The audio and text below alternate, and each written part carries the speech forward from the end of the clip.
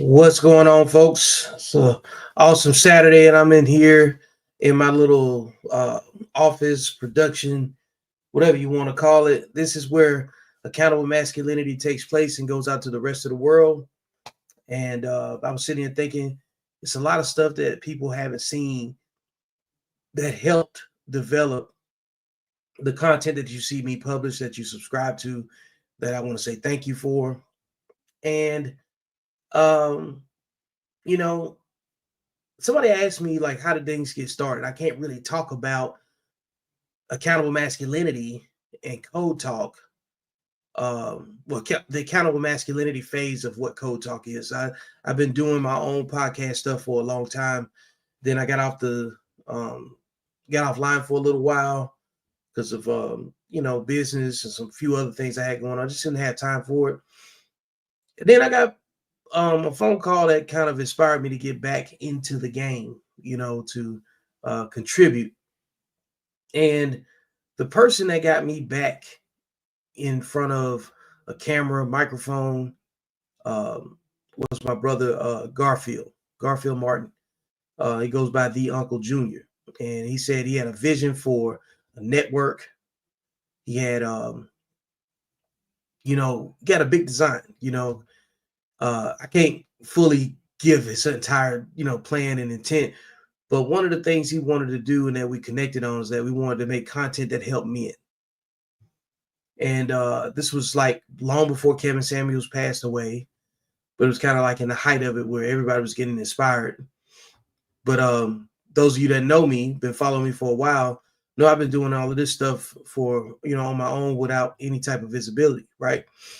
And he got me back in the game, so to speak, with saying what he wanted to do, because I was doing a lot of stuff on my own, But I'm gonna pull up this episode, let it run. I want you guys to see how Antoine, the other artist, came to be. And it's always interesting to watch everybody's background change. You guys check this video out. Let me know what you think in the comments, and I hope you enjoy it. I don't believe in that, by the way. That whole it doesn't matter what you believe. Okay, but that's the point. Then I can push back and say no, I'm not looking for pushback. I'm trying to explain myself. Okay, but you're wrong. Then don't say no. You're getting defensive, and I'm trying to talk. To me, I'm taking that as you say black in America. No, black in America. Really? No. And I'm trying to give you an experience without being interrupted. And that's why I muted my mic. No, but you're insulting me at the same time. No, I'm not insulting you. Yeah, you're getting defensive, and I'm trying to explain myself. No, actually, you are insulting me. No, what you're saying. And look, hey, this is what I'm talking about. This is the different kind of black. There is this no whole such thing as is a different out. type of black. There's black. I'm trying to. I think men should start getting married based on the numbers that's in their bank account. Because you got to think about all the metrics that you can and can't control, right? Mm-hmm. Like the metrics you can't control are the year that you were born, the day that you was born on, right? So if you start basing it off of age, you see what I'm saying? Like, how do you conceptualize marriage at a particular age within a certain period of time based on what the individual is and isn't doing? You got to start working backwards. You see what I'm saying? Like, if you already have a talent and you're going to be rich no matter how it shakes out because you're that creative and nobody can box you in, your ceiling is different. You see what I'm saying? Than somebody that says they work at a job where they make a certain dollar figure per year, right? So if you're a librarian and you making, what I'm saying, let's just say for the number's sake, she's making $50,000 a year, right? And then you meet somebody that's in arts and entertainment that makes about the same thing a year, right? So if you just base that on numbers alone, the math makes sense. But the quality of life and lifestyle, the frequency, travel, all the other variables that everybody try to paint as the elephant in the room, and then always act shocked when these things actually come to a head and to a conflict. Now you're competing in your household for whose job is more valuable than the other. You see what I'm saying? So, but all of these questions and answers that I'm providing are relative to the metrics of choosing age versus the dollar figure in your account. You see what I'm saying? And it's not because it takes a lot of money to do it. It takes a certain type of brain that says, I need more money, you know what I'm saying, and more resources in order to have a certain type of conversation. So I think if you just base it on solely age alone, you're going at it without all the details, without all the facts. You see what I'm saying? Because people make their assessments on whether it's in sports based on just numbers, right? And not taking into account the person's value to whatever organization that they're in. Like, you know, so because you can argue MJ's got 6 rings, which is a louder argument than Robert Ory's 7 rings because of the context. Yeah. You see what I'm saying? So age is not an all-inclusive number to base any start point off of. That's what I think. I would agree with that in the sense of this, because let's just say, let's break it down for the modern today. Okay, today, what you make is very important. It's not like before in our parents' days when, you know, sugar was 2 cents or something, right? Things changed. Let's say you find that woman that you want to marry. You have to ask yourself, are you going to be able to provide for her? Because let's face it, women have careers today. They actually think about their future, right? And they actually don't know if they're going to get wife. They don't. If you're going to marry a woman, that's fine. Let's say you marry her young. Have you sown all your oats? Have you gotten it all out of your system? You still have to ask yourself that, right? You know, when you're younger, you think of the future. When you're older, you think of the present, right? So, and that's a fact. So if you want to get married at a certain age, first you have to ask yourself, what lifestyle do I want to provide for her? And what lifestyle do I want to be in? If you're on your purpose and you're achieving your goals, you got to go through law school. As myself, you got to develop your art. You got to build, you got to get your clientele. That's a journey, right? You don't want this holding you back from reaching your journey. Because when I was going through my journey, nothing could have said, oh, you know, slow down. Oh, you know, when are you stopping this? Oh, you know, you're always doing this. I just was on my journey, right? So that wasn't really my interest. Satisfying my needs were, but it would not take it away from my journey. So if I want to settle down, now I'm at the point where I could settle down. I don't have to save for a marriage. I just got to write a check, right? And let's face it, a marriage is really about a woman's days. It has nothing really to do with us. We're just, what tie are we wearing? What color are we wearing? Who's going to be the bridesmaid? That's all we care about. Who's the best man? We don't really have a say in the entire day, right? And that's more of a woman's thing. We're just happy to just be married and get that day over with, right? And start building our lives together. And then if you're getting married, you have to ask yourself, when do you want kids? Today, people have kids to struggle. There's no way I was going to struggle. I want a kid to enjoy a kid, not to struggle through the whole, where we're going to put him in school and can we provide for him? And no. And today we have technology. With all the technology we have, if a kid gets born into this world, that's because you want him to be there. Doesn't mean that you make a mistake. No, you made a mistake. Okay, but don't say that you didn't have the preventative measures to take to not have one. So there's got to be some accountability to think about planning for a child, right? Just like when you get married, the only reason I would get married is for a child. There would be no other benefit for it. I don't need companionship. I can do that outside of marriage. I don't need a tax write-off. I can do that outside of marriage, right? Because I can host events that bring down my tax bracket and all that sort of stuff. So I don't really need a marriage unless I'm looking to provide for a family or a legacy. But to build with, I don't need her to build with. I'm doing that just fine on my own. So there has to be a reason, I think, if you're a young guy and you say, what age am I going to get married? Well, what do you want out of a marriage? If you ask me, what do you want out of marriage? Well, you know, I want the companionship. I say, okay, but if you don't want to have a family, what's the reason for it? Is my next question. Right? Because you can get companionship in a dog. Yeah. So I think I can't hear you. We can't hear you. Is he talking to us? No, I was listening. Oh, sorry. We saw your lips moving. I thought you were saying something in counter. Okay. I'm listening and taking it all in, and you know what I'm saying? Okay. Like, no homo. I just want to say that part. But you know, I'm just listening. You know what I'm saying? So keep going, man. Oh, okay. It's an interesting dynamic because I want to respond, but the response I'm gonna have is probably not gonna be how, you know what I'm saying, it goes. Okay, that's fine. So I lost my train of thought. So I would say you have to get married for a reason. Companionship is not a reason today. There's no reason for a companionship. You can get that as a girlfriend, right? And I don't think, and he's right. I would say he's absolutely right. How much do you have in your bank account? Because the modern man today should be doesn't need a woman to cook and clean, right? Men do that all the time now. Actually, there are some great chefs out there. And with the social media, you can look up how to make something your own, right? More people are curious. Some people, I live a very healthy lifestyle. A woman can't cook for me if I say this is how I like it, right? She's gonna cook for her pleasure. So it's not like you're inviting a woman into your life to do things that you cannot do. You're inviting her into your life for a reason. For me, the only reason would be for a child. There would be no other reason. None. What about somebody to spoon feed you your soup when you're 92? Okay, do I have to be married to her? No, if you got the money, you can hire a nurse. Yeah. I don't have to be married to her, right? If I want that intimacy level, companionship, closeness, trust, okay, but I don't need marriage for it, right? The only reason I see marriage for, and especially today, would be for kids.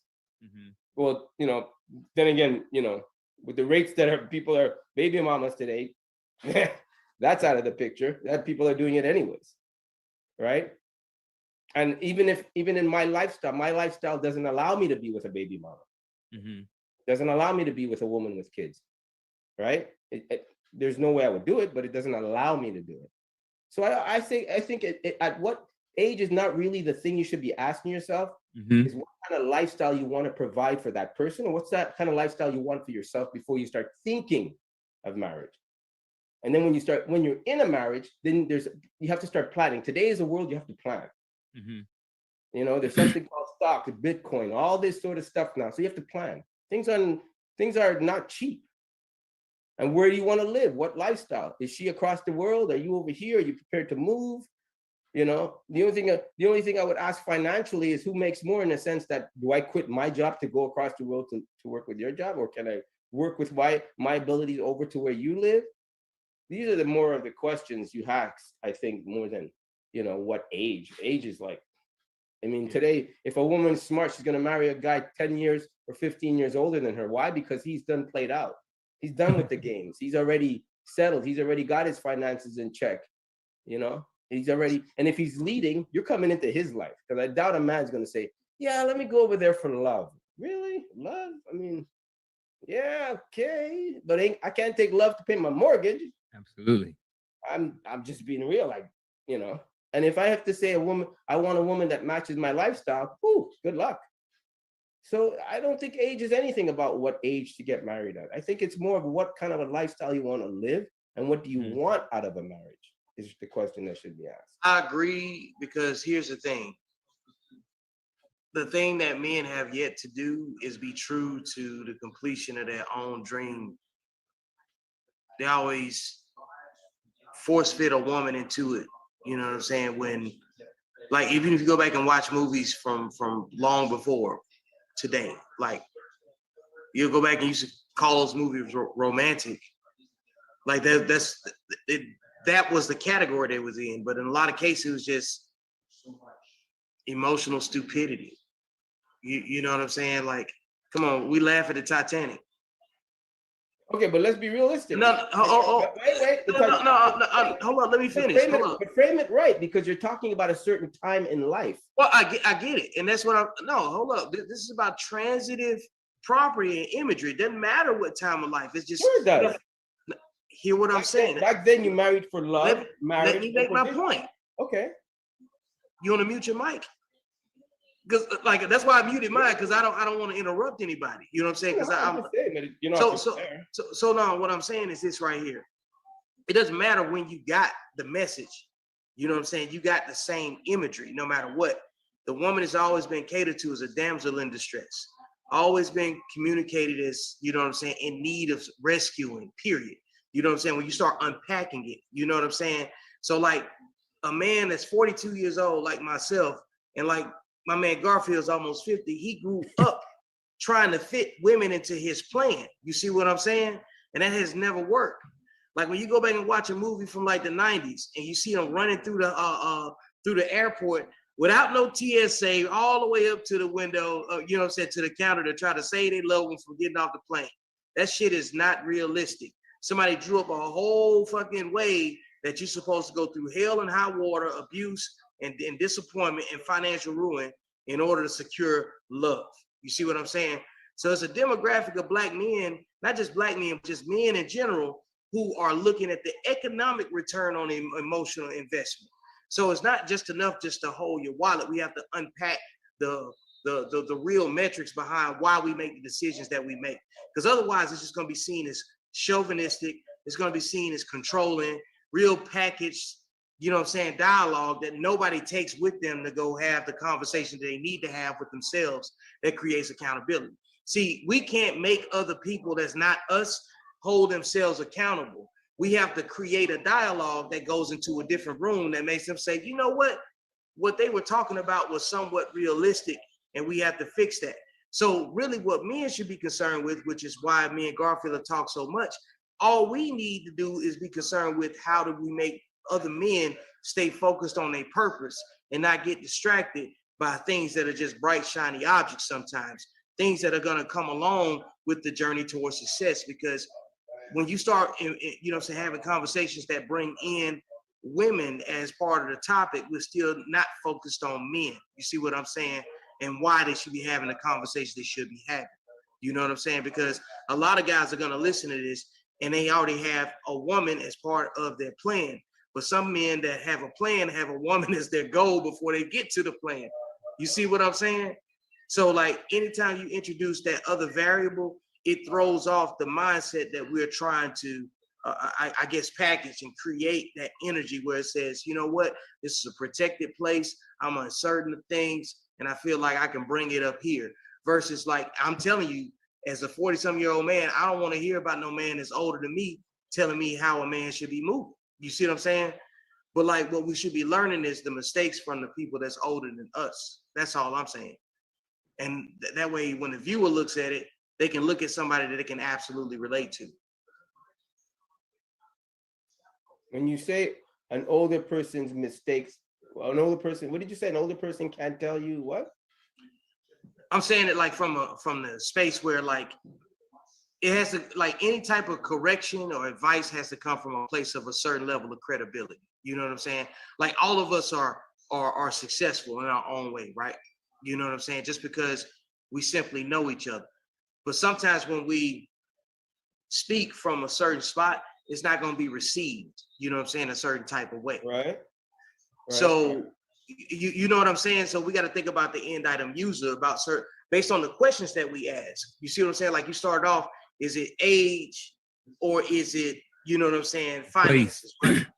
More of a place in life. Yeah. Exactly. But see, you got to understand that people that don't know that, they've already heard that discussion very plainly, right? So we have to elaborate and unpack why, you know what I'm saying? We're saying the same things that we say because we're not saying anything new. We just have to find a way to package the conversation where people can accept it and be real. Right. And so like, there's going to be a certain demographic of men and women that's going to get this information one way or another, right? So we just have to find a way to make sure that when we speak, we're saying it from a place of love and that folks want to hear it, take a piece of it and incorporate that in the way that they move and learn from each other, you know? Right. So I just wanted to say that before, you know what I'm saying, like the conversation evolves and we're not just talking about numbers because it ain't about who has the most money, it just has the most resources. No, it's about the mix of the whole human being with the right resources and choosing the right thing. And then picking your purpose and your dream and making that priority, you know what I'm saying, will bring the right people that you're supposed to spend your time and energy with. That's what I'm saying, ultimately. I agree with that. I would agree with that. But I would definitely hope this message would tell the young men to focus on where you want to be in life because a wife and marriage is secondary. It's not the first thing. That cannot determine your future. It can't. It shouldn't. It shouldn't, right? So I'm just saying, if I was telling any young man, I would say, focus on where your purpose, your goals, what kind of lifestyle you want for yourself. If you want to be a multimillionaire, find the task, find the things, find the avenue to become that. If you want to, I was just about to ask you, what would you tell a young man that endeavors to be successful? Like, you're telling young men to go be successful, right? And how would you tell them what's the fastest path to become successful? I would say education. I would say learn to do what you want to do. Okay, I mean, and I'm gonna say this. That sounds good. You know what I'm saying? That's a fact. I mean, it sounds good, but you have to. To me, I feel like you have to unpack that for a lot of people that will be listening. Help me unpackage. What would you like to know about that? How unpackage it for me? So you tell me. Okay, so that's what I was about to say. Like, I want to unpack that part right there. Okay. So, like, traditionally, we'll get a message just like you're saying. Hold on, right real there. quick. When you say education, are we talking about, like, let's clarify? Are we talking about like formal education? You know, the university schools, or are we talking about life education, entrepreneur, junior college, different ways like that? I would say I would start with the educational level of going to school, learning how to speak properly, form a sentence, learning how to build a path, learning how to structure it. I mean, it's great, but it's a business. It's called a business class for a reason, and there's things you can learn from that as a starting point. Okay. Go ahead, Garfield. I was just saying. I was just trying to get a start point of so you could continue to elaborate on the start point as far as the education piece. He was talking about more of like a university or a collegiate. Yeah, like an educational path to go up. That's all I'm saying. Like some form of structure, right? Yeah. So okay, sorry, go ahead. Okay, yeah. So like you think it's the education piece, and that's fair because education would be a very neutral way of saying it. Because like the reason Garfield's asking this, he's institutionally educated as well as being an entrepreneur. I'm mostly an entrepreneur. I do have some institutional education too. You know what I'm saying? But my most success has come from my entrepreneurial way of moving. So like education, we can just keep that neutral because technology makes things so fluid. It doesn't matter. You have to learn something and learn how to be successful in it. So education is a neutral ground, right? So me, I would say, if I had to unpack what I'm talking about, is that we have lost code.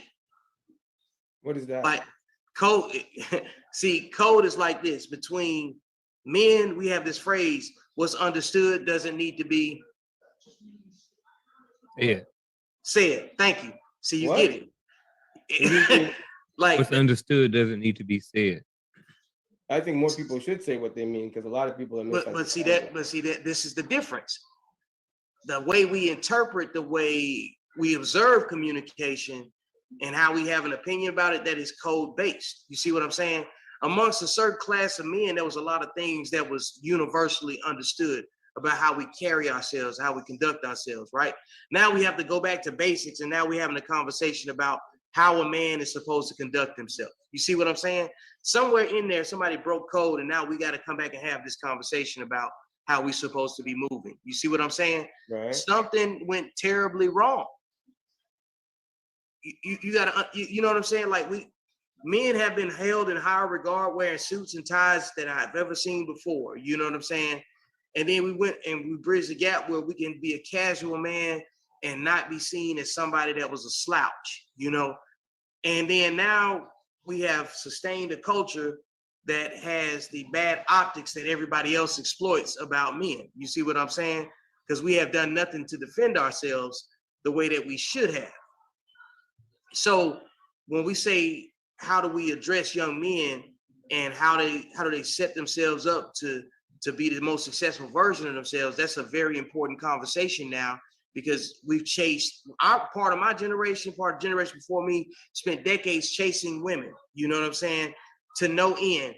And it just made a lot of Hollywood entertainment, you know what I'm saying? And none of the plans and things that we've seen shake out in our entertainment have added value to our real life. So a lot of people get their imagery and the way ahead from what's ever in their hand, you know what I'm saying, on their phone, the videos that they put out there, right? So like we're men from a certain cloth of experience that are offering real world boots on the ground understanding about how we should be moving, right? And we have to have a delicate responsibility about putting our personal spin on stuff and just things that just make economic, financial sense within the boundaries of just numbers. You see what I'm saying? So like, really, we need to be focused on, I think when we talk to men, we need to just start with metrics that make sense. Metrics that are the standard, no matter what. You know what I'm saying? Like, give me an example of that. Okay, so like, we are, let's, for the sake that it's Sunday and it's football, do you think that the Cleveland Browns are having the same conversation in their locker room about the postseason as the Buffalo Bills? No. Right. You see what I'm saying? Because the people that's not winning, they have a different conversation, a different set of goals for survival. You see what I'm saying? Mm-hmm. So like, if you bring a winning championship conversation to a bunch of people that's trying to figure out how to just survive, they're not going to know what to do with all that information. They know it's valuable, but they don't have a tool to apply it. You see what I'm saying? If I hand you a set of chopsticks and you ain't never used chopsticks before, even though you've seen somebody use them, that doesn't mean you know how to use them, right? Correct. And it's not an automatic thing that as soon as you touch them, and even though your mind can visualize it and you can move your hands in the motion that you saw on TV, that you will be as efficient as somebody that does it with a regular repetition, right? Mm-hmm. Mm-hmm. So we need repetition in terms of having dialogue like this, where we unpack these simple, truncated conversations where we just say, oh yeah, just go get your education, because we've heard that. My generation heard that, and it didn't work for my people beforehand, or where I'm at right now. You know what I'm saying? And when I say my people, I'm talking about the folks that's in our demographic from a socio-economic perspective. You see what I'm saying? Because we're not gonna have the same conversation as billionaires. You think billionaires meeting talking about trying to build men? No, I think You see what I'm saying? So the dialogue is different based on the people that's in the conversation. I think at one time they did, though. Huh? At one time they did, but it was different. But you gotta understand, billionaires came from a privileged scenario. They don't come from a privilege. Billionaire build. Some of them are born into money. But I know billionaires that have built from selling newspapers on the side of the street. Right? While that's cool, that's not the majority. You talking about the exception. Ask any billionaire, they will tell you. Look, you're taking an exception and making it a standard. No, most people can't ask any billionaire. It ain't that many of them. Okay, that's a different topic. If you say you can't ask any billionaire, that's different. If you can't reach a billionaire, that's different. If you can't communicate with a billionaire, that's different. But I'm just saying, as far as a billionaire, there are billionaires that would tell you, I came from selling newspapers on the side of the street. There are billionaires that would tell you, I didn't expect to be a billionaire. I just did what I love. So it all depends on who you're talking to, right? I don't disagree with that. But what I'm talking about is people that's tangible. That's like, most people ain't got a billionaire friend. Most people don't have a friend that makes $100,000 a year. You see what I'm saying? So like, that's what I'm talking about. Like, if you don't package the conversation in the right boundaries, you're talking to young men young men will be listening to you, right? And hearing an older guy. I'm telling you how they hear you. They see an older guy that's got himself established that's talking about it's easy to talk to a billionaire. And that's all they heard. You got to think about the sound bites that are going to come out of the extended dialogue that's going to misguide people. I would tell anybody, first of all, the first thing I would tell any youth, and I would tell them, you're as good as the company you keep. So I would suggest start there, keep good company. You know right from wrong. The youth know right from wrong. It's not that they don't know. Accountability. It's not that they don't know right from wrong. Okay, so they have to take accountability. So they have to take accountability of the company they keep. Trust me, you and I are on the same sheet of music for the right reason. I'm trying to help you understand how to communicate with people younger than you that don't have your age and experience. That's why I'm telling you how I would communicate with them, because I have communicated with them. And I'm telling you, the first thing I tell them, and I always open up my conversation with this, is you're as good as the company you keep. So keep good company. That's it. That's the basic of everything. For me. We're in agreement on that. Like I said before, but when we got started, I said, we're going to have more conversation about why and how the information needs to be delivered. Right. You know what I'm saying? Like, for you, from where you sit, it could be better like if you were sprinkled in, you know what I'm saying, for a principal discussion just based on seniority. You see what I'm saying? Like, let's just assume that you're the man with the most experience, the most travels and stuff like that amongst men. Let's just assume it. Let's just assume all things are true, right? men have enough code to be like, hey, we're gonna put this guy up front when we're talking about this particular topic. You see what I'm saying? Like there's a natural assimilation to the role that you're good at, right? Which is part of what you're talking about. When you say education, I think that education should be used when it's time to enhance something that you're already good at. Because a lot of people go to college and then they don't complete anything because they get there and realize that that's not the thing they wanted to do. And then it may not be an opportunity for them after school for a job that they may get into. Now, you can't go crucify young men that decide to go to college to go try to better themselves who didn't have the same reference point to do the research that it took to choose their field. So honestly, when we go back to question number one, where Garfield started this thing is like, what should a man be focused on? And the wallet or you know what I'm saying, whatever it is, wallet of marriage, you know what I'm saying, those different metrics that go into choosing a mate that we were already discussing, right? This is why the most important thing a man should be focused on is being good at something. It's simple. Because when you're good at something, you don't let anybody interfere with that. You see what I'm saying? And other people create protection around you. Like, let's just say Antoine is really good at cycling, right?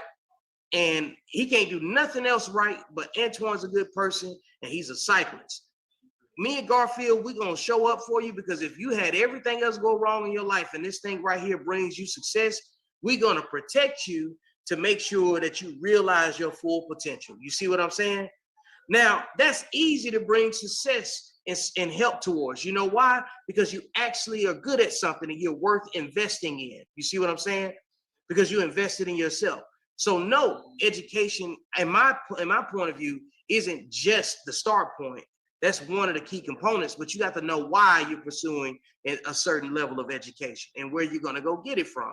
Honestly, I think the start point is you have to encourage children to become good at something with a sense of urgency, because the goal should be like, become good at something, good enough to sell it so you don't have to work for anybody and you could be the greatest in your own talent and give that thing that you're good at your best. You see what I'm saying?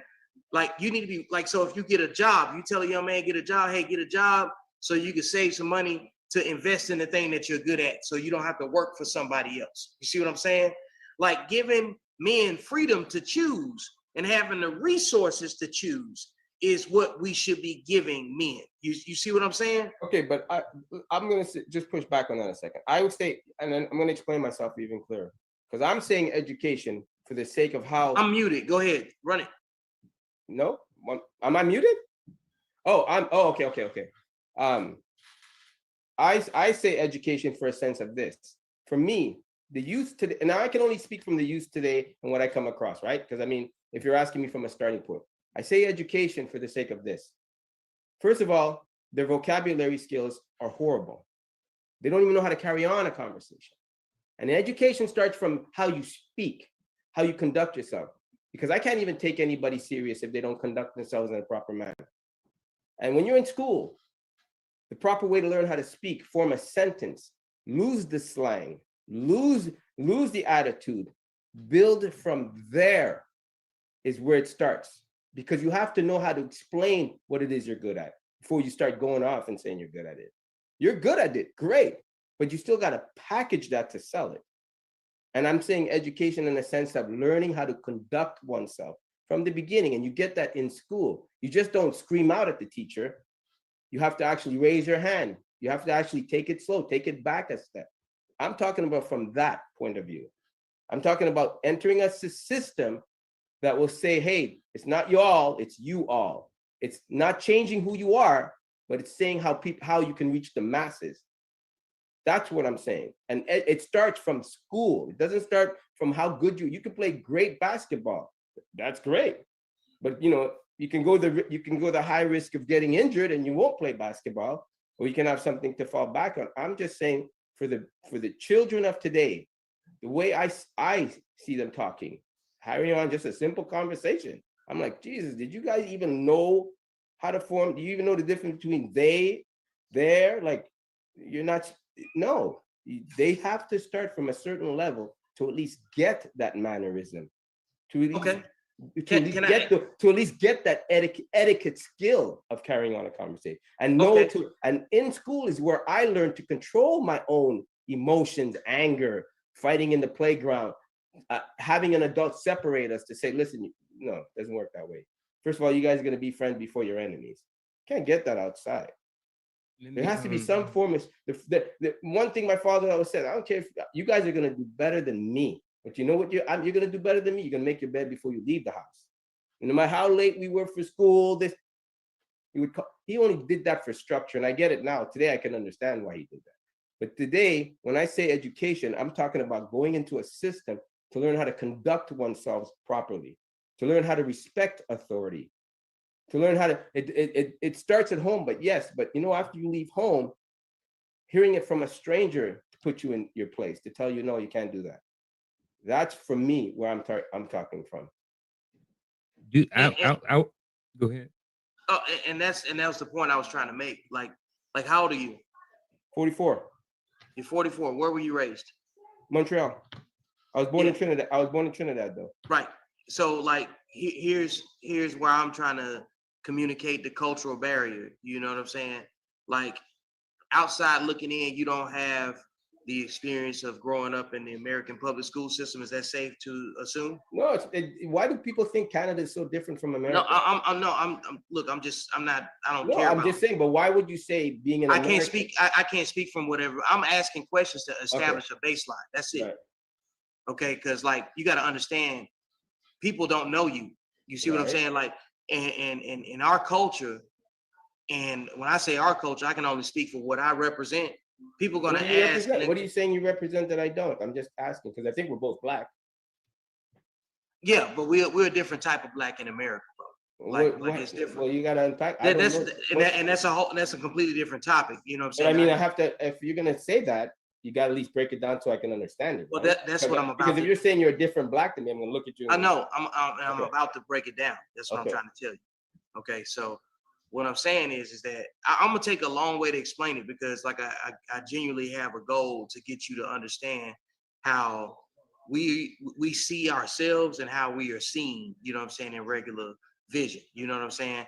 Like your and the different type of black is different too. I'll have that conversation later. You know what I'm saying?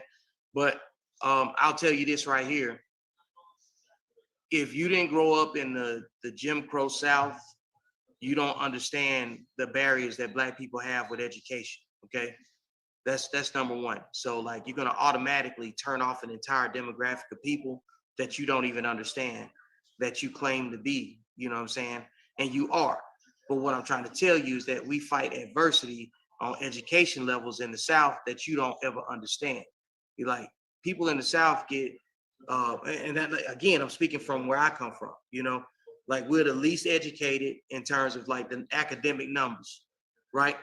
But we have the most entertainment and we the most religiously segregated and, you know what I'm saying, and proselytized against and spoken for.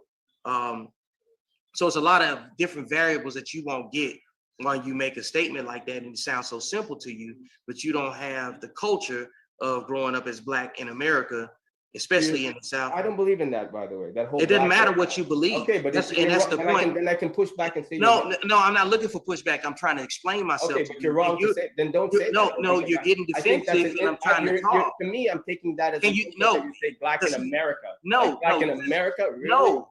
And I'm trying to give you an experience without being interrupted. And that's why I muted my mic. I know, but you're insulting me at the same time. No, I'm not insulting you. Yeah, you're getting defensive, and I'm trying to explain myself. No, actually, you are insulting me. No, then you're saying that you are. And look, hey, this is what I'm talking about. This is the different kind of black. There is this no whole such thing thing as a different out. type of black. There's black. I'm trying to explain myself, and you don't want to hear it. Okay, but don't at least give me this. Don't tell me what not to say. At least you give me this respect. No, at least you give me the respect to finish. I let you talk, and I'm trying to explain myself, and I'm saying I'm going to take a long way to explain it because I want us to come to an understanding. I don't expect you to agree with everything, nor do I care if you agree with what I'm saying, but I will let you talk. Just as I let you talk, I would like the opportunity to finish. That's all I'm saying. Because you can't take away my personal experience. And I'm not saying something offensive. You're choosing to connect to offense right now. No, and no, I'm trying to tell whoa, don't say you said I said something disrespectful. Don't say, wait. And I don't know you. Stop. Don't put No, words in my you mouth. said- I'm not no. choosing to. I'm not Again, see, this is the I'm part not, where because I'm not choosing. Don't use those. I'm not Hey, choosing. look, I'm all I want you telling to do is mute your mic so I can finish talking. Yeah, but don't say I'm choosing. No, but you keep interrupting. So Okay, now but we're don't say going I'm off on choosing. Don't tangents. tell me what I'm choosing. Just No, speak for you yourself. interrupted me, Okay. and I was trying to talk. That's why we're here where we are. That's why I asked you to mute your mic, because I gave you the courtesy when I muted my mic from the get-go. So if you want to hear my explanation, please mute your mic. Mic muted. No, it's not. I'm looking Yeah, at it is. Actually, I have one of these. I can hear you. I said I have one of these. I could just tap No, it. I just want you to mute tapped your it mic. fast and tapped it fast. No, I just want want to you mute. No, I want you to mute the mic. Okay, good. So like, this is what I'm saying. The way that you deliver your message, and just like the way I deliver my message, you said that I said something disrespectful and I didn't. I'm talking very plainly. You know what I'm saying? I don't know you enough to be disrespectful, okay? So that's why I said before from the get-go, when I speak, I come from a place of love. And I said, when we reach certain points like this, I need you to understand where I started, okay? I didn't come here looking for conflict. I don't wake up in the morning saying who I'm going to get into it with. You see what I'm saying? So like, that's why I'm okay with muting my mic and letting you talk. So I'm setting that precedence right now because I want the message that I have to say to be heard just as way I heard yours. I'm a published author, written 2 books. I come from a place that's undereducated. You know what I'm saying? I recognize undereducation. I recognize the ability to understand information, write it down, regurgitate it, and that's just passing tests. Application is the actual use of the information you learn and applying it to some real world circumstance. So it's not good enough to just say, change the way you talk if you don't have something to apply the change of behavior. You see what I'm saying? So if you don't understand what I'm speaking of, and I can only speak for where I'm from. I can't speak for a person that's Black in America that lived on the West Coast, that's Black in America lived up on the East Coast. I can only talk about my personal experience from being from Birmingham, Alabama. That's all I wanted to say. So like, my point being is that knowing those different education barriers, I work against those. That's why I am a published author. That's why I am speak so. That's why I speak the way that I speak and so direct. I can only represent what I understand. I cannot speak for everyone else. So again, this is one of those conversations where we're taking the different routes to the same goal. And I'm trying to tell you that, like, I understand that education is a barrier, but until you give somebody something that they're good at, that they're willing to professionalize themselves in and protect, then their language will not change as fast as you would like it for it to change. That's all I'm saying. That's why discovering something that you're good at focuses you on something, period. You know what I'm saying? Once you get focused on something, you figure out who's gonna take how far your dream is meant to go. Like, and so like, which comes back to the number one thing, purpose, and versus mathematics and everything else we started with. You have to decide that, number one, do you want to be successful? And how successful do you want to be? You see what I'm saying? Once you get that group of people together, you can take them and talk to them about education and how important it is. You have to first select the group of people that you can actually demonstrate your theory on, right? Once you get that theory demonstrated, you don't shun the other people. You put them where they can see the folks that's actually getting educated. But if you go to them directly, just the way that you're saying it, with the bluntness, because you don't hear your bluntness. I'm telling you, because I come from a group of people that would hear what you're saying and they call you a coon. And it doesn't matter if they call you that, but I'm just telling you how they would perceive you. It doesn't matter how you feel about it. But if you want those people to get themselves together, you can't shame them. You have to be a source of information. If you're over a certain age, you should be obligated to teach people instead of laughing at them. You see what I'm saying? Because somebody's going to take your gestures in some type of way as offensive, because I'm not saying anything that's hurtful. I'm talking about how to help people. You see what I'm saying? And that is genuinely where I come from, because you can't have the ideas that we're discussing if we don't really mean well for folks. We can't have forums like this just to shame people that may be on a different spectrum of intelligence, because you don't know what they've been exposed to. You don't know everybody's trauma, and everybody got a story. So let's just assume that all things are true. You know what I'm saying? What's the solution? Not just education, but implementation. and how to sustain it.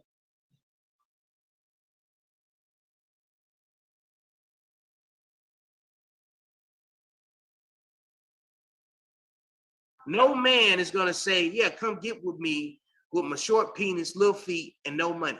You see what I'm saying? That's what this tells. That's why I tell everybody, man. Height and looks goes out the window when a man is standing on his wallet. It's just the way it is when it comes to women.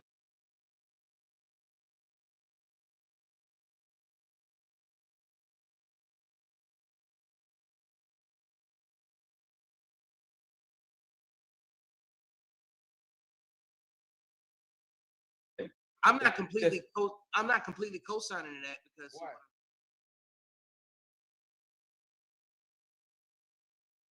So let's just assume that all things are true. You know what I'm saying? What's the solution? Not just education, but implementation and how to sustain it. The solution? Oh yeah, that's for you, Antoine. Oh, is that for me? Yeah. I'll wait until you said something. Oh no. You haven't said anything, and you're the educator here. Yeah, I don't have the solution. I think, looking back at, both of you guys' point, I think, to kind of spin it back to, an original point, as far as the men and as far as what they're concerned, I think we all agree that the first priority, even whether it's, I think the first question was about, when should they? And it's not necessarily an age, it's more so a place in life. Like, where are you at in life? Are you at that point? And that point is based on their purpose.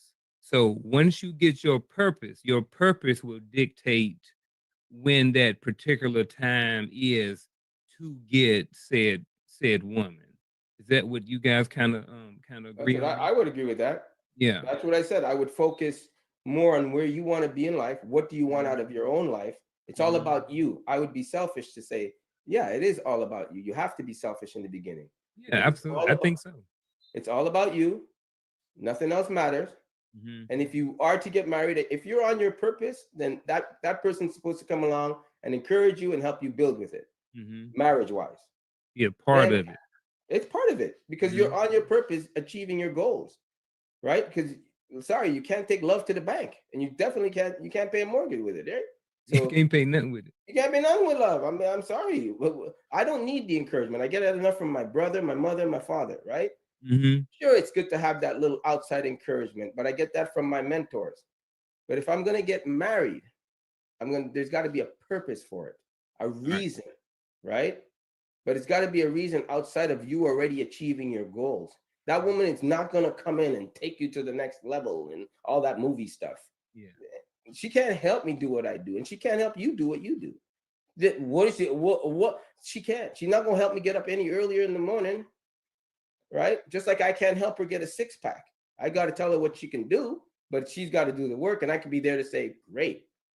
But when kids today need to focus more, I would believe in your purpose. Find what it is you are good at. Find what it is you want to do. Your passion. Whatever that may be, a minister, I don't care. I consider everything a passion if you want to do it and pursue it to the highest level, right? And I would say, I would encourage them down that path, but I would use education to help them conduct themselves properly as human beings. I would make sure they don't approach life by that victimhood mentality. I would show them, yes, everybody's in a bad situation when they start off. Not everybody's in a silver spoon situation when they start out. Yes, you're a black man living in a white world, minus all the coon talk, whatever. That's somebody that's not educated when they start going down that path, right? That's not you. That is not you. That to me, that is not you. I would keep them on the path of finding who you are as a human being. All right. So let's say we fast forward, right? Right. Young man, he's 30, he's 32 years old now. Right. He's on his purpose. He's making 120 a year now, right? He's living 120. Right? Listen, 120 is a certain percent. Let's be realistic. Yeah. All right, let's say you're making 60. He's making 60,000. We're on the same page. Yep. 60, and you're aspiring to do better. Young man, 32. You could still make a good living at 60, but you're aspiring to do better. Let's say that, right? Is that fair to say? Okay, go ahead. I'd even say he's making 50,000. Let's roll with 50,000. That's the average. Making $50,000 a year. Right. He's 32 years old. He's on his purpose. He has a little small house or a little small apartment or something like that. He's been working harder, so his trajectory maybe max out at 75, 80,000 dollars Right. a year. All right. Is this guy, you know, kind of sort of ready? Let's say he is ready to be married now. Right. What are some things that he should be looking for in a woman now that it's time to get married? It's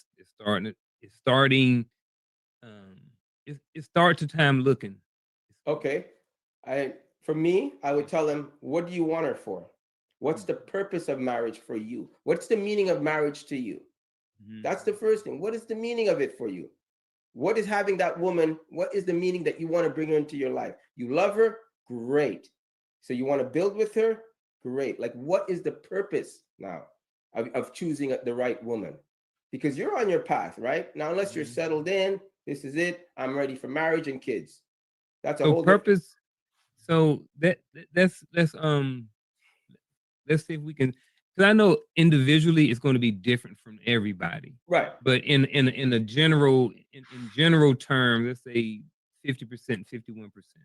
What are some of the basic things guys should be looking for in women? Like some of the qualities of women, what are some marriage qualities that women may have? What is she bringing into your life? As far as financially, as far as companionship, is she on your program? Is she compatible with you? Does she have a drive that's going to understand your drive? Does she want to build with you? Right? I wouldn't even talk about domestic skills as far as cooking and cleaning and all that, right? I wouldn't talk about that stuff. Because with today, if we're talking modern times, very few people cook today. A lot of avenues on how to get food, healthy food without cooking and all that. So I wouldn't bring a woman in a sense that that's why I would choose a mate. I would look for the qualities in her that can complement me, that can complement you, that you can build with. That's what I would say. That's how I would look at it. Vic, what do you think some of those building qualities may be? I think overall, just I look for number one. I look for the same things that everybody else says. You know what I'm saying? But like, I look for it in a different way, because I think those things are just the typical black and white application text. You know what I'm saying? I think it's kind of basic. You know, I really feel like if you look at it from a place of, you have to be healed. I think you got to be a healed person to even really be looking for a mate.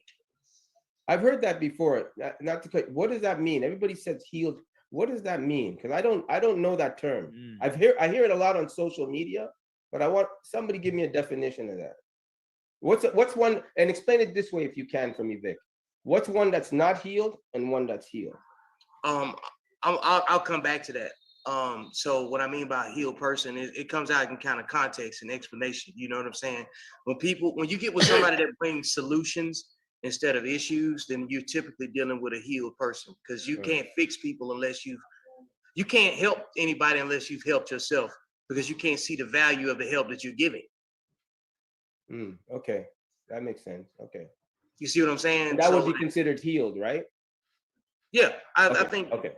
Yeah, exactly. I think it's every definition that I have. I look at it from a very simple point of view, because if human beings are considered to be in the conversation of energy, everything you give, you know what I'm saying, like karma or whatever. Like, say if you want to live on that right there, if you treat human beings like an investment or treat yourself like an investment, everything you give your energy to is an investment. So do you want a negative or a positive return on energy? You see what I'm saying? On the energy that you commit to anything you do, because it's time, effort, finances, whatever little metrics you want to use, right? So whatever those things are that are important to you when you get ready to take interest into a woman at that particular moment in time, how can you get those things that you're willing to bring to the table back? You know what I'm saying?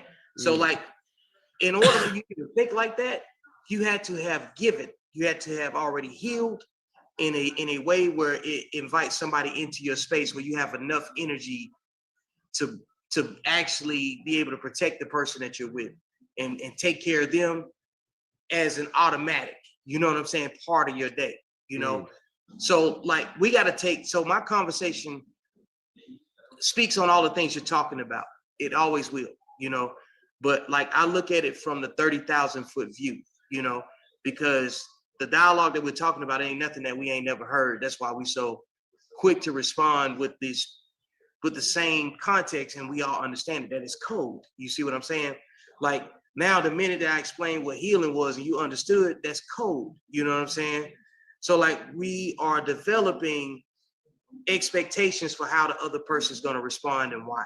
You know what I'm saying? When you say code meaning as far as men? Like, yeah, an understanding between men. Okay. Because generally speaking, men understand each other way differently than women understand each other. Way differently than men even understand women, and way differently than women understand men. You see what I'm saying? I agree with that. Okay. So again, I came here with just baseline. I want understanding and cooperation. And men always want cooperation. That's why we in a hurry to get to it, because we want things to work. Okay. Right. We are quick to declutter who is here for themselves and who's listening to the respond. Like all of us have been in defensive situations to some degree. Like men, what we have is that's worth protecting is code and conflict resolution. You know what I'm saying? That's why, like, number one, a man can never base his success on his future based off a woman, because women don't have code. You understand what I'm saying? And women when you say code, you mean code between how women conduct themselves, right? Yes, amongst each other.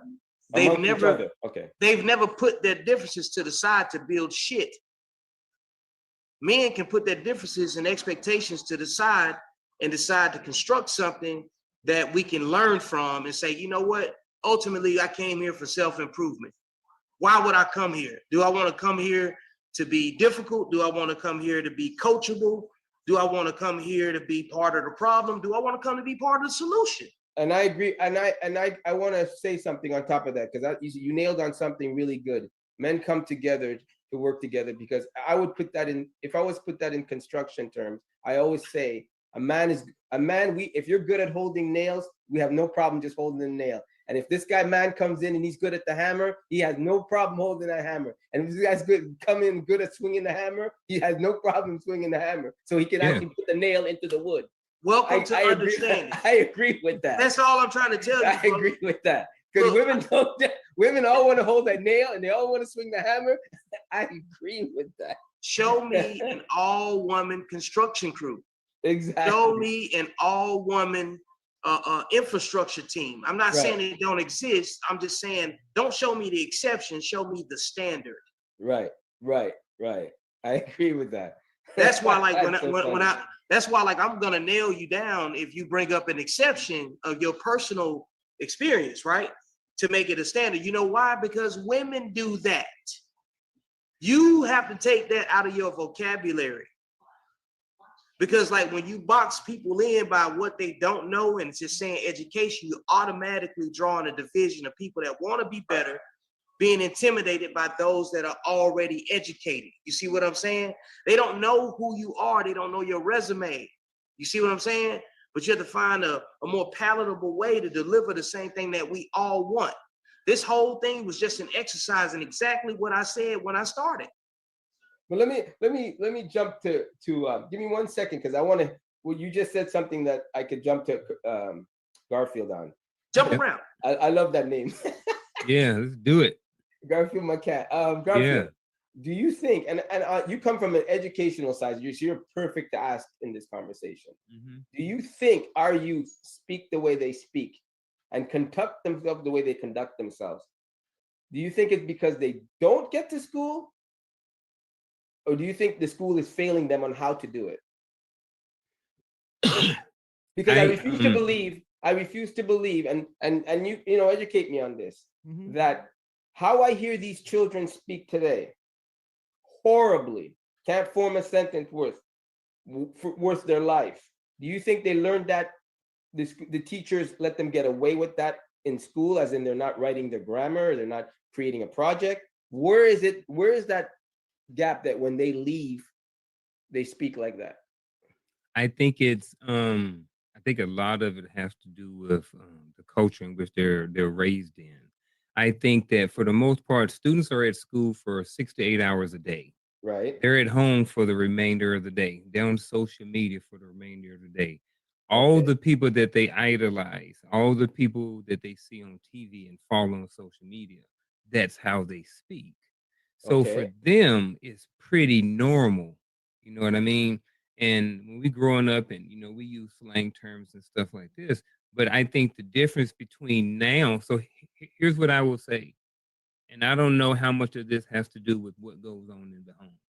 We're all between 40 and 45, right? So we all grew up around the same time frame. When I feel like when we grew up, we were told, you know, there were certain things that happened in the house, certain things stay in the house, blah, blah, blah. Just the same way when it comes to speaking. We were taught that this is how you talk in the street when you run your homeboys and friends and stuff. But when you go on a job interview, this is how you speak, this is how you talk to this is how you talk. I think what's missing now is that part. Whereas now everyone is being so free that they're okay with being slang and talking however they want to, regardless of the situation, regardless of who they're talking to, or regardless of what platform, or regardless of wherever they're at. So, So they like, you don't know, write like, their essays like that, though, right? no, they don't. But I do think that there's a big a lack of the what do you want to call it? Like, I think a lot of kids don't know how to spell because we have spell check and different things like that. Even Kids today, are with not all the forced to learn, even but today that's in just school. part of it. So you think spell check even today in school? Well, I I mean, know. So, like, I work in the elementary school, and I see kids write the same way that they text. You know what I mean? yeah. So I think that, you know, if they spend a lot of time while they're spending a lot of time on their phones and texting the shorthand, and instead of spelling, you know, wow you just use the U, or instead of, you know, saying okay, you just type out the K. So a lot of things like this, what I've seen is crossed over, and certain things are like that is going on in the school. And, you know, I think overall this um I think to kind of come back to your question, I think it's just kids are they're just not, I don't know, code switching, I guess, or I don't So they even know don't, if but they. they don't hand in their essay written like that. Is how they speak. They don't hand I it don't in. think so. I don't think so. Go ahead. Okay. Okay. Go ahead, Vic. Since you guys have brought nothing but I don't knows, I'm gonna go ahead and Yeah, tell let's you do it. what it is. I'm gonna go ahead and just take the extreme leap. We are on the edge, we're on the cutting edge of evolution. We're watching the old ways of retaining information and learning no longer being useful to the people that's using it. Not saying that it's not important, it's just not useful to the people that we feel like need to know it. Okay? Right. All Understood. right, so pause real quick. Let me soak that in. So Let me just pretty put much on the what you're light. saying is there's to make sure I'm going. The reason why writing cursive is important, but it's not really useful right now. Yes. All right. I mean, like I drag my signature on digital documents all day. You see what I'm saying? Like, how many times y'all use DocuSign? Last time you had to write your signature on a check. You know what I'm saying? One last time. Yeah, one last time. Yeah, I would like agree with that. So what you were saying, so what you're saying is having the ability to speak or articulate certain words is not as important because it may not be as useful because you can auto correct it and you can you can sound it out now. You can just spell it or say it. Well, this video is proof of that. You know what I'm saying? Like, you imagine we had to sit down and write this back and forth and rebuttal with each other. You see what I'm saying? Like, Type back and forth. A lot of context. Like when I write so direct, people think that I'm attacking them. You know what I'm saying? Even when I speak, people think I'm attacking them. You know, that's been my my number one resistance in life from since I've been a child. Everybody's always taking offense to the way that I communicate and you know what I'm saying, in my physical being. You know what I'm saying? I'm an imposing person, I guess. You know what I'm saying? I don't know, but Garfield knows me well enough to know that I admit mistakes. You know what I'm saying? Like, it don't look like it, but typically I just don't open my mouth unless I know what the fuck I'm talking about. You know what I'm saying? But people don't get comfortable with hearing somebody else that has a different perspective. You know what I'm saying? Because it destroys their world. Number one. Okay. So that's what my point is when we have to talk, when we start talking about education, understand you're talking about people from different socio-demographics. You know what I'm saying? Different educational backgrounds, different familial, you know what I'm saying, situations, current trauma, all these other things. This is a mental health conversation. This isn't just, I think you should do it this way because it worked for me. That's insensitive. You know what I'm saying? And then the greatest way to create aversion is to be insensitive to somebody else's start point. You know what I'm saying? So a lot of the reasons that we have educational issues too is because we don't have the right finances that go with it. So like what you may not have understood about structure in America when it comes down to education, right? Undereducated children go to underfunded schools that are in communities that are funded by property taxes under underfunded real estate. You see what I'm saying? So if you undervalue real estate, so if you undervalue the schools, you pay less property taxes, your school gets less funded, teachers get paid less, children learn less. This isn't just as simple as telling the kid to go to school and just read this again and read it out loud. You see what I'm saying? And then the other thing is too, if you got undercompensated teachers, that means you have less teachers that are senior enough to know how to reach children because they have a higher turnover, right? So how old are the teachers that's teaching these children? You know what I'm saying? And a lot of, in real talk, it's a lot of folks that's our age that can't spell shit. Oh yeah. It's a lot of folks that our age. Social media all day. There's a lot of folks that's our age ain't good at shit, ain't never constructed anything, ain't never completed anything. So we got to chill out talking about education. That's why I say we need to focus on what are you good at? Because education don't necessarily come without a bunch of bills either. Because if you push people off to education because they feel like they have to go get in school now because they heard education, right? And they get in there just to fake the funk and hope they can feel their way through it. Now you got $130,000 in bills and nothing to show for it. You know what I'm saying? When they get out and then while they were in school, they might have gotten out because they discovered what they were good at while they were there. And then everybody that told them to go to school said, you're fucking up because you're not doing what you went to school for. But meanwhile, they made 6 figures doing hair. Or washing cars or starting a business or recruiting people or something like that.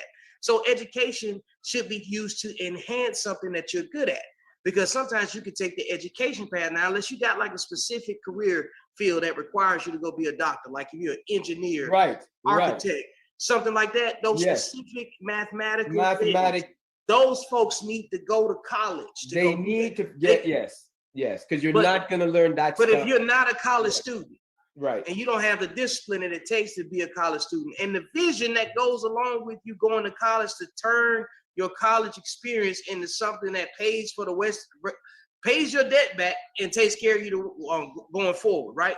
Right. That's only going to come from something that you're good at. Okay. Because nobody's going to pay you enough. That's perfect. Because nobody's going to pay you enough to save enough to create the options and the quality of life that you want. That's why your purpose is more important. That's why, like, finding something you're good at, figuring it out just from raw nothing, and then going to go get supplemental education to enhance the thing that you're good at is probably more beneficial to a certain demographic of men out there that might be listening to this. If you're going to go be a doctor, cardiologist, or something specific, you definitely need to take your ass to college. You know what I'm saying? But if you're wavering and you don't know if college is for you, you know the military is not for you, or other paths, and you ain't no street dude, you know what I'm saying? You need to say to yourself, what am I individually good at that I can control, influence, market, and handle from the ground up without no support? Then once you figure that part out, college might be an enhancement tool. It should be an enhancement tool at that point if it's available. But then here's the other thing. Let's say you choose not to go. Hire people that went to college for the thing that you need them to do. That's problem solved. Okay, and that's why I would say that. See, that plays into perfectly what I was saying before. That's why I said if you are on your purpose and you're doing what you want to do in life and you're going that way, the only reason you would get married, I see again, is for children, right? Or not companion, for children. Now, that's why when I say if you're on your purpose, you're doing good, you make that 60 grand, you're established. Now you know what kind of life you can provide for the child you're bringing into this world that can have a good, fair chance of moving forward and achieving. Because one thing I like that my father did, I don't even know if he know how smart he was to do it, is that he said after high school, he goes, okay, if you guys are going to go to college, what are you going to go for if I have to pay for it? Because if you're going to go because you have a talent and that doesn't need a doctor degree or this degree, then you have to find a path that's going to make you that kind of wealth. But if you need it for a specific thing, like you say, Dad, I want to be a lawyer, then you got to go to college. And that's why I told you before, I do that. Like this is the thing. All of us are about the same age, right? So this is one of those times where you can't just put it in order by age and education. This is about personal experience and how you articulate the message. You see what I'm saying? So in some cases, it might be more beneficial that I answer the question first. You see what I'm saying? Because somebody else might be more geared to debate. I'm here for dialogue. I don't debate people. You know what I'm saying? Like, even if you got a question or a statement that might sound debatable, you don't feel completely stated, I'm not here to debate you. I'm not going to debate it. You know what I'm saying? Because in my brain, all things are true, because I'm going to argue from every point, you know what I'm saying, if I'm looking for a debate. But I'm not here to argue. I'm here to say, hey, look, this is a perspective on why the thing that you're saying may meet some adversity. We ain't saying that what you're saying won't work and it ain't true. You're 44 years old. You got a personal experience where you grew up in Toronto, Canada. You know what I'm saying? To me, hey, Montreal, man, come on. Hey, again, right, man, goddamn it. Well, exactly. You see how Toronto when they think you see how I just grouped, man. You see how I just grouped all black people from Canada into Toronto. You see what I'm saying? Why do people say that in America? They always go to Toronto. Like, exactly. But see, that's the cultural barrier. When I say a different type of black, it wasn't me saying that you ain't black. It's me saying you're a different type of black. That's it. I'm curious though. Why do you do that? Yeah, you have to agree. It doesn't matter if you want to or not. It's still a fact. You see what I'm saying? But it's like does Montreal exist? Don't you guys hear that at all in the United States? You always hear Toronto. Well, that's the point. We don't care. We don't care until it's time. What's in Montreal? I ain't saying it ain't cool. I just don't have an interest in going right now. When I do, I look at the lay of the land and I go check it out. You go to Toronto first, though. Probably. You know what I'm saying? Because I can repeat it. Hey, look. That's just like people everywhere else. All they know about is New York and LA. Yeah, New York and LA. That's it. I can look at your background and I have no desire to come to Montreal. It don't look fun. You see what I'm saying? It ain't nothing I want to go see. Your throat on the couch, man. He ain't in Montreal now. He in California now. Oh, okay, whatever. I mean, I ain't want to. Now in California, yeah. I have no interest in going to California and spending an enormous amount of time. It'd be like I go there to take some pictures, so that'd be it. You know what I'm saying? But like I don't want to live there. I've ridden a motorcycle through there, and I'm cool. I'm good. Where are you located? And I'm here in Texas. Oh, okay. I want to go up there. Is everything as big as they say it is? It's bigger. It's bigger than whatever you think it is. Bigger. It's bigger than whatever you think. Is the portion size really that big in food wise? Because they say you could drive 18 hours in Texas and still be in it. Really? There. Yeah. God damn. Yeah, it's big. Yeah. And when you go to restaurants, are the portions really that much bigger than everything's way bigger than what you order? Wow. And generally, in most cases, that's across America though. It's not just Texas. Yeah. Texas just markets it the best. Oh, okay. I just find that everybody says every time you go to Texas, the plates are like huge. Everything's huge. Yeah, I mean, like when it's got the biggest state sign, it's got everything. Yeah, you know what I'm saying? Like everything is way bigger than what you thought it was gonna be. Like seriously. Wow. So really? Yeah, the speed limits are the fastest in America. You know what I'm saying? Like you can do 85 miles an hour and 90 miles an hour, and the state trooper don't even pull you over. You're not getting no ticket. Yep. Like I lived in Texas for 6 years. I lived there for 6 years. That's where we met. We actually met in Iraq though. So me and him met in Iraq. Look at that. We were stationed in the same unit. So, but we both were stationed in Texas together. Yeah. Yeah. Wow. So what else did Garfield tell you about me? Nothing really. But now go ahead, tell him anything. No, you showed me your book. I commented on your logo. yeah, like so Garfield's very good at concealing his people. You know what I'm saying? So like a little bit about myself, man. Like I was in the Army for 12 years and 7 months. I'm a short-term rental host, professional, real estate investor. Let's see, what else have I done? I was. You guys met in the Army as you were deployed? Yeah, we was in deployed. We worked in the Army together. We was in different spots. So it's not like you left together. You guys met over there, wherever there was. Yeah, right? the first time I met him, we were in Baghdad. Wow, So, look right, at that. yeah, and so I'm also an intelligence professional. I was in the Army for, like I said, 12 years and 7 months in that profession. I got out and I worked in Afghanistan as an intelligence contractor for 4 years, from 2013 to 17. I lived in Kabul, downtown, for like 4 years. Let's see, the same Kabul that just disintegrated over the past few months. Right. What else have I done? Wow. So you guys, that's very interesting. I'm a vice president in a real estate investment firm out here in Fort Hood, Texas. And see here, my sponsor per diem-based lodging for soldiers and government civilians that travel. I'm about to get into a lot of coaching and brand building and merchandise and stuff like that. And yeah, man, like I'm 42 years old, no kids, been married 3 times. You know what I'm saying? And so 3 times. Yeah. Wow. Yeah. How long each one? You're only 44. You're only 42. About 3 or 4 years in each one of them. Like I evaluate contracts every 3 years, man. It ain't no different than sports, bro. Like, so that's why I say cooperation, because like Let's talk about it. This is my, right. Hey, this is my fucking spaceship. You see what I'm saying? So like I didn't meet somebody and divert my plans. You know what I'm saying? Like I meet people and grow my plans. So like, and people that choose to connect with me, they're gonna grow too. So because I don't come bearing any type of ill will, you know what I'm saying? My targets don't have anything to do with other people. So when I say something, it's because I see it in a true end state and the end goal that I've already conceptualized. So that's why I don't get offended by things that happen in the near term, and I'm able to explain why I'm not offended. You know what I'm saying? And it comes off, some people gonna think, he's being a super intelligent narcissist and shit like that. But like, no, I am a solutions-oriented person. In fact, let me ask you this though. Do you think, what's up?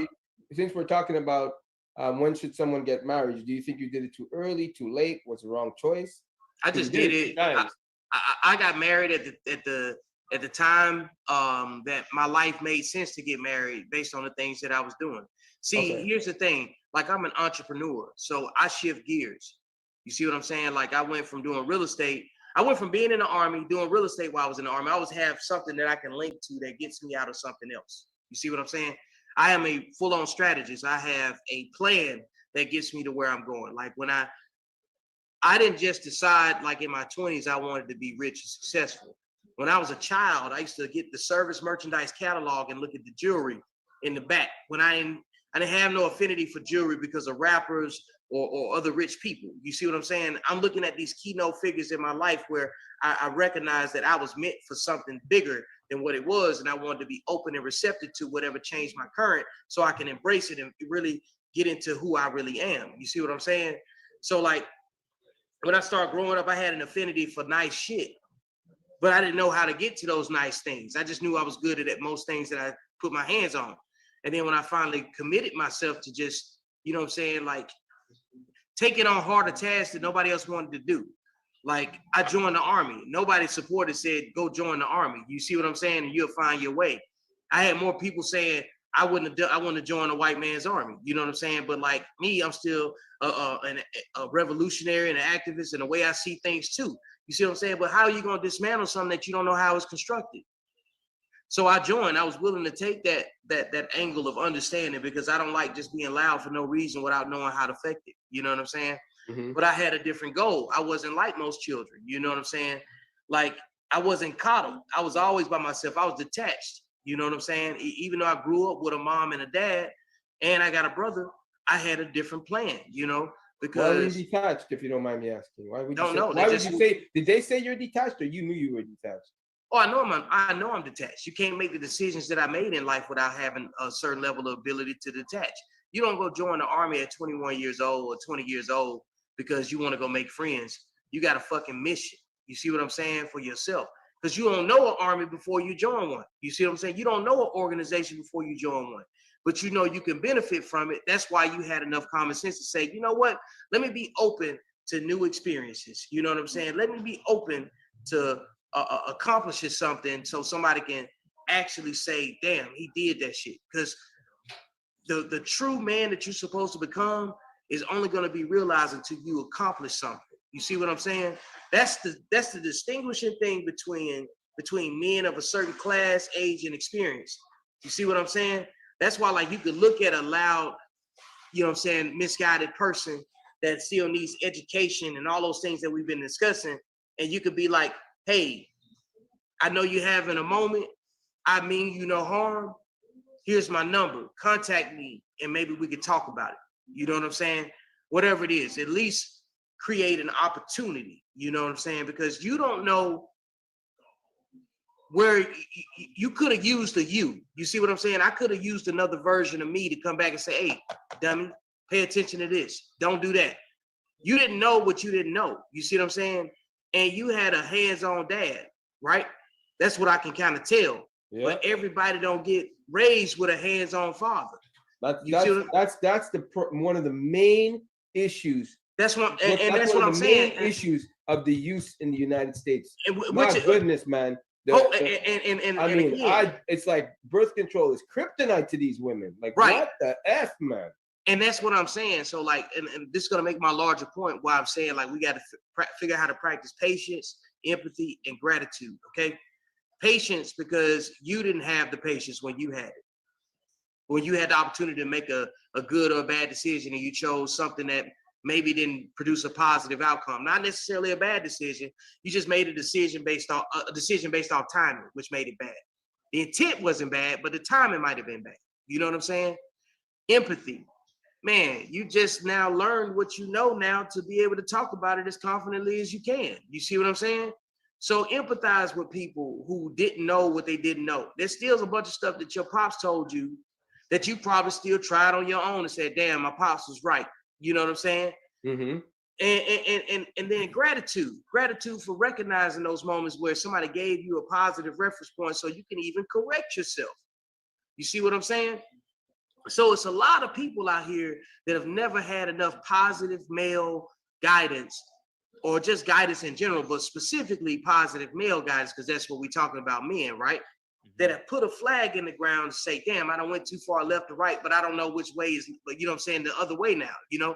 Because you're not lost until you can't tell somebody how to find you. And it's a lot of men that are. Would you say at this point it's a choice now people are making? Yeah, because like if you can grab the internet in the palm of your hands and find out what time your flight is leaving, when your Amazon package is coming, and order food, you're making a choice to connect to things, you know what I'm saying, that you want the information from. You know what I'm saying? So that's why it doesn't do any good to talk about these children that don't understand how to talk to our liking. You see what I'm saying? Instead, focus your energy on the ones that do communicate the way that we do and make them more successful. And then they'll be more reachable by those who you need to reach. You see what I'm saying? That's why reaching back to the youth, it shouldn't be a browbeating session. So we have to be careful about how we communicate. You see what I'm saying? So like we have to correct each other so the message that we collectively agree is important is able to be received and digested. See, do you think you're going to get more participation from people raising their hands, or the people that you just go right up and just start talking to? Obviously the ones raising their hands because they're willing. Bingo. So we got to figure out how to have the conversation with gentlemen raise their hands. We have to speak to men to where they should become, to where we want to see them, not where they are.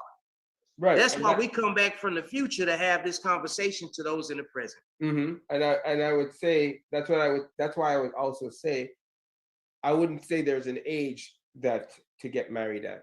Bringing it back to that, I would say first focus on you. Be selfish for yourself. Learn, grow, become who the man you're supposed to become. Because your positive influence will make you pick the right woman that will operate on your stratosphere, right? Because if I'm the way I am now in life, if a woman's coming into my life, she's only coming in for that enhancement of being there. right? It's not coming into the enhancement of financially cooking. No, those days were great back then. Back then, men took pride in providing for their family, right? That was the main purpose of going out to work, to provide for their family and make sure they have a good life and a better life than what you got.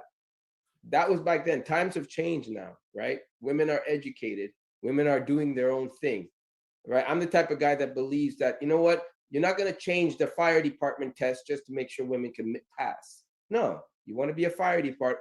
You want to be a fireman. You better be able to lift 200 pounds down the stairs. Just because you're a woman, I'm not going to make it 150, because you know what? If the man is 200 pounds in a fire, your ass better be able to pick him up. Right. Which is why I said that's why men discuss things based on metrics. Right. See, if you keep it with the numbers, we can deal with facts. And you know what I'm saying? Like, and when I say like, let's say we come to a point, it's a hypothetical conversation. Like right now, you're giving a hypothetical scenario. Right. All things are true. You know what I'm saying? Because in feeling, you can make anything true. In fact, you can make a certain angle of the discussion you're trying to have true. Right. You see what I'm saying? Right. Both. Absolutely agree. So there's a difference between facts and pet peeves. So we got to be careful not to put our pet peeves in the mix with the facts, because you're already going to be dealing with a lot of emotionally misguided men who are basing their current paths on feelings. And they don't even know it's based on feelings until they hear conversations like this, and they have to think about it, where it makes them ask certain questions based on their available resource. Like, damn, am I overshooting? You know what I'm saying? Because everybody's $500 don't spend the same way. Right.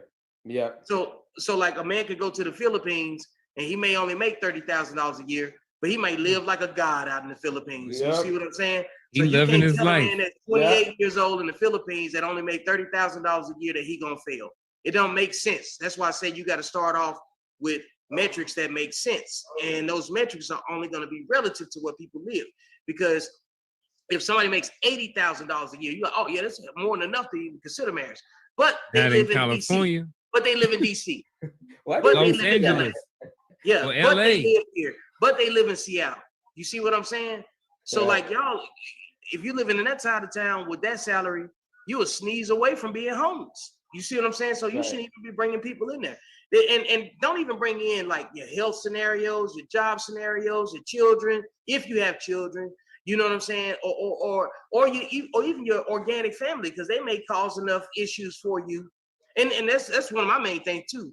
You can't get with nobody that's got a toxic connection to their own family, especially some that you're unfamiliar with too. You see what I'm saying? Because like the woman can be perfect. The situation can be perfect, because again, all things are true between feelings and facts, right? But then we get into compatibility, right? Because what happens when somebody has more of an obligation to their parent or the sibling or something like that? That's a dynamic that you have to be willing to consider too. You know what I'm saying? Give me an example of what you're saying right now. Okay, say if you with a woman and she got a toxic relationship with her sister always needs something, always disruptive, always around, gotta babysit her kids, you ain't got no kids, and that ain't your thing, and that ain't what you came into the relationship to do, right? Right. You're gonna have a tough time realistically, because it ain't what you, absolutely. Like I said, you see what I'm saying? Yeah. So like, so sometimes like it's not enough to just talk about what it looks like for marriage and your personal resource, because all those things, again, all things can be true, because you're gonna be dealing with men that say, oh, I gotta figure it out. I got a plan. You know what I'm saying? That sounds cool, but my girl ain't like that. You know what I'm saying? Mm-hmm. But at some point, you're gonna have a moment where she's just like that. Mm-hmm. And then if it's just like that on something small, that small tremor that it seems really becomes a vulnerability in your plan.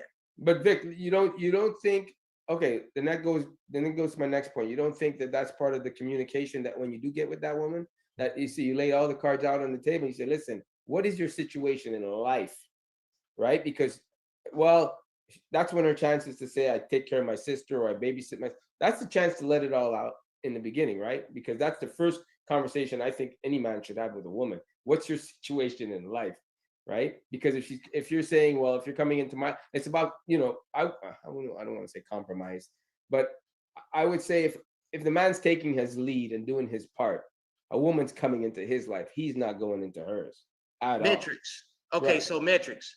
Right. And so she has to, so his question would be, what is your situation in life? Now I see you have this contingency with your girl, with your sister or your mother. How is that going to impact us? Again, because it go back to purpose and everything else, right? So in this scenario that you present, you know, how do you approach that, right? That's basically the question, right? Yeah. You I would say communication, but I mean, maybe you have a okay, so approach. Communication is only as valuable as the two individuals that are healed having it. Right. And that healed, I agree with you. So everything I start talking about when I say compatibility and things working, because I talk in the spirit of solutions. Right. Okay? That implies you have to be healed, educated, aware of your surroundings. You know what I'm saying? You have to have optimal situation awareness. You know what I'm saying? And even then, with all those details, you still gonna have communication issues because you're merging two different languages of understanding. Mm-hmm. And so even if you come from a healed place and it's not deception, people that make moves that appear deceptive are really doing it out of insecurity. You see what I'm saying?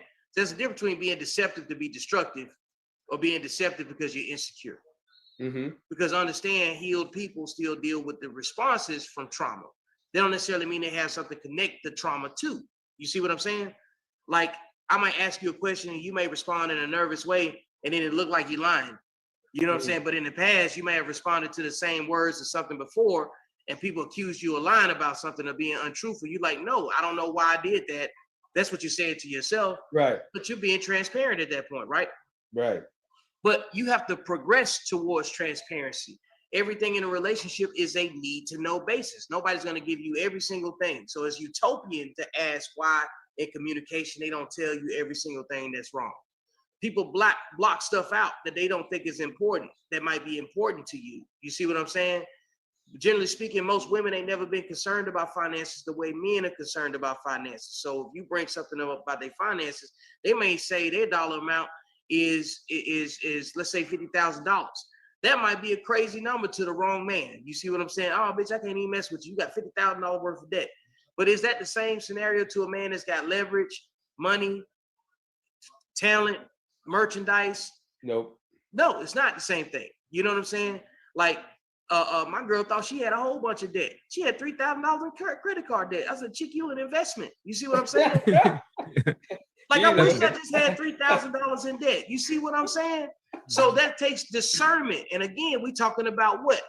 Metrics that we can control, metrics that we can align our purpose with. Because purpose is abstract. Success is abstract. It's neutral. It's a very general way to put it. Because if I told you, I said, how did you want to get successful? Like, let's say all of us are successful in our own right. And I want to believe that's the truth. Okay.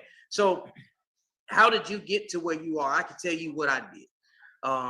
I had a vision that at some point I was going to be on my back porch, watching my dog chase squirrels in the backyard. I'm going to be eating egg whites. My lady going to be rolling my blunts, talking to me in the morning, pouring my coffee. She going to smoke with me. You know what I'm saying? And then so you're like, damn, Vic, that's a good life. So what happened before that?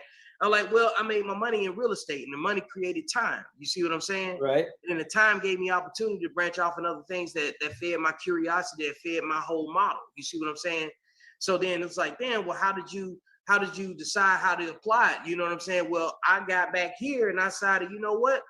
I said, I know I'm going to be successful, but how successful do I want to be? Right. And then when you ask that question, you fill it in with the other things that you're already good at. It forces you to take inventory of the things that you're good at. Now, do you think you learned all what you learned after your 3 marriages or before? No, I came in it with that. My marriages didn't make me successful. You know what I'm saying? Like they added to the legend. But do you think that you broke up with them based on that it just didn't work? Or do you think it because they weren't on the same page as Vic? It's always. I'm not getting into your business. I'm just trying to. No. We're talking about picking the right person for you. That's why I'm asking. We didn't work out. In some cases, when it was. Well, I'll speak. I can only speak from my level of accountability. Right. In my first marriage, it was founded on deceit. You know what I'm saying? My first marriage, I had a child that was born out of it that turned out not to be mine. That I didn't find out till she was 9 years old. Okay, next one. So the next, you ain't picking that again. You ain't getting fooled by that again. And it's a progress. Like each step I progress, I get better. Yes. So my second wife, I married somebody that was younger than me, and I think I was 31 at the time, and she was 22 or 23 or something like that. We had a 9-year difference at the time. Right. We had dated since it was 2007. We got married in 2011. We got divorced. No, we separated in 2014, and we finalized divorced in 2015.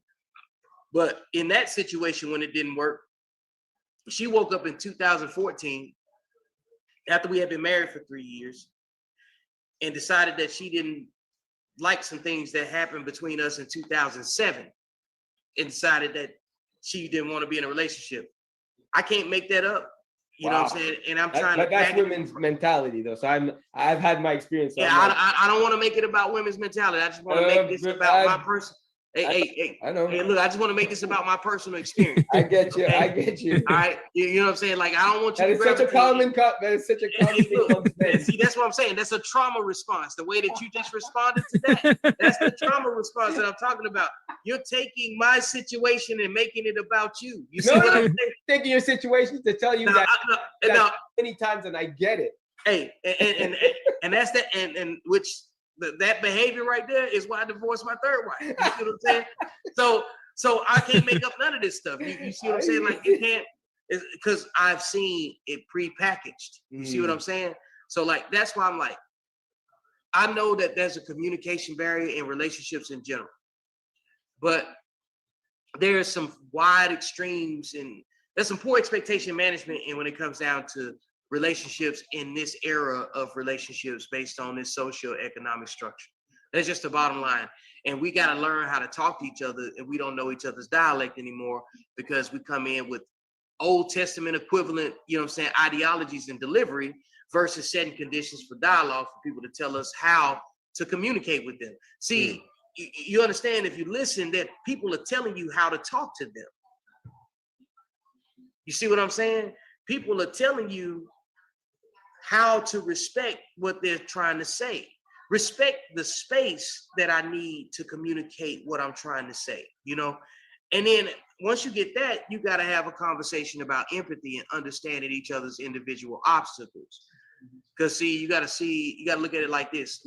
In terms of men, there's a lot of men that move in a way that makes you know that they think somebody's coming to help them. And everything that I'm saying is applicable to women too, but we talking about men because they are not going to have the conversation that we're having right now for the same reasons that we're going to have it. You see what I'm saying? Right. We're here because we are fixers, architects, builders. I ain't saying those women are either that would have an equivalent conversation, but they're not building the same thing that we're building. Right. Agreed. So that's why we need to box the conversation into that part right there, because the communication and the education part feeds the larger part of why we have the issue that we have. What you're identifying are the components of an infodemic. Do you understand what I'm saying? An infodemic is where like everybody got access to the same information, right? Everybody. But where they take their information from gives credibility or removes credibility from where they get it from. Exactly. Okay. So like, let's say of all the opinions that you have today, right, were rooted in everything from Fox News and Breitbart, nobody's going to ever listen to you again. No, because I you know, it's funny you should say that because I always say, I first of all my opinions come from my experiences, right? As it should. And I'll listen to Fox, I'll listen to CNN, I listen to the good, the bad, just to see how they split it down the middle. And then I'll make my own assessment and give my own version of what I think it is. And even then, your assessment is still going to be, it might be utopian. Exactly. You might have a hot take, you know what I'm saying, without all the information. And then 3 hours later, you might get some more information. Exactly. And now you look like an idiot. Not really, because you know. No, I'm not saying not really. I'm not saying that in a way. What I'm saying is that if you get trapped in the moment, the next people that come along are gonna look at you like an idiot. Yeah. Like, what the hell were they on? You know what I'm saying? They didn't go back and check this out.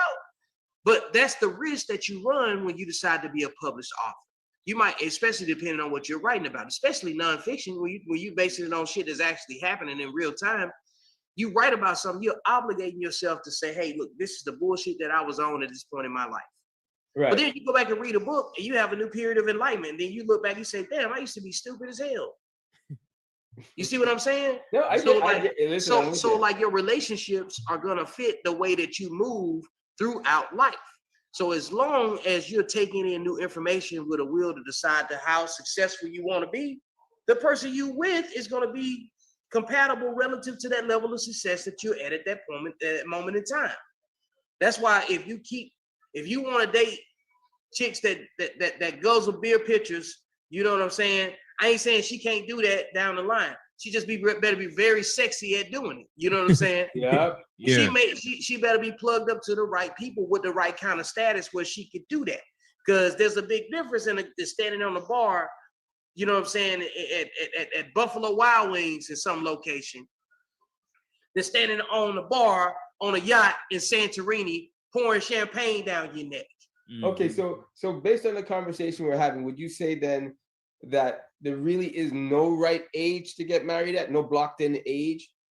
Or would you say it's fair to say where you're at in life and why you want to get married? Would you say at 42, soon to be 43, I don't really care about marriage like that. You know what I'm saying? But do you not care about it like that because of your past experience, or you're just saying now that you see it's not administratively useful. Okay. And Garfield, what's your take? I'm just curious. It's not it has to be a purpose. Yeah, it's not a priority. It's not a priority, but so we're fair to say there's no real right there's age. no real. But for me, I think like when you talk about as far as purpose, you know what I mean? Like I'm doing it because there's a purpose. Like my lady has, you know, she has something that she's bringing to the table that she's going to be adding value to what I already have. Great. You know what I mean? Okay. The roles that we are in are not always, they're not necessarily the same. Like I have my roles, my responsibility. She has her roles and responsibility. You know what I mean? And because already on my purpose, I already know what I want, I was able to find someone that could come along and add to the direction that I'm already heading in the first place. You know what I mean? Yeah. So, no, I get it. And the thing about it is, whether or not we are together or not, I'm still going to be there. You know what I mean? I'm still going to get to my end goal. And I think that's, you know, like what we've been talking about, that is so important. Like that person, you know, necessarily doesn't define you, but they should be able to add some value to what you already have. If they're not adding value, what is the purpose? And to figure out what that value is, that goes back to the men being on their purpose and knowing what type of a woman is going to align with their purpose. You know, so it's like if you have, you know, if you're a 35-year-old man and you want a woman to like you're making enough money to where your wife can stay at home and raise kids, and that's what you want. You know what I mean? Then those are the types of women that, you know, men need to go out and look for. You know what I mean? So that's kind of where I'm at. I actually agree with what you're saying, because like I said, and we've talked about it before, like I would only get married. The only reason I want to get married is for children. I'd love to have kids. Yeah. But that's there would be no other reason in my mind. I mean, of course, you know, her being there, of course, she has to be there. But yeah, that's the only reason I would say to get married. That's what it boils down to. Unless you find a woman like in your situation on your purpose, wants you to succeed and you want her to succeed. Yeah. That's the perfect way to go about saying, okay, I can marry this woman. This is the one for me. Right? For me. Yeah, for you. No, yeah. Right? So I would say, yeah. And the only reason a woman would be with me is if she wants kids too. I wouldn't marry a girl that's, you know, not sure if she wants kids. It'd be like foolish for me. Yeah, marry, the date with intent, have a purpose. Yeah, that's the reason why you with someone. Yeah. And I think that's where that's what I would tell the youth today. I would tell them that. I think that's really key, because I think that's where we mess up. You know, a lot of times we just like, oh yeah, I'm just gonna get married, You know, we don't have a purpose. We don't have a plan for the other purpose. We don't have a vision. We don't know where we're going to be at 65. We don't know where we're going to be at 55. All these things, and a lot of these young men are just, you know, for whatever reason, they're picking women based off of other reasons. You know, even they like, you know, I hear, you know, these kids talk, oh man, I want me a woman that, you know, Instagram model and these different things. I'm like, you know, do you want what comes with that? You know, I mean, are you sure you're going to handle what comes along with dating, you know, that type of woman? You know what I mean? I'm Okay. speaking just in general terms. So let me ask both of you this question if I can, or if I may, if I'm allowed. Based on society today, the modern women, with all the technology we have, the education system we have, I mean, people are a lot smarter than they were back then. Why do you think the birth rate is as high as it is if men want to pick them to marry them? If I'm a woman and I know I want to be picked I want to be that bride, I want to be that woman to that man, right? I'm going to do everything in my power to make sure I protect the biggest thing in my life, having a kid. Why do you think women aren't thinking like that first before they decide to just spread it? I want to know. I want to know, like, what I want an honest educational answer. I want something smart, not just heat of the moment. That's not an answer. Because I'm a woman and I'm saying, hey, you know, I want that man. I want that life. I want that family. And I know you have access to it because they don't make it too hard to get birth control. I don't know about, so I just want to know, like, why they would fuck up their lives, excuse my language, for the sake of it. Like what goes through their mind at the heat of the moment? This Pookie and Ray Ray, or whatever you call them. This is a men's platform. You can speak freely over here. Okay, so I just want to know, like, what do they think at the heat of the moment that, hey, wait a minute, I gotta protect myself. I don't want to get pregnant. I don't want this guy for the rest of my life. Okay, I get the whole I'm horny thing. I get that. You're feeling it. I get that. But what makes one think I'm going to mess up the rest of my life with this idiot? Because they only complain about him later. They don't complain about him at the moment. Let me go ahead and answer your question. Please. I'm going to show you that I've already answered it for you. Okay. What did I tell you earlier about women? No, I want you to tell me again because I can't remember it. But they don't have no code. They don't have no code. So you think having a code would be think of themselves, be selfish about themselves first to say, I don't want a child, and do what's right for them before they don't have that, you think? Do you think women are talking about the same things we're talking about right now? No. There's your answer. So and that's why we can't talk about them. That's why we shouldn't talk about them. So you think that, and correct me if I'm wrong. In a good way. I mean, do you think that, so you think women are not using birth control or not putting their bodies first or themselves first before the idiot in front of them? And I'm going to call that person an idiot. So you think the reason they're not doing it is because they're not on code to take precautions necessary to not get pregnant? I said earlier, some people gonna move as though somebody's coming to save them. Making a baby without having any type of support system behind it, that's the implied thing, is that you think somebody's coming to help you. So what you're saying? And what percentage would you say that is? I don't care. I don't even worry about those people. You see what I'm saying? Because what percentage of women would you say think like that? I don't commit myself to percentages without having data and statistics in front of me. Okay, so then do you think that that's what code means? Exactly what you just said?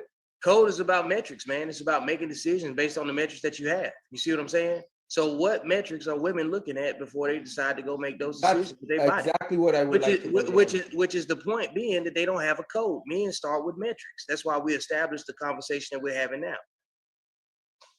So okay, so but it's a small, let's just say if I go off the stats, they say it's a small percentage of men, the same men getting women pregnant, right?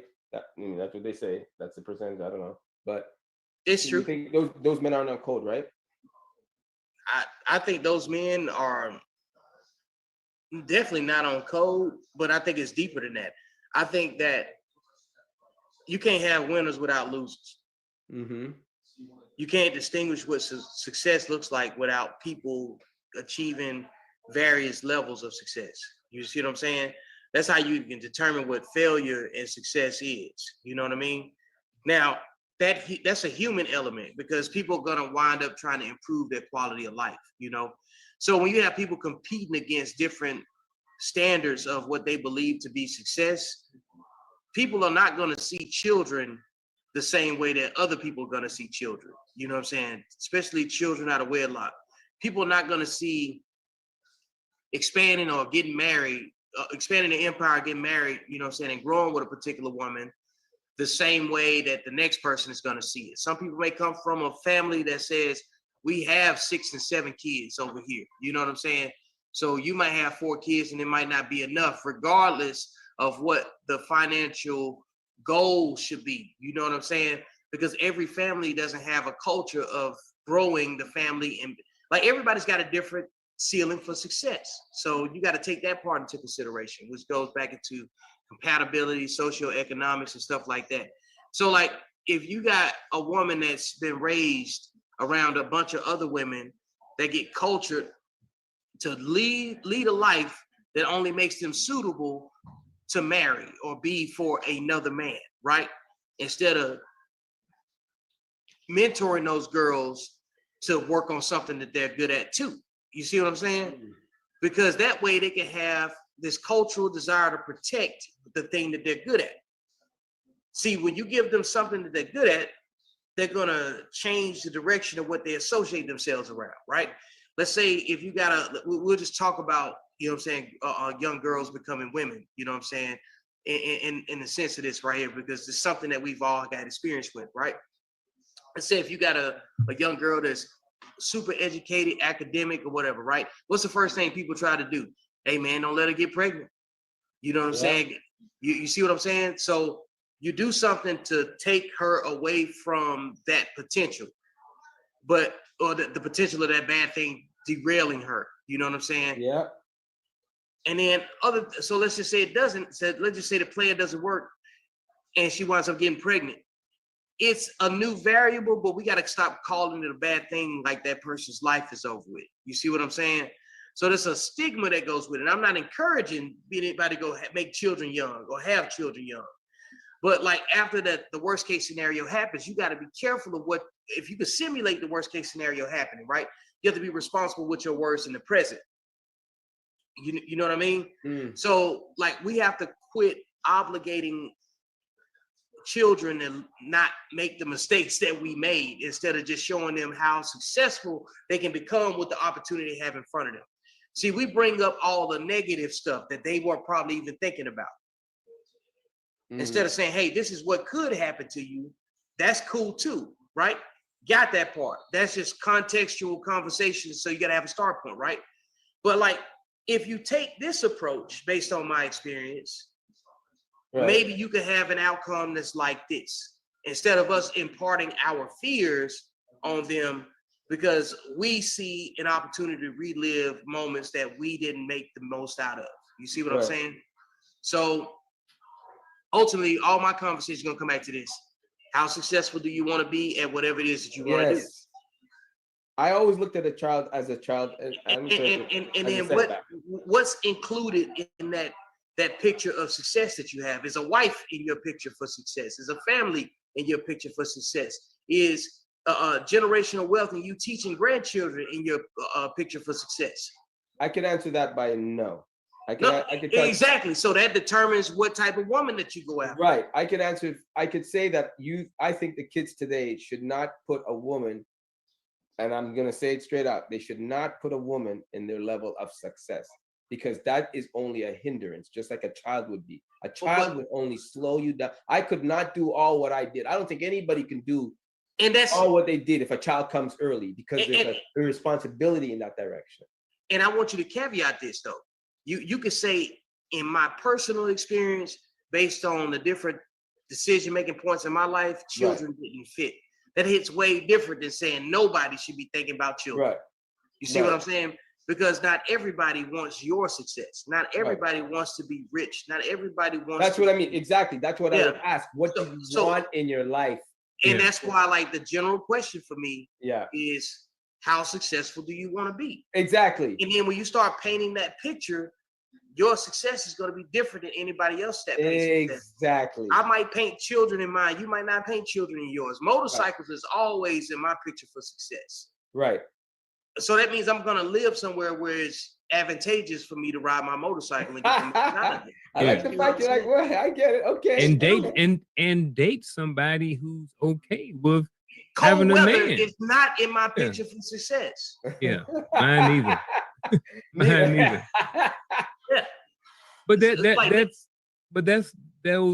are the things that's important, and those are the things, you know, as young men navigate life, those are going to be some stopping points or some hurdles that they're going to have to overcome. There are going to be some conversations that's going to have to be had. Like Vic said, you know, if you want to ride a motorcycle, like, you need to date a woman who's okay with you being in the motorcycle scene, because you hear women and you hear men talk about how, you know, yeah, motorcycles, they dangerous. So if it goes back to dating with intent, you have to date someone who's open and who's okay with you in the motorcycle life. Because if not, then those are going to cause problems. Those are going to cause issues down the road. And the thing about them, there's so many different scenarios. So I think as men go about life and they start planning their life and their purpose, they have to think about, you know, all of those different scenarios. Hey, Vic, you remember, you probably think about this and now. You know how we give an op order, right? They give an op order, and you push it down, you disseminate it, and then you, before you go out on a mission, you think about, okay, what could happen if we go out on a mission? You know what I mean? And then you rehearse and stuff. So then when it's time to action and it actually happens, you somewhat prepared for it. So I think that's what the thing that men needs to do, you know, when it comes to picking women and all these different things in life, is you got to think about your type of lifestyle, like you said, and what type of lifestyle, um, what type of woman is going to be suitable for your type of lifestyle. Like if you living in Miami, you know, and it's down there, but you got plans on moving to Toronto. Yeah, you know, like, there you go. Like you know, and it's cold. This is like, she like, look, I really ain't trying to really move to there, or you know, or even like with the family and stuff. You know, you got a hard head sister, or you got a dad that's super in your life, or the mom always in your life. Like, it's going to be an issue. Yeah, I don't ever want to live nowhere where I don't have the option of traveling safely on a motorcycle. Like, you know, and what I mean is that, like, it's always danger. I'm not fixing to add unnecessary variables that I like can't ice. do. Yeah, come on, you know. So, like, why do that? And that's a lot of things that we do, is that we have a long time and a long road in understanding what we don't understand. And then by the time we figure out what we don't understand, we've added so many things to our plate. I think the natural human thing is just to want more. You know what I'm saying? It don't matter if you got enough. You want more of the thing that you already have in different ways. You want more comfort. You want more freedom. You want more flexibility. You want more ability to say what you want without accountability. You see what I'm saying? Mm-hmm, mm-hmm. Because we all want that, and that's realistic. And as a man, once you understand that about yourself, and you could accept like the type of healing that you've gone through, where you could see somebody else like, oh man, you know, I know what they're dealing with. You feel differently about it. You don't get repulsed by people that are in a space where you don't even know what you're doing. You saying bless your heart. And then just saying that, now you go ask them, hey man, if you ever need somebody to talk to, you hand them, you know what I'm saying, an ability to reach out. And then you get to know that person and then genuinely take interest in what they're doing. Because if you want to see them be successful, it's gonna come from a good place. You know what I'm saying? It ain't, because if you don't, like, if you just say something passive fancy, you know, different than a Facebook comment, you know what I'm saying? Somebody that's disinterested, not invested in your growth, saying something negative about you. If you got a certain experience, you got an obligation to teach. Like, I'm a great oral communications person that comes down to conflict management and setting conditions for us to have dialogue, man. You know what I'm saying? Like, I took a different responsibility and approach because I'm an author. You see what I'm saying? So everything's true in fiction and nonfiction. You know what I'm saying? Which is crazy enough to believe it. You know, you got to understand, Harry Potter made real money off of fiction. So when you cross those lines, we have to have a dialogue that captures the creativity of how the person is thinking. Because see, there's something very primitive about men and women that makes us go into caveman mode and defensive woman mode when we have a topic where we had a personal experience with it that didn't work the way we wanted it to. I think more people. I think it boils down to more people having an honest conversation. And the only way you can have an honest conversation is from what? A healed position. A healed position and willing to admit you're wrong. Which is why when we have conversations, I don't think that we need to. I think we could caveat to say from a healed person and whatever that looks like, because everybody's got a different determination. But like that gets filtered out as you go on and the dialogue changes. You could tell if somebody's being spiteful and just really looking to cut people up and pretend that they are a healed person just so they can get their rocks off. You know what I'm saying? Right. You could tell when somebody's being disingenuous when you've healed. You see what I'm saying? And even when you recognize it, that's not an invitation for you to go at it. You let them run their course. You see what I'm saying? Because people that don't speak from a healed position don't have a lot of shots that they can give before they give away who they are. Right. Right. And that's the best thing that can happen. See, one of the greatest miseducations in America that you probably wouldn't know about, and it's true globally, but I just want to say this, is that everybody else has been miseducated about somebody else's demographic. So now you come in with preconceived notions and you prepare for a debate instead of a dialogue. You see what I'm saying? Because like everything you believe to be true about whoever that you wanted to have a discussion towards, that's what you came in to defend. You didn't come in to understand. You see what I'm saying? Like not you, but just generally the human condition. Oh, so what you're saying is like if someone is like they're trying to defend their argument on religion, it's not that they're coming in to really have the open conversation. They're more so coming in to push their point or defend their point, or to get the other person to believe as though they believe. It's a dick measuring contest for intellectual superiority. Just so you can look smart and sound smart. But it's ineffective because it didn't forward. Because it doesn't help. Yeah, because the result of the conversation does what? If those type of conversations built skyscrapers, we'd have a bunch of them. Most of them just turn into pissing contests. That's my point. And then people get really defensive. I mean, exactly. Especially when it comes to like religion and politics and different topics like that. Those are some of the biggest ones, and that's why. You clear a room. Yeah, that's how exactly. The needle doesn't get pushed.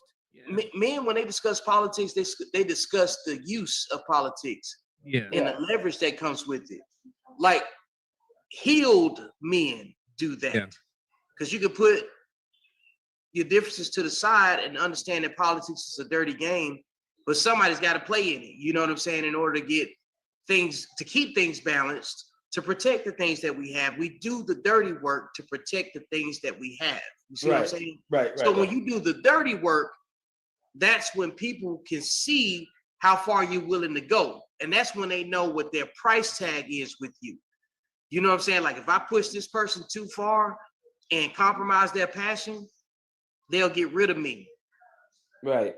That's why I say it's important for you to find something that you're good at. Do you not see professional teams do that every day?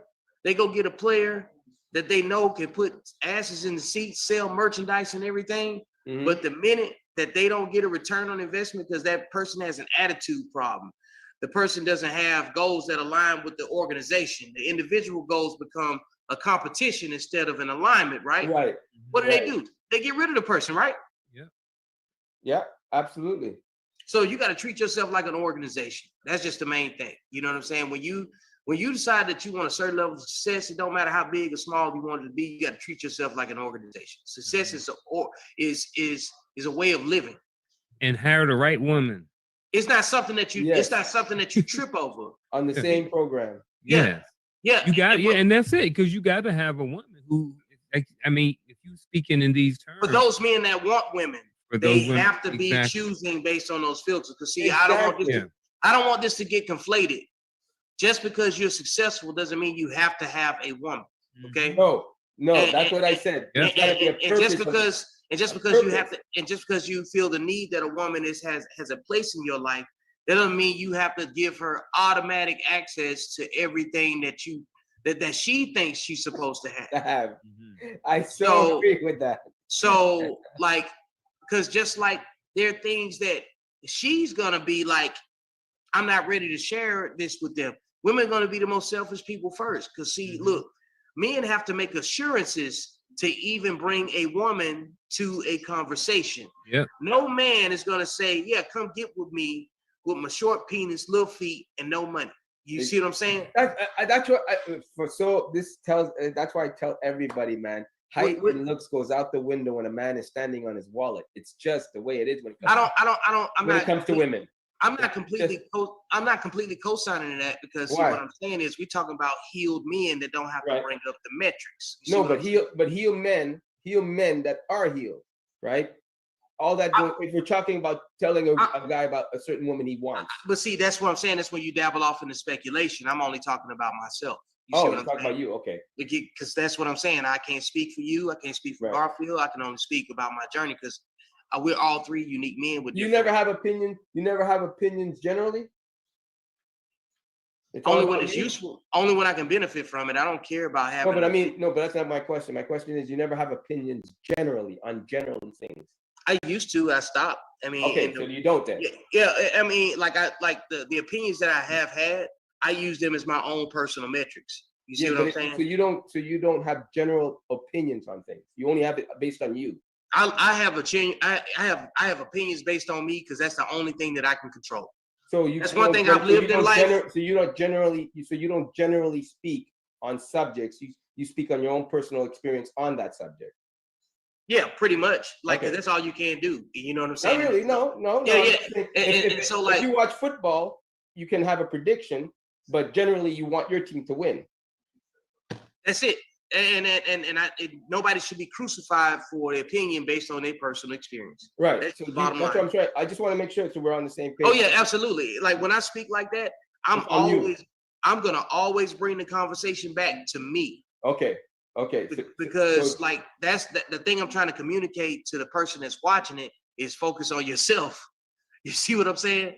Because people will go make decisions for their personal life based off some shit they saw somebody else go do. That's human nature. Always been that. When you don't know what you don't know, you try something that looks right. You know what I'm saying? Based on things that you can compare yourself to. You know. You don't believe in stats, data, and statistics? Oh yeah, I do, but only when I got it in front of me.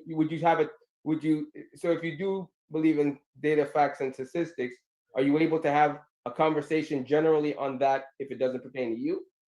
Yeah, absolutely, because facts are facts and data is data. Okay, so you can have a general conversation when it comes to data. Oh yeah, when you said general opinion, I'm just mindful about where I say it. I always try to read the room and understand that what I say can be taken out of context. Right. You're allowed to have your general opinion and base it on your life, but you're able to have a conversation, a dialogue. If things are statistically like that, it's not about you anymore. That's how statistically things are. So you're able to have a conversation with that, right? Oh, absolutely. You could, I could be objective. You know what I'm saying? All day. I could say, hey, this is how I would assess this based on these numbers. You know what I'm saying? And give a general thing, but that's just my take. But are you able to say, hey, this is how I feel because the statistic is that number? This is what that is based on, not you. That's what the statistics are saying. It had nothing to do with you. I think man, look, I'm very unique, and I'm not tap dancing around the question. No, I know. I just want you to answer it. I know you're looking for.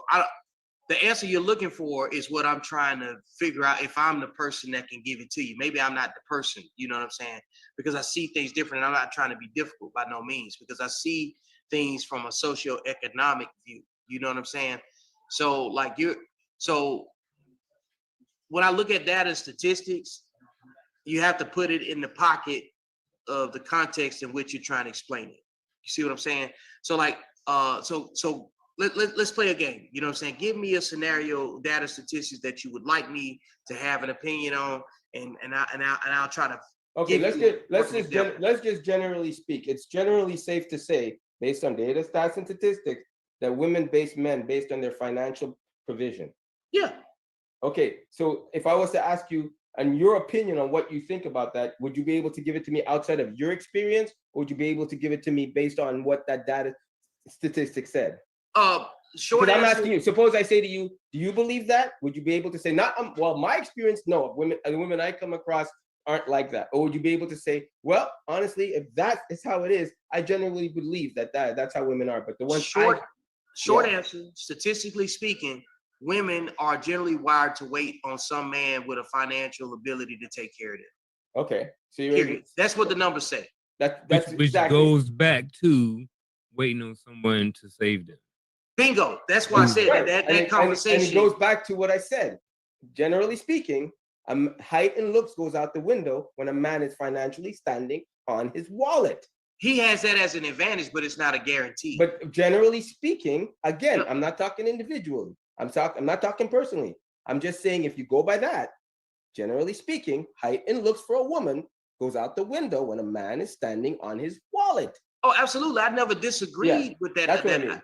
Yeah, like so if you go back and look at it, I've said I never disagreed. I said there's other layers to why that is not an absolute truth on its own. You see what I'm saying? Because there's other peripheral things that go with it. You know what I mean?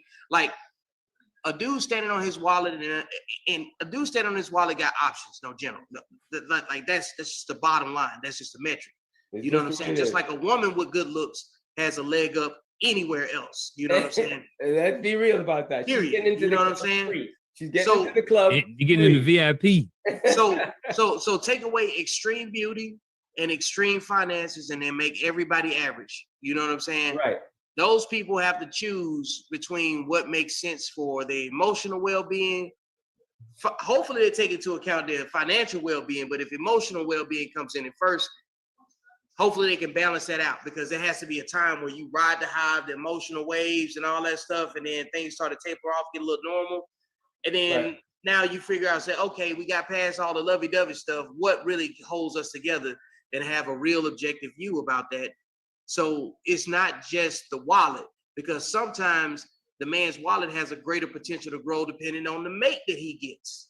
But not the money he already has. What do you mean mate that he gets? You think? So you can get a woman that doesn't necessarily have to add to, but she simply adds to by not taking away. But she has to have other qualities that make her stable, you know what I'm saying, to the man that she has. For instance, like if you got a chick with no job, then she can't have no kids, she can't be doing drugs and have bad spending habits. And you see what I'm saying? And she better be good looking. But she's surviving on something. It doesn't matter. Let's just say like those looks and all that other stuff. If that's important to you, that's important to you, right? But like a man of a certain status that's got a certain dollar figure and a certain quality of life, he just needs somebody to come in and cooperate that don't take away from his opportunities to win. But he's not picking anything that's just ordinary, though. No. But see, here's the thing: the woman ain't choosing the man. The man is choosing the woman. And that's why I believe when you say. That's why I said I believe that. That's why the wallet is irrelevant to me. But that's you. But even the average woman, I believe the average woman today in modern times don't want just an average guy. Well, the average woman, to me, even the fat ones have more of a tighter. They have more of a. I want a guy with ripped abs, and they're not even bringing it to the table. And again, this is geography. See, you're in Montreal. You know what I'm saying? California. Whatever, same thing. That's the American version of Canada. You know what I'm saying? But like, so like the spectrum of being liberal is completely different. You know what I'm saying? The spectrum of what you could date and what you could bump into is completely different than what most people go and intermingle with. So like, understand something. In America, the majority of people live in rural America. Right. But you don't. So the majority of people, say all things true, majority of people are average. Yep. I like 3s to and say 6s. that. Yeah. Yep. 3s and 6s. 3s and 6s. So you got a community of 3s and 6s. Yep. The men, let's say that even at the height of it, men are 6s. Let's say all things are equal. Men are 6s and women are 6s. The men are only 6s because of their wallets. Mm-hmm. Yeah. And women are only 6s because of their potential to make you better or worse. They don't come in 10. You make them 10s. You make them 8s. I think a woman is in her 6s because of the way they look. That's what I'm saying. Everybody got different metrics. Right. See, but generally speaking, it's. But see, your focus. But here's again, my aspiration for success and yours are completely different. So you may see women completely different than I do. You see what I'm saying? But that's what I'm saying. I'm talking generally. That's what I'm saying. Out about you. Take you out of it. are you capable of having, this is conversation we're speaking right now. It's not about your person. I'm not asking about your personal feelings. I'm saying generally, how do you think women view men? Outside of what you, I thought I already answered that. I was just no, you are, but that's why I'm saying I'm speaking now generally. I'm not saying my version and your version is different. I'm sticking to how the average woman would look at men. The average woman today, the average woman today wants a guy making 6 figures. Do you consider yourself average? Huh? Do you consider yourself average? No, I make above 6 figures. I'm not really in there, right? I'm not the average. The average guy doesn't make 6 figures. Take the money out of it. Take the money out of it. Do you consider yourself average? No, because I'm educated. I really went down that path, right? Not everybody got what I got. What makes you above average? I just want to. I'm trying to understand. And when I say above average, not above average in what we're saying. What I'm saying is this: the average guy. I'm talking about financially, educational wise. I'm talking about how a person conducts themselves, where they fit into society. All right. Somebody making 50K down here is not going to be at the same level as somebody making 100K. It's just not good. It's just not going to happen. It's just not the way it is, right? And that's not the way they're viewed, period. Now, the average woman that makes 50K is going to want a guy making 100K. But the average guy making 100K is going to go, you're not what steps out of my Mercedes. You're not at that level visually, right? But these women want a guy at 100K, but visually the guy's saying, you're not what walks out of a 100K car. You're not. Visually. I'm just saying visually. Not saying for me, this is not my personal opinion. Of course, visually, I know what I like. But if you ask any guy making 100K, he's not going to want to be with 2 tons of fun. It's not going to happen. The anecdotally, maybe. The average guy might touch it. Maybe. But it's not generally the way it is. Well, generally is one thing. And honestly speaking, like, and I don't know how to say this without coming off with, but I'm just going to say it. That shit is beneath me. Like, again, I'm not talking about personally. No, and let me. That's what I'm trying to say. Like, I'm trying to say it the nice way, and I can't. You know what I'm saying? Because this is a recycled conversation that's been had 1,000 times. Like the way you just went down the checklist of all the stuff that justifies the opinion that you have. It's all true. All of it makes sense to a certain demographic of people that care about those things. Right. It's not useless. It's a start point. You know what I'm saying? So like we have to be more complex in terms of delivering tangible conversations that lead to solutions that people can make. So that's why I try not to dabble in that, because we need elevated guidance. You know what I'm saying? From experience. So like here, so this is why I say I could give you a short answer, which is I already did, and I unpacked it, right? But like, here's what I want to add. This is why I said we don't even need to talk to women at all. This is why we just need to focus on men, talk about their purpose. You see what I'm saying? Mm-hmm. When they ask questions and raise their hands, then we give that take of energy that you just gave. You see what I'm saying? Right. Because when you speak like that, it's going to be taken as a personal, bitter experience. It doesn't have any flexibility. You see what I'm saying? But it does. Understand what I'm talking about, how it's going to be perceived by somebody that's watching it. You know what I'm saying? Your opinion, right? I'm looking at it from your opinion.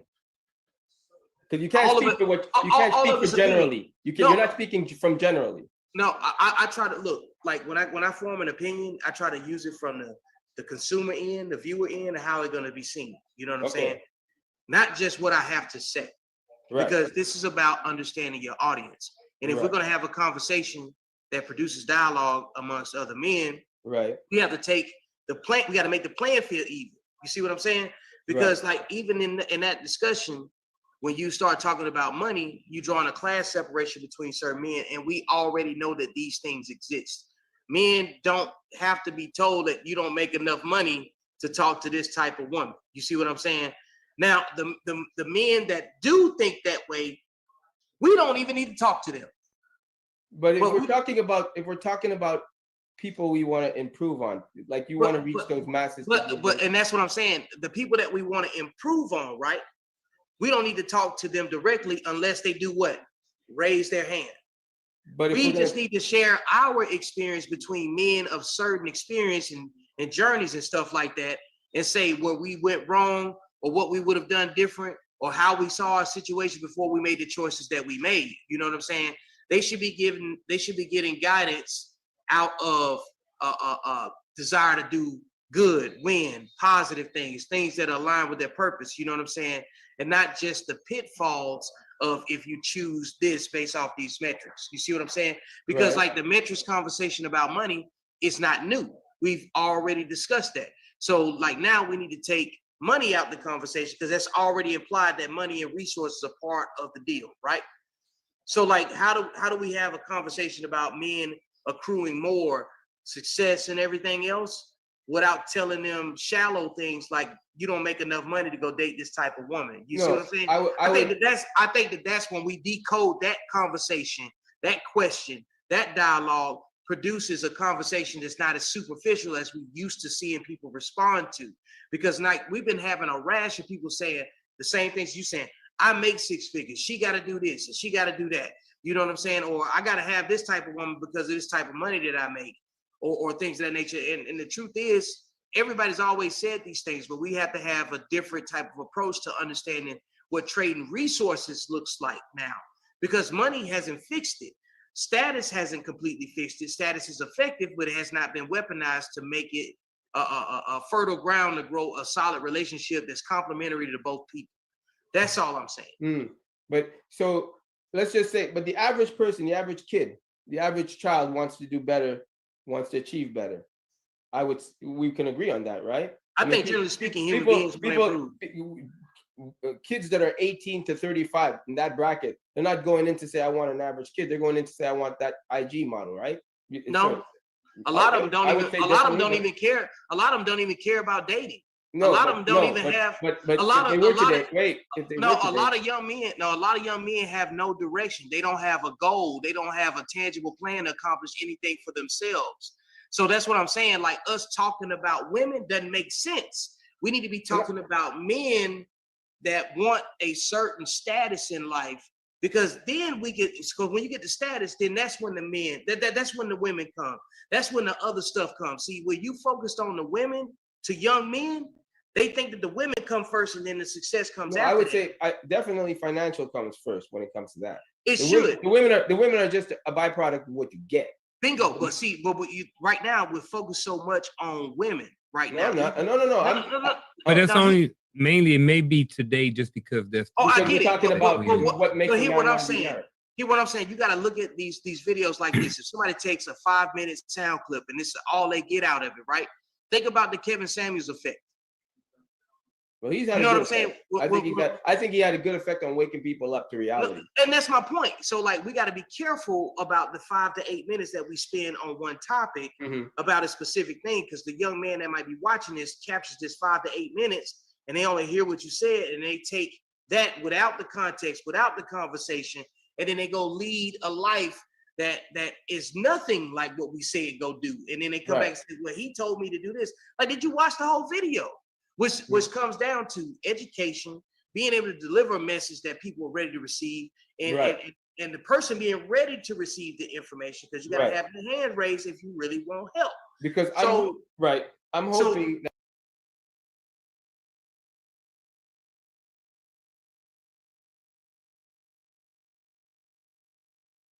that if people watch this, especially the people we're trying to reach, if they watch this, I'm hoping they get a sense of who you surround yourself with. You find the main thing is finding your purpose. What do you want out of life for yourself? Right? That was the first thing I think anybody should ask themselves. What's your purpose? And I think if they focus on what's their purpose and how to gain their purpose, move towards their purpose, right? Achieve their purpose, their goals, financial. Because I always said, even if I wasn't making money drawing, I'd be happy drawing because I love it that much, right? The money only comes because I do it. But if I didn't even get paid, but I could sustain my lifestyle, I'd still draw, because that's the only thing I do well in life, to me. And that's the thing. And that's the thing that you would protect. Like if you wouldn't get a woman that would damage your access to drawing. And exactly. That's what Garfield and I talked about. And that goes back to what I said at the beginning. You have to find something you're good at. Yes. And I would think if you find something you're good at, I'm assuming we're all on the same page to making them grow with that, right? But when I say education, I'm saying you need that education on how to deliver it to reach the masses of what you're trying to do. But the cheap thing, but see, education might be expensive for some people, right? In terms of time or money, right? But being good at something is cheap. True, but you still have to package it.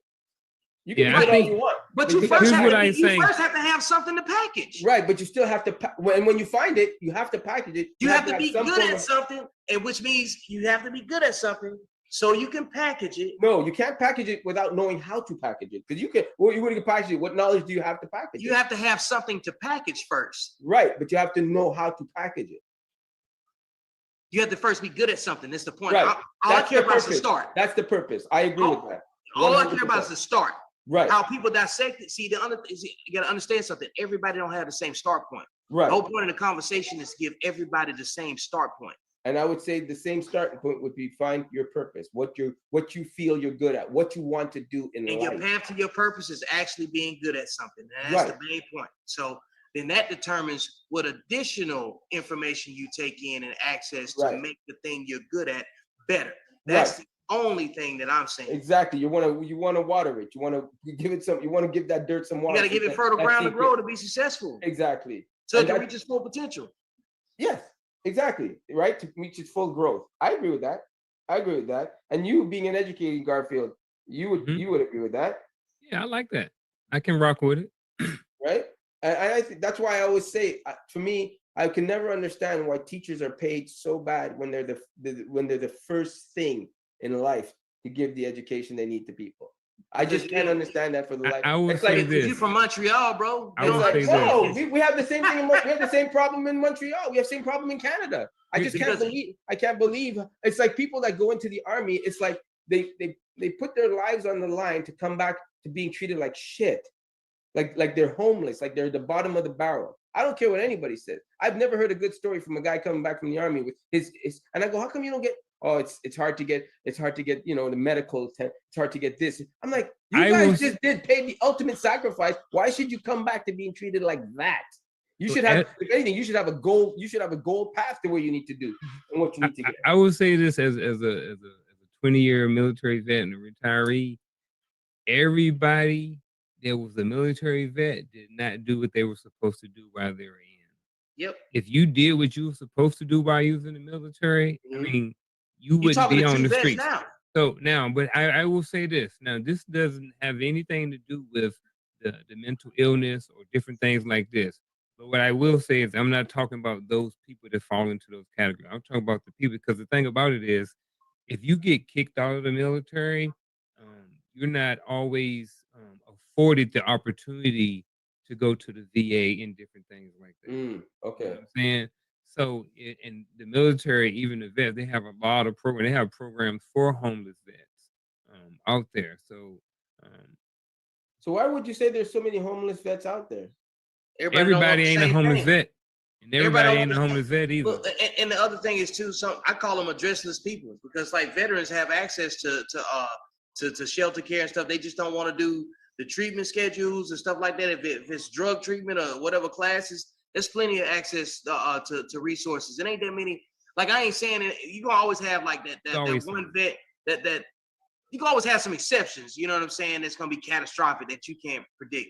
Right. But by and large, ultimately, people do whatever it is to attain the comfort that they think that they can afford. Like because it comes back to how successful. You think it's a choice then? It's a choice for the vets? Everything's a choice. No, but you're saying the vets that don't take advantage of the system you just laid out. Is it because they choose not to get that mental health? The vets that I know that aren't benefit from being a vet, they're making choices to not doing it. The ones that I know, I can't speak. Speak. Yep, man. Look, wow. Look, I'm a real estate investor, and Garfield will tell you that he was still reluctant to get into real estate, and even though I was in it. So it's not like he didn't have an access point. It's just a matter when he decided it was going to be important enough to do something about it. You see what I'm saying? Wow. So these vets know they can get the help they need, but they choose not to. Everybody ain't created with the same start point, man. you got to understand something like. Not that creative because you just said they can choose to do it or not. Yeah, but you got to understand, a lot of people that join the military, they ain't joined because they patriots. They joined because they had their second to last option. So they weren't passionate about joining. They probably weren't good at it while they was in.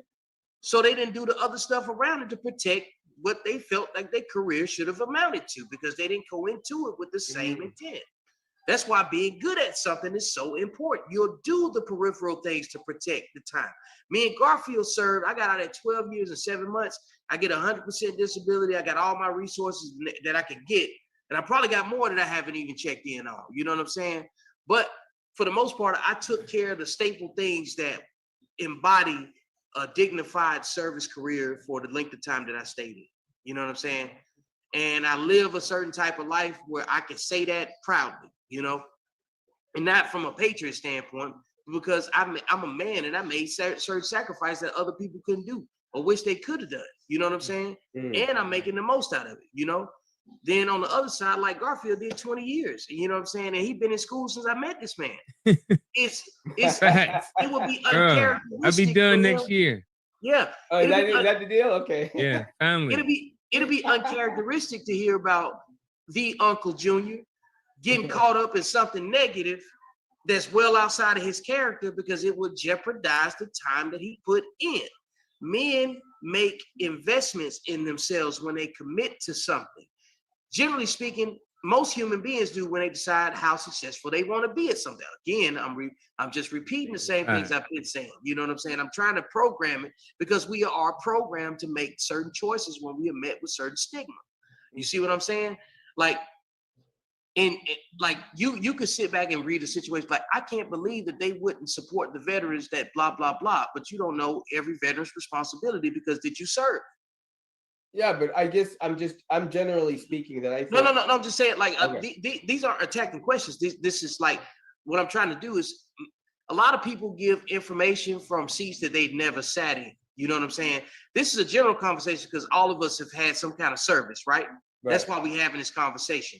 But we're talking about most people haven't served. They don't have the same obligation for duty, the same obligation for leadership, accountability, all these things that we have lived and been brainwashed and institutionalized by for the greater good, right? Right. But so you are trying to give people a spoon that have never eaten with nothing but their hands to some, and you see what I'm saying? Right. Like, they may have seen people eat with spoons. They may have seen people use certain tools that everybody else, you know what I'm saying, can identify as commonplace. But because they never had an application available to use the tool and say, oh, now I know why they call it a spoon. Now I know what it's used for. Like, I rode my bike to California from Texas, and we was coming back. We came to Kansas. I stopped in this place that was outside of Nicodemus. I never forget it. We get ready to get gas, about to head back down to Texas. So I think we was going to Oklahoma after that, whatever, right? So we sitting there, and I see this kid get out, and he's trying to put gas in the car. And his mom gets out and said, no, you have to stick the card right here. And then she was like, I got it. Let me show you one time, and then you go ahead and go grab something out the store. And I'm like, what's going on? And then she comes around, she peeks around, she said, this is the first time using a debit card. You would think that a debit card would be easy for anybody to see use, right? Right. But the first time he had to use it, he didn't complete the task as efficiently as he should have because he had never used it. You see what I'm saying? Mm-hmm. Mm-hmm. We assume too much for people. But I'm just, because I'm passionate about the vets and about, I think that, you know, I get to draw and I get to do what I do because everybody don't want the same thing when they join and when they get out. And I get that. I get that. But if I was to generally paint a brush, which I'm doing right now, I just think anybody that has served and done their part to protect this country and freedom and, you know, to give everybody the freedoms they have. I just think that when they come back, no matter what they did in there or not, I don't know. But for me, they should be able to not be in a situation there shouldn't be homeless vets. There should, because that person, I mean, he's made the ultimate sacrifice. And I just think, for me, they shouldn't come back to what they come back to. I don't agree that service is the ultimate sacrifice. If you're putting your life on the line to get shot and killed, that's like a police officer and everybody. I'm like, Everybody, I don't know about you, but I don't wake up to put on a bulletproof vest to make sure I don't get shot. Well, nobody does, but Okay, but the vets do. The vets do, right? Army people do. They at any time they can be called to war. At any time they can be called to war, right? You don't? Go ahead. So, as a veteran, I don't agree with none of that, because I didn't join the Army based on patriotism. You know what I'm saying? I joined the Army to get resources. Yeah, okay, fine, but you can still go to war and get shot. I can get shot on the street. But that's not the point, though. It is the point. Yeah, the point is anything can happen on the street. I'm talking about making the decision to go into the Army to get shot. I'm just demonstrating. Get shot at. I'm just demonstrating the difference that everything that you're saying isn't a blanket statement that's true for everybody, especially about demographics. If you join the Army, it's a chance that you can go to war and get shot. Yes or no? If I don't join the Army, I can wait. First, let's take. Wait. If you join the Army, you join the Air Force. There's a chance you can go to war and get shot and killed, right? All things true, yes. Okay. All things being true, if you make that choice, rather you make it for a good decision, bad, doesn't matter. The fact that you're waking up every day, that you could go to war and get shot at, to me, that's a form of patriotism, because of the fact that you're willing to do that to protect the country, because that's why you're doing it. I think that's to be commended. Because not everybody can wake up and say, "Whoo, I dodged a bullet stepping on a landmine today." I mean, that's the. Well, I'd like to give you insight to people that don't think like that, that's in uniform. Okay. Are you open to it? Yeah. There's a bunch of people that look just like me that don't give a fuck about patriotism. We joined the Army because of resources and had to take care of a family, and that was it. Okay. And the other thing is, it's not serving the country, it's serving my family, it's serving my people. Like, if the Army, but that's the way you look at it. No, that's reality. No, that's the way you look at it. No. You are serving the country. You're interrupting me. You're serving the country. You're interrupting me. I let you talk, and I'm trying to tell you. But you got to stick to the facts, though. I am. Look, I'm sticking to my experience. I let you talk, and but I'm the trying to fact is, you are serving the country. You got to say it like that. It is a fact. You may say you're serving your family, which you are. That's rhetoric. The fact you're serving the country. That's rhetoric, and I'm trying to explain to you from where I am. It doesn't matter how you interpret it. Okay. It's true. No, because it's not. Because like you just said that people join and serve the country and everything else, right? That's the reason the Army that's the principle. That's the doctrine. That's the written words. People don't join the Army because they say, I have an affinity to serve this country. That's what I said to you. Look, and I'm trying to explain to you why the people that I'm talking about join the Army.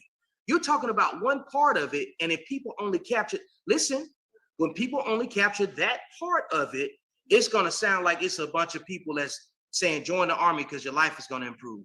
No, we're saying we're using the circumstances that we were given, because we're talking about leadership, men, things of that nature. I'm trying to focus the conversation back to it. You see what I'm saying? Like, it doesn't sound like it, but trust me and follow what I'm trying to say. People that I'm trying to affect that look like me don't join the Army out of patriotism. They join the Army out of an opportunity to create structure and resources for their own people. So, like, even when you're saying that, you're talking to a demographic of people that was talked to like, you don't go join a white man's army. You see what I'm saying? I wouldn't call it that, but okay. No, it doesn't matter what you would call it. I'm talking about the people that have heard it a certain type of way. See, you're thinking about what your personal experience is, and you're not thinking about how people hear it, because you're not talking to men the same way that I'm talking to men. And that's just true. And that's just geography. You see what I'm saying? Like, people in California don't give a fuck about joining the army. I live in Texas. I got a bunch of lost men out here that's looking for a way out. I'm in the trenches with these folks. You see what I'm saying? I think you're missing my point of what I mean by. No, I know. I'm not trying to see. Look, this isn't about whether or not we see each other's point. I'm trying to give you context as to why I have a disagreement with what you said. But I wanted to be captured that I'm not disagreeing with you because what you said was wrong. You see what I'm saying? Does that make sense? Because I have a certain obligation to people that pay attention to what I say. So I don't mind taking the long way to explore what we're talking about, because like your perspective is a very, very general perspective, because you said generally speaking, right?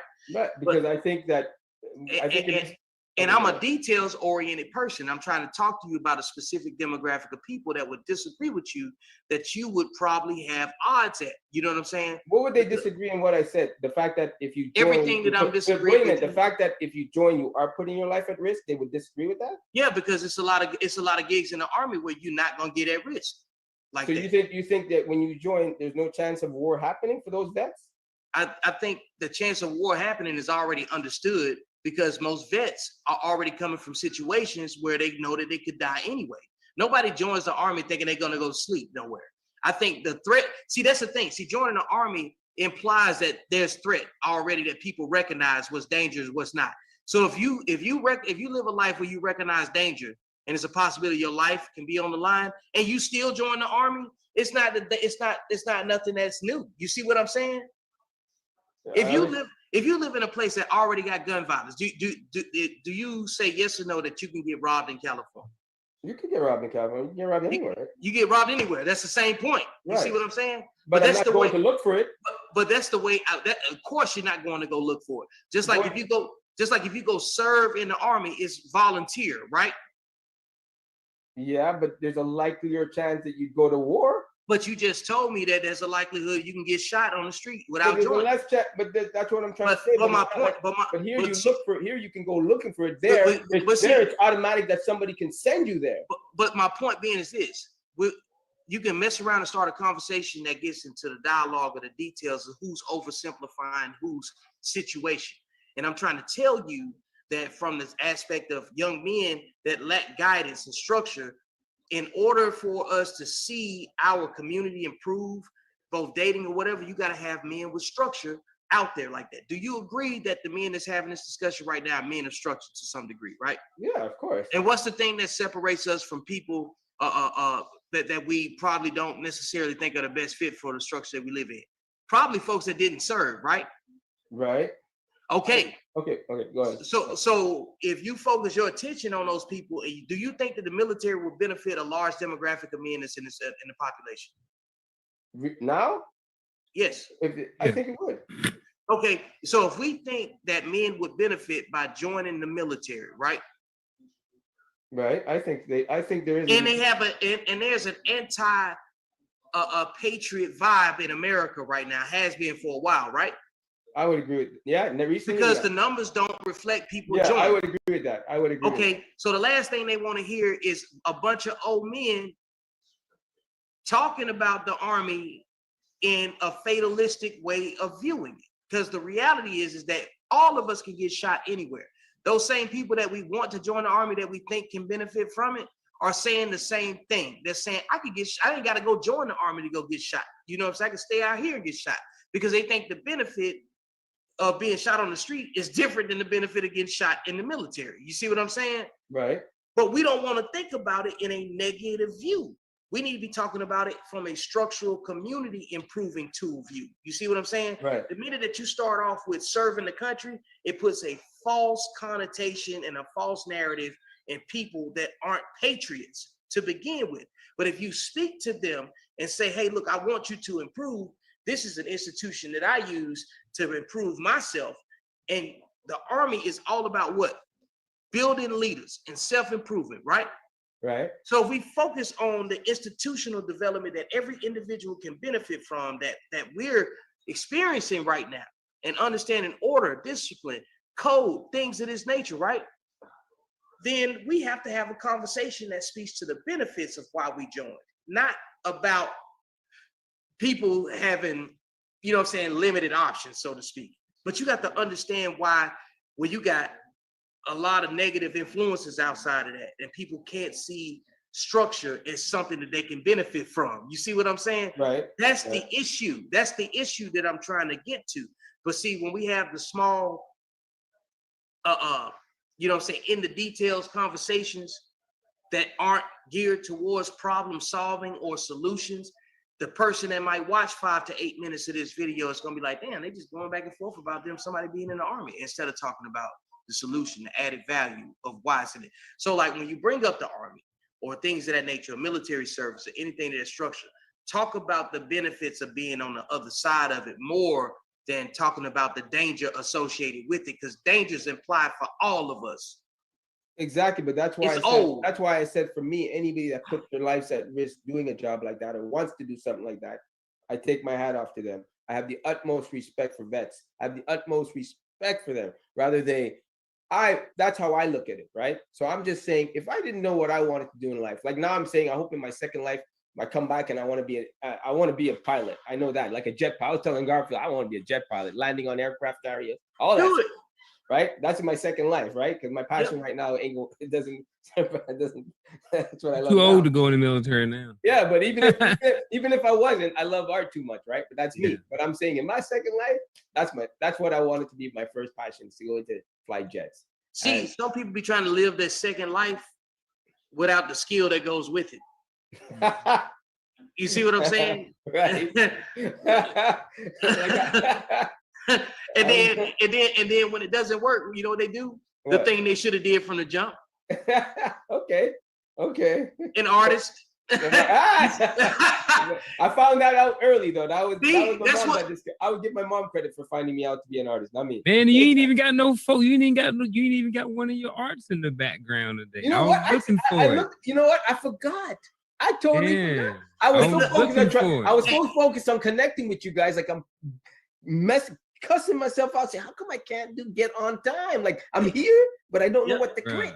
Hey, you know? Because that's the thing. All the resistance that you met was all on you. You see what I'm saying? All I'm saying is that when you focus on yourself, you recognize your greatest conflicts of how you respond to stuff. Right. That was actually happening to you, because after it's happened, the only thing that matters is how you respond to it. Right. I agree with that. But so okay, go ahead. Sorry. Garfield went. So all I'm saying is that I guess the fusion point of this conversation is about making sure that we're available to listen, to understand. You know what I'm saying?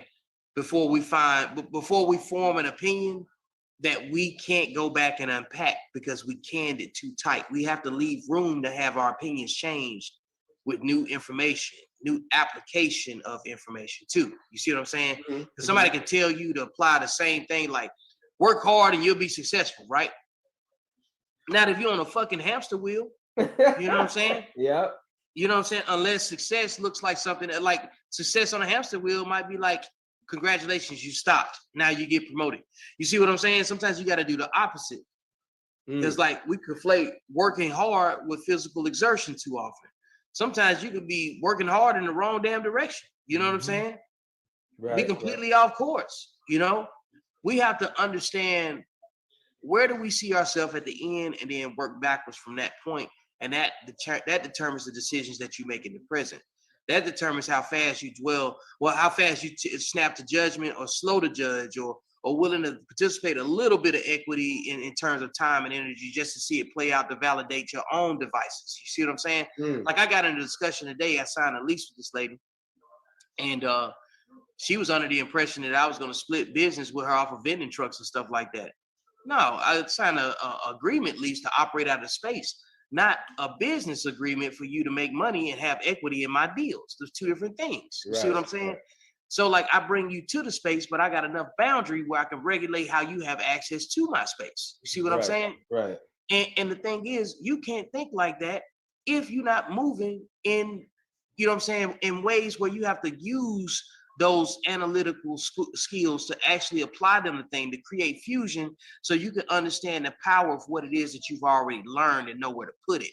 You see what I'm saying? Like, you can go out here, like, man, look, me and Garfield had this conversation all the time. We have worked individually to become successful. We understand what we understand, and now our greatest things that have made this take place are the conversations that we've had when we stop talking about ourselves. You see what I'm saying? Like Garfield was like, hey man, I can make you some commercials. I can do this for you. I said, you know what? I'm just gonna shoot you some videos and just see what happens. And then this man helped me sell books. You see what I'm saying? He didn't help me walk around the mall. He's a great guy, you know? And the thing is that that's code. Men see each other doing certain things and then they volunteer because that man's useful. We're useful to each other. So we want to give it away because we've always endeavored for us to, we've always endeavored for our talents to be validated by the people that we want to impact the greatest. You see what I'm saying? Let me ask you this, because you keep saying code a lot, right? And I'm new to that word. I don't know what and I've heard other people say it. When a person says, how did they say it? I want to say it in a way that what is that? It's blurry. I can't. You gotta move it back forward. It's blurry. I'm coming in. Oh, is that your book? It's still blurry, but is that your book? Yep. Yeah, that's your book. Okay. How come it's blurry? Oh, because I had the filter on. Background. Oh, but isn't he not blurry? So why would it be blurry if he? Well, I'll take the filter off. Choose video. Filter. No, but why would it be blurry if you're not blurry if you just lift it up in front of you? Probably the way the camera captured. There you go. Now it's not blurry. Right there. Yeah, I think it's just the camera. Like I had to bring it in. Can you see it now? Okay, now I got it clear as day. Yeah. Okay, so let me ask you this. Yeah. When you say code, like there was this other topic that someone was talking about, and I don't want to mention her name because she pisses me off. Yeah. And she said Black people aren't on code as a community. Yep. Is she only talking about the Black community, or when she says code, she means the race, the entire, Black and white? I don't know. I'd have to see her whole opinion on it. I know I have my opinion. Okay. Let me say it the way she said it. She said Black people aren't on code in the community. Is she talking about the same code you're saying right now? Probably. Okay, that's what I want to understand. So I'll just read the mission statement off of my book. Hold on, let me see if I can add something in there. I think I know what Antoine is talking about. I think I know who you're talking about too. Right. You going in and out, bro? Oh, can you hear me now? Yeah. All right. I think I know who Antoine is talking about, and I think I know the show and everything else like that. And I think they were talking about not having code, and then at least on the show. Actually, you know what? I digress. Before I go and make a mockery and make a fool of myself and trying to quote something, I'll just back up and I'll let you roll with it. Because I thought I had it, but then as I started spitting it out, it wouldn't come. Okay. To me, so Yeah. roll with it. But I think you know what I'm talking about. I think I do, yeah. I've been trying to understand that since that time. I'm like, what the fuck? Well, like, number one, when people talk about Black people, like let's set the discussion field first. That way people don't get offended and then they can find where their feelings go. You know what I'm saying? Because like I don't have nothing negative to say about Black people that's not from where I'm from. You know what I'm saying? Everything I'm saying comes from a world traveler's experience. Right. I'm from the heart of the civil rights movement. Well, one of the key local battlegrounds from Birmingham, Alabama. Martin Luther King got jailed in my city. You know what I'm saying? Right. The 16th Street, you ever heard of 16th Street Baptist Church bombing? Yeah, I heard that. That was in my city. Like, you know what I'm saying? The KKK actually hurt people in my city. You know what I'm saying? Killed people in my city. So my opinion about Black people is relative to the city in which I come from and compared to wherever else I've been. So when you hear Black people have different opinions, the things that other Black people may choose to take offense to are relative to their understanding about their own origins. You see what I'm saying? So like, I feel like Black people in America are just as diverse, or in North America, are just as diverse as Black people on the continent of Africa. Africa has 52 countries on it. You know what I'm saying? There's different currencies, different tribes, different dialects, and everything else. And the majority of the people there look like us. You see what I'm saying? When they have beefs with each other, they probably fight. They probably settle their situations too, because largely Africa's pretty stable. You know what I'm saying? As a continent, you know what I'm saying? Right. They probably got some spots that's got some disputed territory. They got something to deal with resources. We know what the conversation is with Africa, and always has been and always will be. Resources, right? Right. So whatever point she came to her path of enlightenment that formed her opinion, right? That's why I say all things are true. It doesn't matter if you agree with it or not. It's true to her. Right. That's not an invitation for you to go convince somebody else that what she's saying is wrong or what she is saying is wrong based on, because the only thing you're gonna counter with is what? Your personal experience, your personal interpretation of the information you read. Right. Instead of saying that she's wrong, ask her for the reading material that she found that gave her the opinion that she had. Read what she got compared to what you know and see if it fits. Okay. If it fits, y'all might be part of the same tribe, the same way of thinking. You see what I'm saying?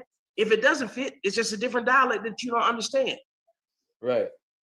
And understanding that person that thinks differently than you, are they coming from a negative place as to why they think differently than you? They probably don't. And if they don't come from a negative place, then that's when you got to say, am I making an obligation to connect to something that I don't understand for my own personal goal? Or you can just say, you know what? That's how they think and leave it at that. You know what I'm saying? We use discernment everywhere else. How many times you look at something like, oh, well, that ain't none of my business. Keep it moving. Keep it moving. We got to learn how to keep it moving, because ultimately when that person goes in their house, and if they ain't never meant no harm to you, and they just got an opinion that you disagree with them on out of that one time, and y'all probably agree on 23 other things, you are the only one that's going to be dwelling in confusion. If you choose to connect to why they chose that answer they chose based on their path of understanding, you got to understand too, people choose answers relative to how far they see where they're going in the future. So we may not dedicate the time you like for them to dedicate on the thing that you want them to dedicate it to right now. You know, like Garfield could say right now, he could talk to me about, I don't know, Virginia Tech football. I don't care because they're not playing in January. You know what I'm saying?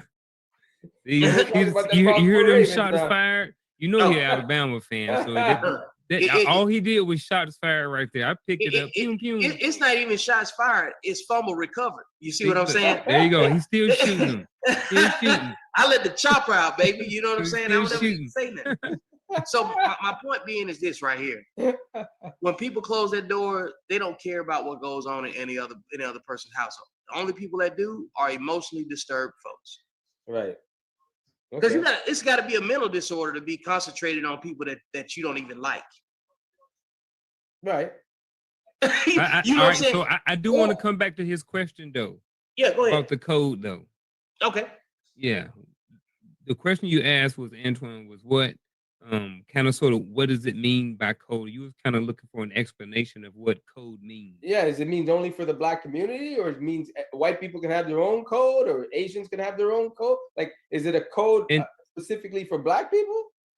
I will say, I will give you my opinion about what code means. All right. Yeah, so, go ahead. I'm a mute. I didn't look up anything, and this is just code in general. All right. So when we talk about, like, let's just use the bro code, right? So when I was in the Army a long time ago, back in the 90s, right, there was a certain thing we had bro code, right? There were certain things you don't do. You know, mess with other people's women.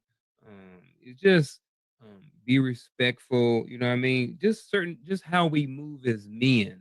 You know what I mean? There were certain unwritten rules that went to the bro code. All right, protect each other, look off each other, blah blah blah. Even if no one really mentioned the bro code or really had deep conversations about it, you was just like, nah, that ain't right. You like, man, this dude, he married, you know what I mean? Him and him, they boys, but he over there messing with his wife. That's bro code. Like, that's code. You know what I mean? It's like, I look at it as like a written set of rules or unsetting the rules. There's everybody in that community abides by. You know what I mean? That's the way I look at code. So if we're in here in this platform and those three right here, there are some written rules or written or unwritten rules about how we should operate and how we should respond to each other, how we should talk to each other.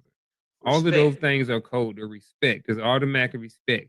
Because then just like with men, there's automatically going to be a certain amount of respect there. You know, when we because men can kill each other and men recognize threat. Yeah. Yeah. So I think that's what kind of sort of code means, like written or unwritten rules that everybody in the community or that little market, you know what I mean, abide by. That's what I'm looking at. So when you say somebody's off code, that means you're operating outside of the rules of our community.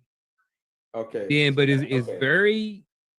it's not always written, and sometimes it's expected that other people understand our code. So I would tell you, here's a simple one. So like in Vic, I'll tell you like with spades or dominoes. All right, there are certain people that play spades Joker, Joker, Deuce. Certain people, Joker, Joker, Deuce, Ace. Certain people don't have certain things in them. Blind sixes, all these different things that go into spades there. People Where that you shoot go, food. yeah, where you go, the demographics, where you located at can determine the code of where you're at. So I think, to sum it all up, and not so many words, is code is just a written or unwritten rules, or how people conduct and operate themselves within said group. Yep. Oh, that makes sense. Okay, But Vic, if you want to elaborate or go more into details about it, then. Yeah, like from the user end, that is the general intent. Like all of us was in the Army, right? No, just me and you. That's you. Okay. You too. So let me give you. What branch of service were you in, Antoine? I wasn't in the Army. Oh, Never okay. served. Okay, good. I So just this have the is utmost respect for them. okay. So this is even better. So in the Army, it's like this, right? Like I like real world scenarios. Most Army people like real world scenarios because that's how we get trained. Okay.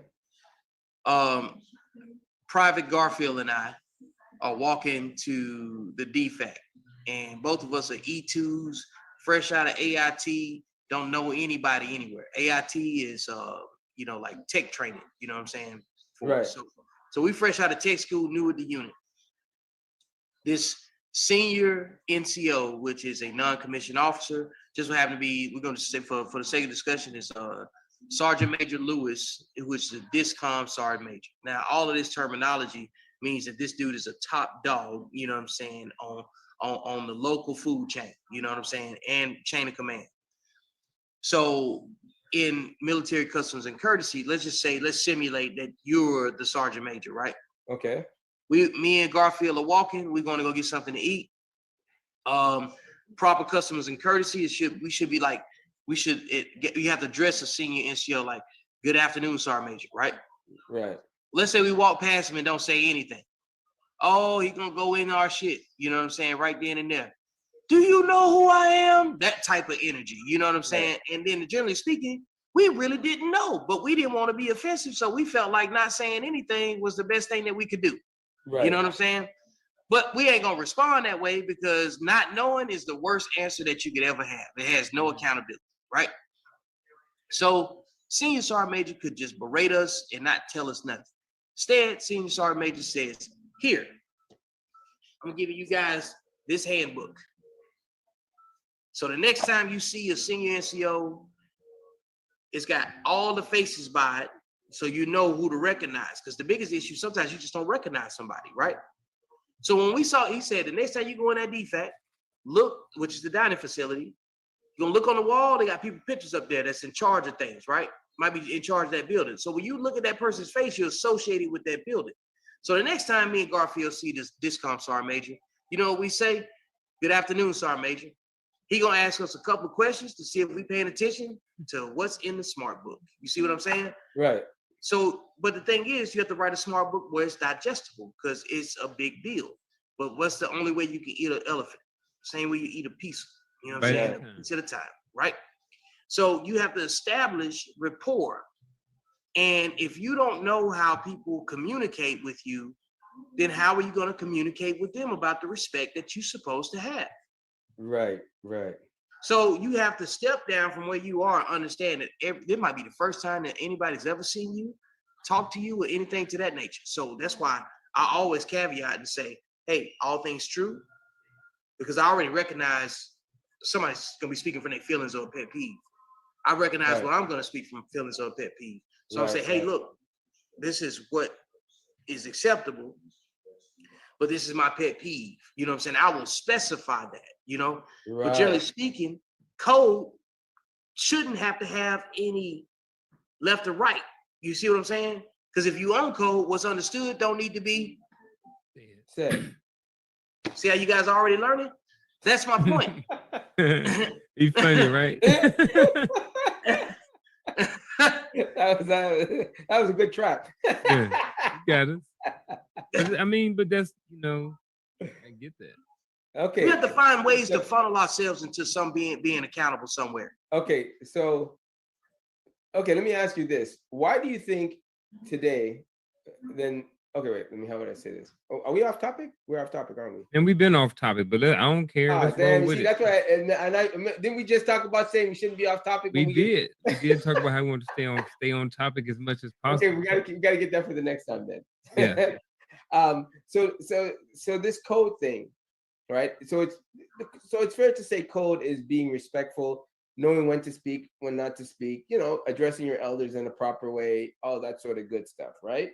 And off code, when and I have to refer to her because that's the only person I really heard really say it. So when she's saying black people are off code, is she saying they're off code in the way they conduct themselves? Do you think, Garfield, or do you think she meant black people are off code because they're letting the white people know what they're doing? I think when you heard what I heard. All right, I think when it came to that situation, she was talking about having certain conversations around other people who didn't necessarily look like them. So they were in mixed company with people who may have been Muslim or Arab and maybe some white people or whatever. And they were talking and having conversations, and they were like, you know, you guys are not on code, because pretty much what happens, we should only be talking about it amongst ourselves. We shouldn't be having conversations about X, Y, and Z.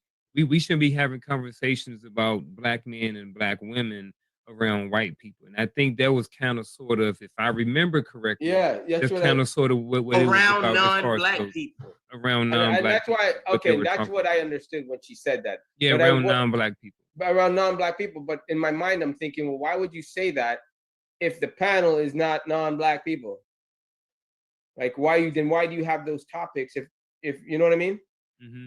The smart thing would be to do is not have them there then. Hey, I told you was a different kind of black. But I don't believe in that. I'm not saying I believe in it. No, but what I'm trying to tell you, I call out what I call out. And that's cool. And you a different type of black. That's what I'm trying to tell you. And that's the difference why you don't understand the dialect on some things, on what's code and what's not. You see what I'm saying? And there's nothing wrong with you having an opinion about that. Well, I'm trying to get you to understand, and for future reference, that when you get excluded, that's not an invitation to get upset or be confused sometimes. You know what I'm saying? Sometimes you have to settle, let it wait, have additional conversations that only have nothing to do with the person where you was hearing it from, to get a better understanding of what she's talking about. And that's what's taking place right now. You see what I'm saying? But she was okay, but Garfield, and that wasn't there in the conversation. No, but that's why I was just about to say, Garfield, I want you to include Vic on this one. When she was talking, right? She was talking and saying she didn't want the other people on the panel because they were non-black to hear what two black people or three black people were discussing, right? But the topic that the two or three black people were talking about, they were right. So she's saying she didn't want the white people to hear that what they were saying were right, but so they were saying what was right about what the black people. I get it now. So she didn't want them to hear that because you're calling out black people and they're wrong and they're showing that they're wrong. She didn't want the white people to hear that. Is that what she was saying? Yeah, and that's part of what I already said and I already answered earlier too. I've already answered a lot of the questions. Women don't have no code. But do you think it's wrong, Garfield? When I say women don't have no code. Let me ask Vix this. So she shouldn't have. So if black people are doing wrong and because white people are present, you shouldn't call them out on doing wrong? I didn't say you shouldn't call them out. I think you got to read the room, and I think she was right in that situation. And I don't know. Right in what? Knowing the audience, maybe she. But I think the conversation was on right code because what the black people were doing were wrong, right? What they were doing was wrong. Listen, just hear me out. I'm going to create this scenario. I'm going to tell you what it was. What the black people were doing were wrong, straight up wrong. And because the white people heard a black person saying what they're doing is wrong, do you think that those white people didn't have a right to hear that the black people were doing wrong because they weren't black? Oh, no, I don't. I think anybody is open for discussion. Okay, so she was wrong to say, well, we shouldn't be talking about that. You guys are calling out black people, and there's a white person in the room. I'm going to explain myself for a different set of reasons, okay? I think, number one, I agree with what the intent of what she said. Which is because when I say that, the intent is that Black people need the opportunity to correct ourselves in private. You know what I'm saying? why? Why is that? And I'm trying to explain Okay. it. Okay. So I agree with the energy and the intent that she probably had.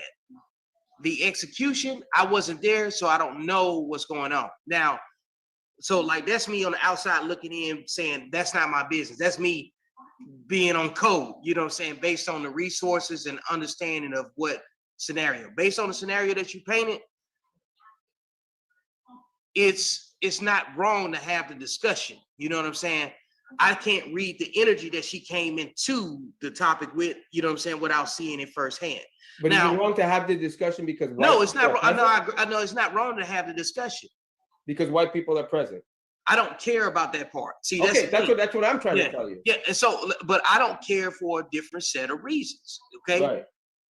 I don't care that she don't like the idea of where she should have the discussion, simply because I don't think that women have a code in general. So if you're gonna, because then that's an example of it to me. Like, you got to be able to have every conversation. It's not the conversation that you have, it's how you respond to the energy from the conversation. You see what I'm saying? But by avoiding the conversation and not welcome the opportunity to hear other people's opinions, takes on it, and not being able to speak to it, and you know what I'm saying, like at least be able to get the right optics on why you have the opinion that you have. And maybe she wasn't prepared to do that day. You see what I'm saying? So maybe she just. But so is it fair to say she was, because white people were present, you shouldn't have that you were off code talking about the topic? No, no. I'm saying for whatever her personal reasons were, I can't peek into that. I can understand why she would opt not to have the conversation. Everybody ain't ready to have the same conversation at the same time for different reasons. Garfield, what's your take on that? I think that we should have certain conversations. I understand the privacy aspect of it, but I feel like the conversations, it does kind of come back to reading the room. Who's in the room? What is the topic of discussion that we're talking about? You know, it's so many different variables that go into it, but I think generally speaking, you know, kind of like what Vic said, kind of understand the room and say, okay, is this something that we really need to talk about right now? Or is it something that we can talk about at another time? At the same time, in the intent and the purpose of the conversation. I think really the purpose of what you're talking about and the subject matter of the content is so much more important. And that's what, and the feelings and the reaction in the meantime. Because I mean, I can say, yeah, you know, you shouldn't talk about this. We should talk about it. But like, let's say, like, let's do a good one. One that's always talked about, but we don't like. All right, so, in culturally speaking, we are kind of sort of raised to talk to whatever happens in the house stays in the house, right? I agree with that. We kind of all kind of sort of taught that a little bit, Sure, right? Good outside the house. Good, bad, or indifferent. All right. But when you go outside the house and you talk about that uncle who went to jail, who's really friendly with the little girls, you know what I mean? They're like, well, you know, you off code if you start talking and having those conversations. Good. But those are safety. Those are a lot of little girls. You know, I don't want to get all into that, but I'm just saying there's one thing that sometimes in our community we will protect people, even though they have broken the law, even though they have hurt people. In at least how I was raised, in a sense, and just maybe certain things that I learned or may have heard growing up, whether it was immediate family or outside the family, was that, you know, what happens in the house stays in the house. Right. But I've heard from other people in my years of growing up is like, we know we got some family members who ain't doing what they're supposed to do or not right, so we don't talk about that. You know what I mean? Okay, so I get it. And I don't really know where that is. You know, I know from a personal opinion, I don't really talk about those things just around anybody. Exactly. You know? But for the sake of, that's why I was saying, But because the topic was that, right, and you knew the panel way before the whole thing happened, right? There is no code, obviously, because if you're going to bring up that discussion and you want to go there, then the white people being there shouldn't be a problem because you want to go there. And if the majority wanted to go there, I was saying, well, if the majority wanted to go there, the white people are right there. So it's not about being off code if you're willing to talk about it and they're giving their input because you were willing to have the conversation in front of them. And I think it may have been The everybody. conversation should have never happened. I think maybe everybody didn't want to have the conversation. And the discovery in that is that women don't have no code. That's right. Right. And I wrote a book called The Code because we need to have etiquette. So you see what I'm saying? Like the very fact that you didn't know, you asking questions about code and examples of it means you know that there needs to be one. Right. Because I mean, I would not bring up my, like Garfield said, I wouldn't bring up my personal once I leave my house, you ain't gonna know what happens in it. And you gotta understand that some people are gonna treat other people's issues with that type of intensity because there's a level of personal obligation and connection to it, which is why you have that passion for it.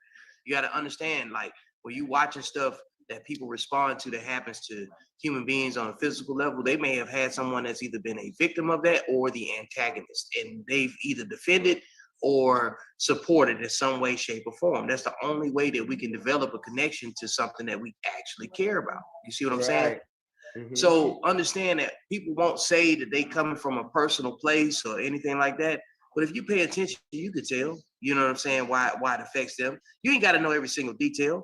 You got to know how they respond to trauma. You don't have to know like what their personal experience was. You got to understand that everybody ain't gonna be ready to have the same conversation that you think need to be had. Okay. And that's the biggest thing in respecting people's personal space. And the code in general, if I may say, is not having a conversation that shouldn't be had. It's about timing. It's about timing and it's about respect. Yes. It's empathy, patience, and gratitude. So it really has nothing to do with nationality. It just has to do with the level of respect in a certain conversation. And see, here's the thing. There's a great miseducation that's happened in America about everybody else being miseducated about everybody else, right? Nobody has been more miseducated about one group of people than Black people have been miseducated by. Everybody else been miseducated about Black people in America, in the world. So now wait a minute. In what way, when you say miseducated? You got some white people that don't think slavery happened. You got some white people that don't see systemic oppression. You got some Black people that don't even know that race is still an issue in our country, in our culture, and in the way that we move.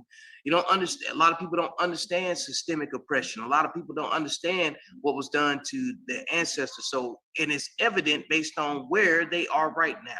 Because if you knew what happened to you and why you got in the situation you did, it would give you incentive to create more success. So do you think that, okay, so you think, it's fair to say I find the majority of Black people operate from a victimhood mentality, right? Those are Black people that you might know. That's only. Well, I'm just speaking generally. I feel generally. I don't agree with that. I don't. You don't have to, but I'm just generally speaking. Yeah, right? I'm just letting you know I don't agree with a general assessment.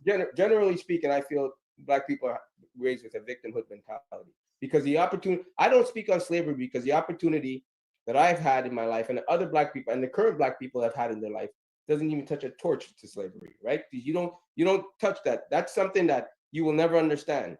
You can read a book about it, but you can never understand it because you were born with a silver spoon compared to those people. So I don't try my best not to use it because I don't have the right to use it. I don't. I did not suffer like that. I know that based on what they went through.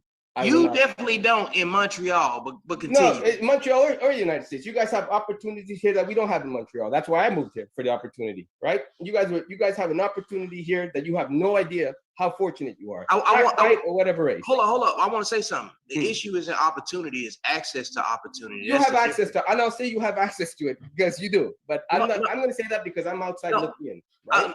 Yeah, and what I'm saying, and I want to make sure I'm clarified because I don't want you to say something that somebody else misreads. I'm not here to attack you again. Right. Understand what I'm saying? Like, you got to understand the user of the information, okay? See, when you tell somebody, like, so let's just take the standard household that comes and fits all of the broken demographics that fits into the victimhood conversation, right? The person that's in there saying, like, I gotta break the generational curses that my family's been experiencing. The fact that we talk about generational curses and only Black people are associated with that, you can't have the victimhood piece and not talk about that part, okay? There's a mass miseducation of people in terms of how to get access, because you just identified education earlier, okay? Right. Communication, all of these things are barriers to.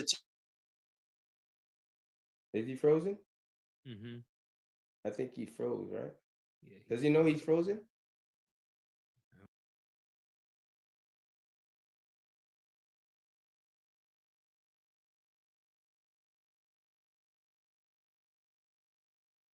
My postpartum. You know what? Let's answer a whole lot of questions. See, you are a different kind of Black. See, Caribbean Black people they think like white folks. And that makes a lot more sense. That is so It's true. insultive. That is so insultive, man. That's racism right there. That's so stupid to say. That's asinine. And I'm going to call you out for it. The Caribbean people think like white people. Just listen to how that sounds. That is so like. Boy from the South, man, y'all know how I do it. Turn my headphones up and watch me get to it. In 3.5 minutes, your life can be ruined. So much bullshit. Sitting at home and waiting for somebody to hand it. You know you froze, by the way. Okay. Okay. I'm not saying. Did he freeze for a long time? Huh? I wanted you know you froze, right? So we may have missed what you said. You only froze for like 5 seconds. Yeah. Okay. So like what I'm saying, access, I'm not saying that people are not walking up to people and handing them access to education and everything else.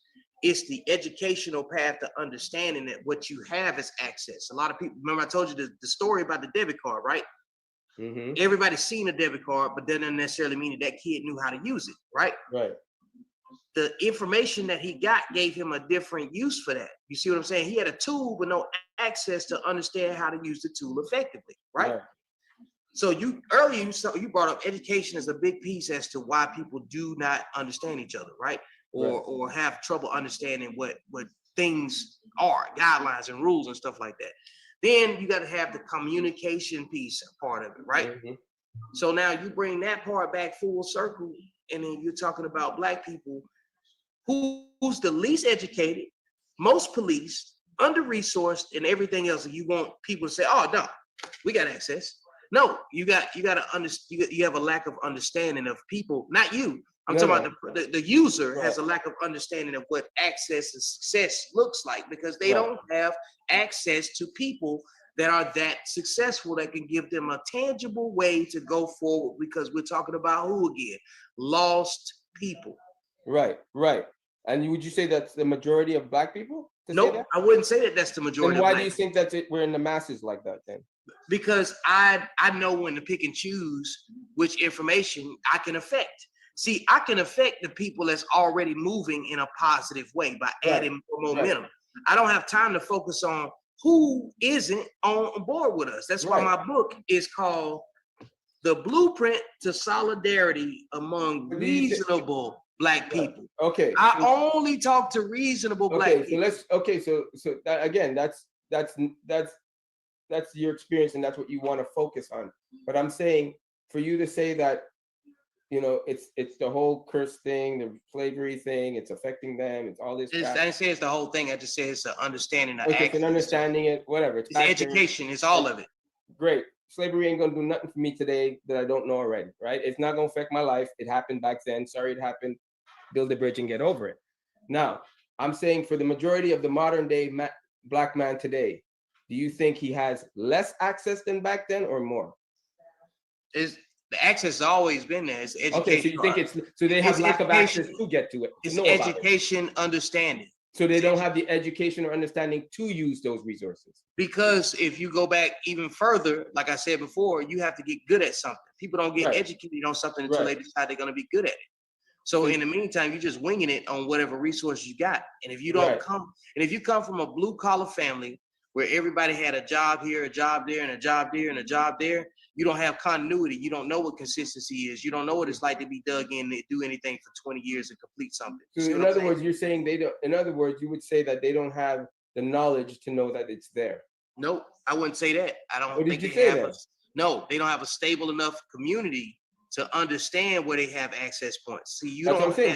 They don't have a knowledge to know that they have those. I didn't say that. I said they don't have a stable enough community. There's plenty you think of smart where they live. let me finish. Okay. There's plenty enough smart people that don't have the resources to obtain the access to the things they like to use. All right, so let me see if I can. Okay. Let me see if I can. Because to say that you don't think people have the intelligence or the smarts or the knowledge, it's going to insult a bunch of people. No, I didn't say that. I said you're saying that they don't know that it's there, that they can use it, and I'm saying it's because they don't know, educational wise, they don't know that it's there to use. I think it's a combination of just too many different things. And like for me, I focus on security, because if you don't have a stable environment, you can't bring people that can grow the community. And you would call a stable environment what? Man, father, mother. What would you call a stable environment? An economically, you know what I'm saying, a sound household. So what would that entail? I mean, like the best example would be like, man, your typical white communities that'll be across the tracks that pay enormous property taxes that fund their schools. You ever been to Texas? Would that be a mother? I'm talking a household, right? I'm talking about metrics. Okay, so forget about. We talking about socio-demographic. So you're not talking about where you live. No, I'm talking about like in general, where the zip code has to be beneficial. I'm talking about zip code type of stuff. You're talking about not in the ghetto, but out of the ghetto. Anywhere the zip.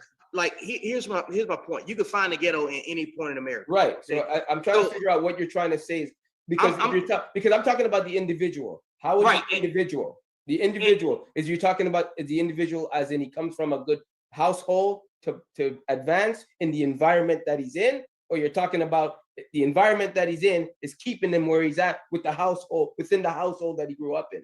Well, I think that's. See, and I'm trying not to read too far in the weeds or whatever, because sometimes I know I can make a conversation, a question a little bit more difficult. But I think we're entitled to unpack explanations, because we've been using short answers for a very long time. Short answer, yes, you definitely need a stable household. I get that part. You know what I'm saying? In terms of mother and father. Above stable household, you have to have stable economic structure, because what you do for money determines how often you're in the house with your family doing nurturing things. Right. So even if you got a household with a stable mother and father that make a bunch of money, if they don't spend time with the kids, what was it all for if they turn out to be serial killers? All right, so check this out. Perfect example. So, and this kind of goes back to what you were talking about too, Antoine. So I just got through working in a high school, and for the last 5, 6 months or so. And my big project was on it started with just having conversation with kids. So just in that high school, there were students who had 4.0s, 4.3s, who knew exactly what school they were going to, which profession they wanted to be into. They saw the trajectory of their life way down the road. The same exact school. I walk around, kids ain't never had a conversation with their counselor. They don't know who their counselor is. They don't know what they want to do in school. They don't know that it takes a certain GPA to get into certain schools. But I'm just looking, I'm like, how in the world does these kids know and these don't? And a lot of it had to do, when I started talking to these kids, was about the interactions that they had with their parents or their teachers. They just wasn't given the information. They just didn't know. And it's crazy, because you have a student that'll come in the counselor's office with, trying to get a way to get absences off of their schedule. You know what I mean? So they can pass a class. And you will have another student come right in after him, talking about, hey, I've already applied for these 6 schools. I just had a conversation with so and so, and now I think I may have a better opportunity to go to this school and this school. And it's like, how in the world? And one of the things that I've been learning is just not only information and getting the information, but also the time you get the information. And at the same time, we just don't know what you don't know. Some of those kids just didn't know what questions to even ask. So if there's not someone, is that a failure on the teacher's part?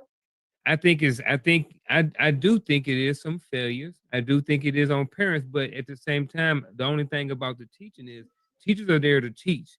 The education system is doing what it's supposed to do. And they're underpaid, You know what I and mean? under-resourced. And they're underpaid and under resources. Mm-hmm. So if you are all day long, your job is to make sure that students pass a test at the end of the day.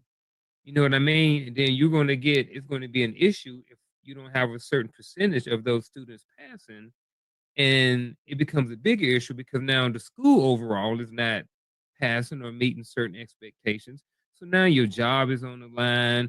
You're stressed out because you got student loan debts, all of these things. So how much you overworked, underpaid? So how much are you really inputting other than what you actually need to do? And then kind of what Vic was talking about, if the parents are stable, but they're outside of the house, the parents are not having the conversations. So I just think at the end of the day, it's just a lot of it is students and kids and people just don't know what they don't know. And if It's you don't have economic. somebody telling you, So you don't think the know. disconnect is what then? That these kids know and these kids didn't. It's economics. It's economics. Like if it like You think like it's economics? yeah, And like seriously, like hear what I'm saying. Like from a overarching point of view, right?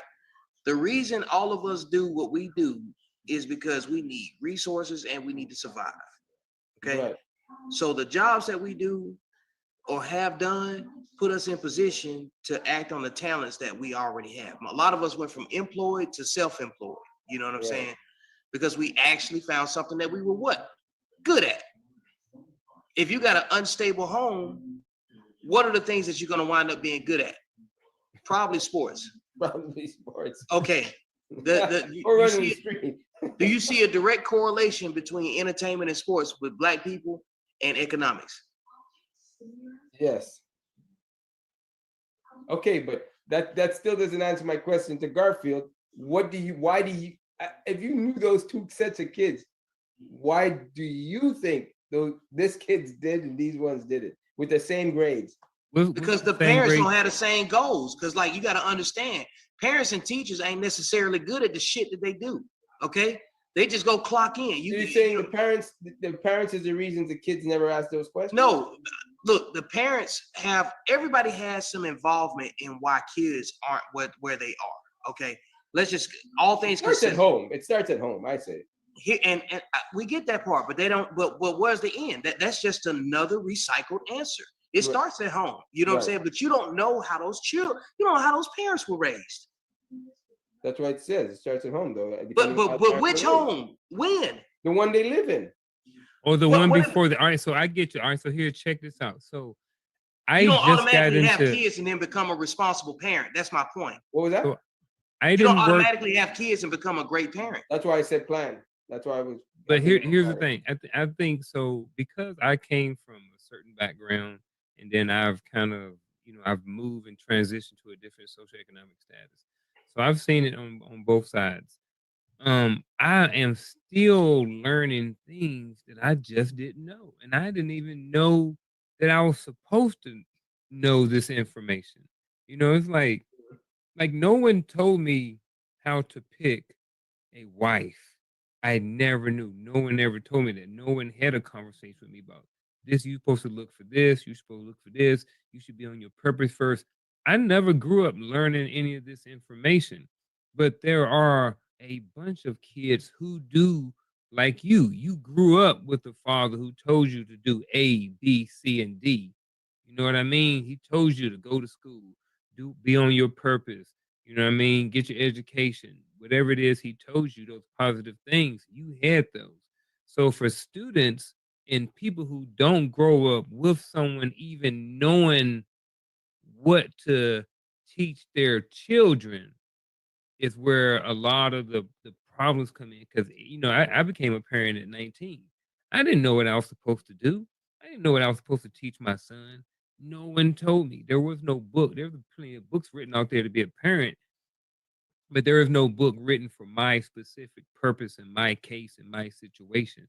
So I have to wing it. I have to learn it on my own. And I made a bunch of mistakes. I made just some good things. I made some bad things. So I think at the end of the day, a lot of it has to do with, like you said, it does start in the home. But like you said, what home? You know what I mean? Was it the home that they grow up in now? Was it the home that I grew up in as a The father? damaged homes that But it the was parents came home, from. yeah, You know the what I'm saying? home Like, go all the way back. So I do agree. It does start in the home. That's where it starts. But what is the starting point of the home? What information are they getting at home? And you're a perfect example of someone who had that. your dad Whereas gave you structure. you knew, yeah. Your but pops had, gave you structure, bro. And yeah. like, and there's plenty of black men that that's giving their sons structure, but they have different obstacles that deal with certain economics. You know what I'm saying? Certain situations. Like, you didn't grow up fighting the crack era. You didn't grow up with parents that didn't grow up with white people as students. You know what I'm saying? They went to school with. Like, I'm 42 years old. My parents didn't grow up with white people. You see what I'm saying? So like, there's a lot of conversations that were never had that brought information to our tribe where we could have evolved discussion. That is, you know, and I'm even gonna say that's surprising to me that your parents were raised without knowing white people. That's why I said you're a different kind of black. You won't listen to me, but I keep trying to tell you. that's like, where were they, in a box? Like, how do you not know white people? No, we was in the South. You need to open up a book. Okay, the South. I get this. The South has white people. But you don't understand. It don't mean anything. They had black people roped off on sides of town where white Right. people don't even live. Okay, so it's not that they didn't know of them, they just weren't in the same school, right? No, they said, no, your people go to school over here. We're gonna make our white people go to school over here. So it was, and to me, okay, so when they raised you, do you think white people sit up and say, yeah, I'm gonna send all my kids to a black school? No, I don't think that's my point. So because they don't have to. But do you think that they raised you not to be associated with white people? No, I mean, of course not. Okay. Like, we can't affect anything. Like, what the shit that black people do don't affect white people in no negative way. The shit that white people do affects everybody because they're the majority. Right. Think about it. When black people have self-contained issues, it's self-contained. A rapper dies, do you think white people get upset? I don't even get upset, but that's me. That's what I'm saying. But my point, we just talking about a general observation. But like, if a big white entertainer gets dies, you think the Mexican population get upset?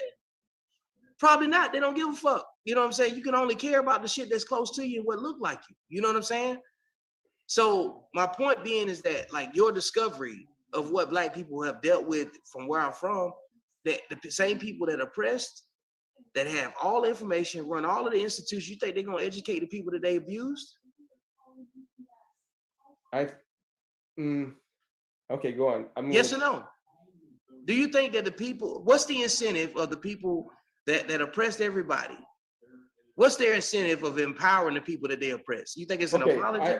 Okay, are we talking modern time now? We're just talking about in general. This is general. Today, right? In today's time? Period. Just in today's time, there is no, I don't believe in white supremacy. No, we ain't worried about whether or not you believe in white supremacy. I'm just saying it doesn't exist. Do you think, generally, like, all things true, do you think that a person do you think the people that abused another set of people are gonna educate them with the same love? Back then, no. Period. No, don't go back then, just in general. Okay, let me hear it in general. Go again. Okay, you've been abused by somebody at work, right? They turn a corner or appear to turn a corner, seem like they're a little bit better to you than they have been. Do you still trust them? If they abused you for 29 days out of a 30 no, I wouldn't trust them. That's my point. That is the only point that I'm making. So I'm supposed to trust the education of the person that, you know what I'm saying, that underfunds, devalues, don't pay his own teachers, and you expect us to get diamonds out of that situation across the board. And I just gave you the socioeconomic. But I wouldn't do it. I would have to have the experience to not trust them, right? Thank you. That's all that I'm saying. Right? You have to have these, you can't just trust them just based on who they are. And look, that is the only, when I tell you we're a different kind of black, right? That's the point that I'm talking about, because your experience is not mine. Exactly. So that's why I say you have to be responsible by when you say you're black and then you have a different opinion about it. You have to caveat where you grew up, because the most people that's going to hear you is going to be American black people. Right. So like when I get ready to say what I got to say, you can't dismiss the experience and the history that's written down. You can't dismiss the emotions and the energy that goes with that, because you can't do nothing positive out of a negative situation, Right. regardless of access. But I'm also going to speak on top of that. I'm also going to let the black people know, listen, you don't have the right to speak on that when you were born with a silver spoon in your mouth. You don't have. You have no excuses. None. You have no excuses because you were born with a silver spoon in your mouth. You have the opportunity. So don't use that crap.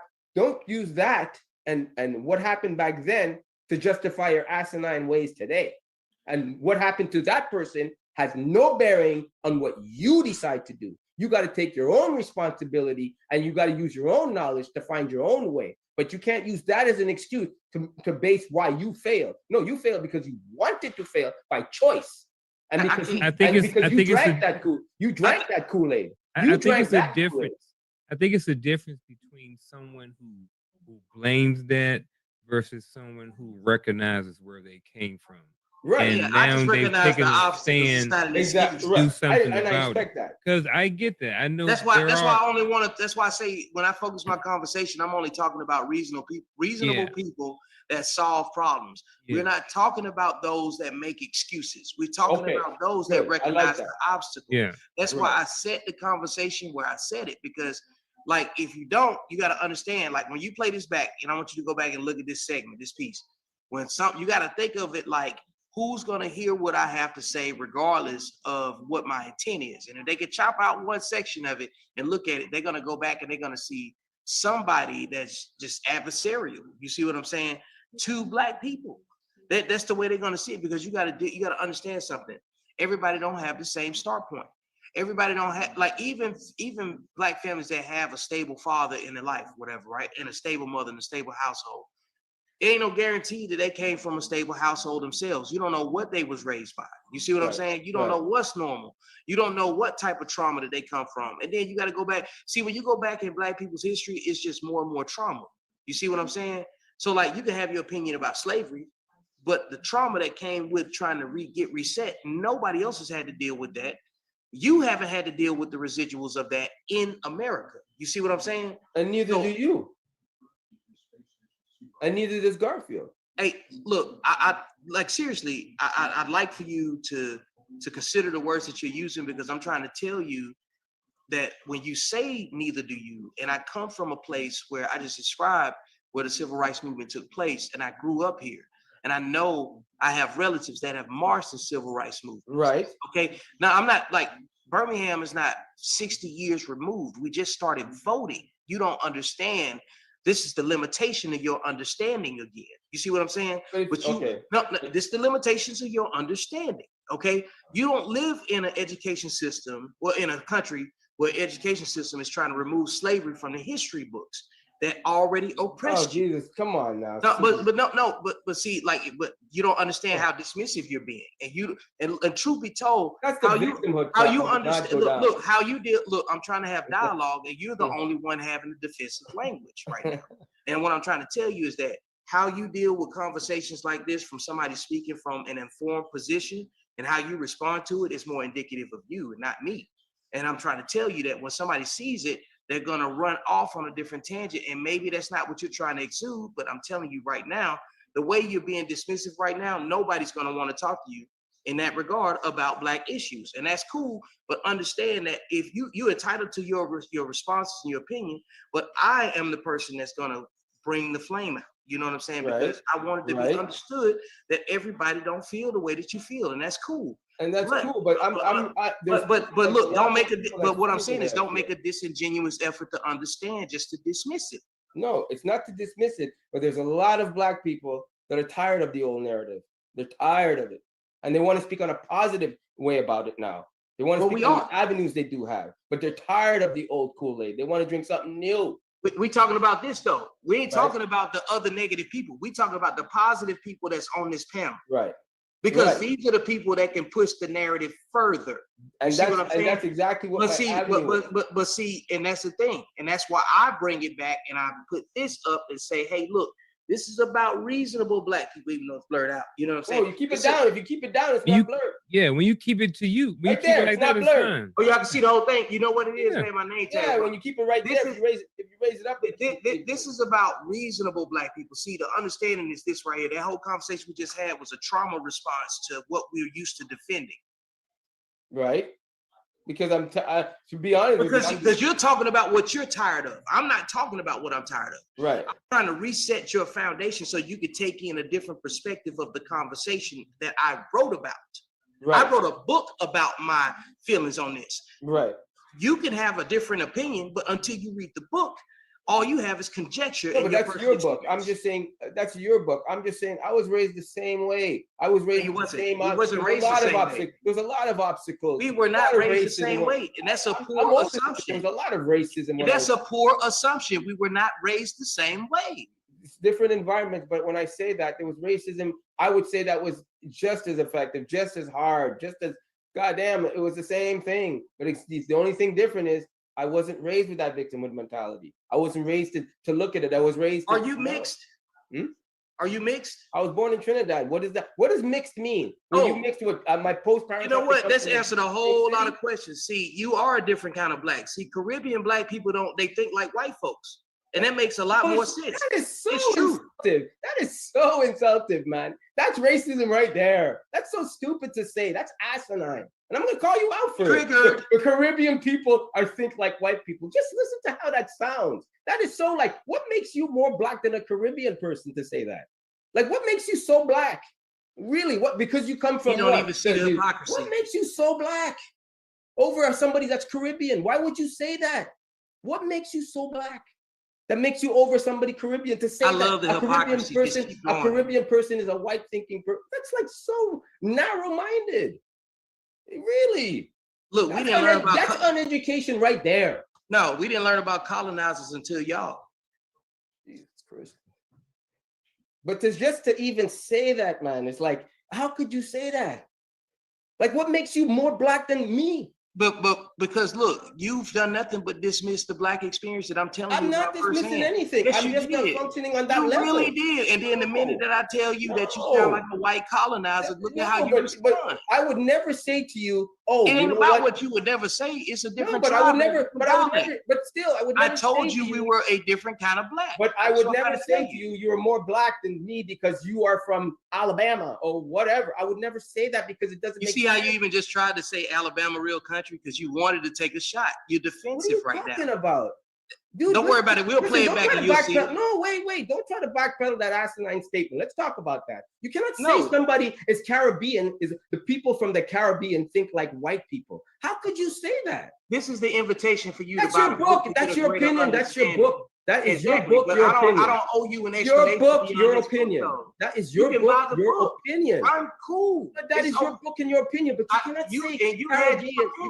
You cannot paint a brush like that. You had your opinion. You cannot say a brush like that. You cannot say You cannot say a brush like that. Caribbean think like white people. You can rewind it and go back and look at it. And I've written about it. I'm telling you right now, I have to go back and look at nothing. I'm just saying you can't say that what Black I already did. Like you can rewind it and see it again. I can say it again. But look, you can say it as many times as you want.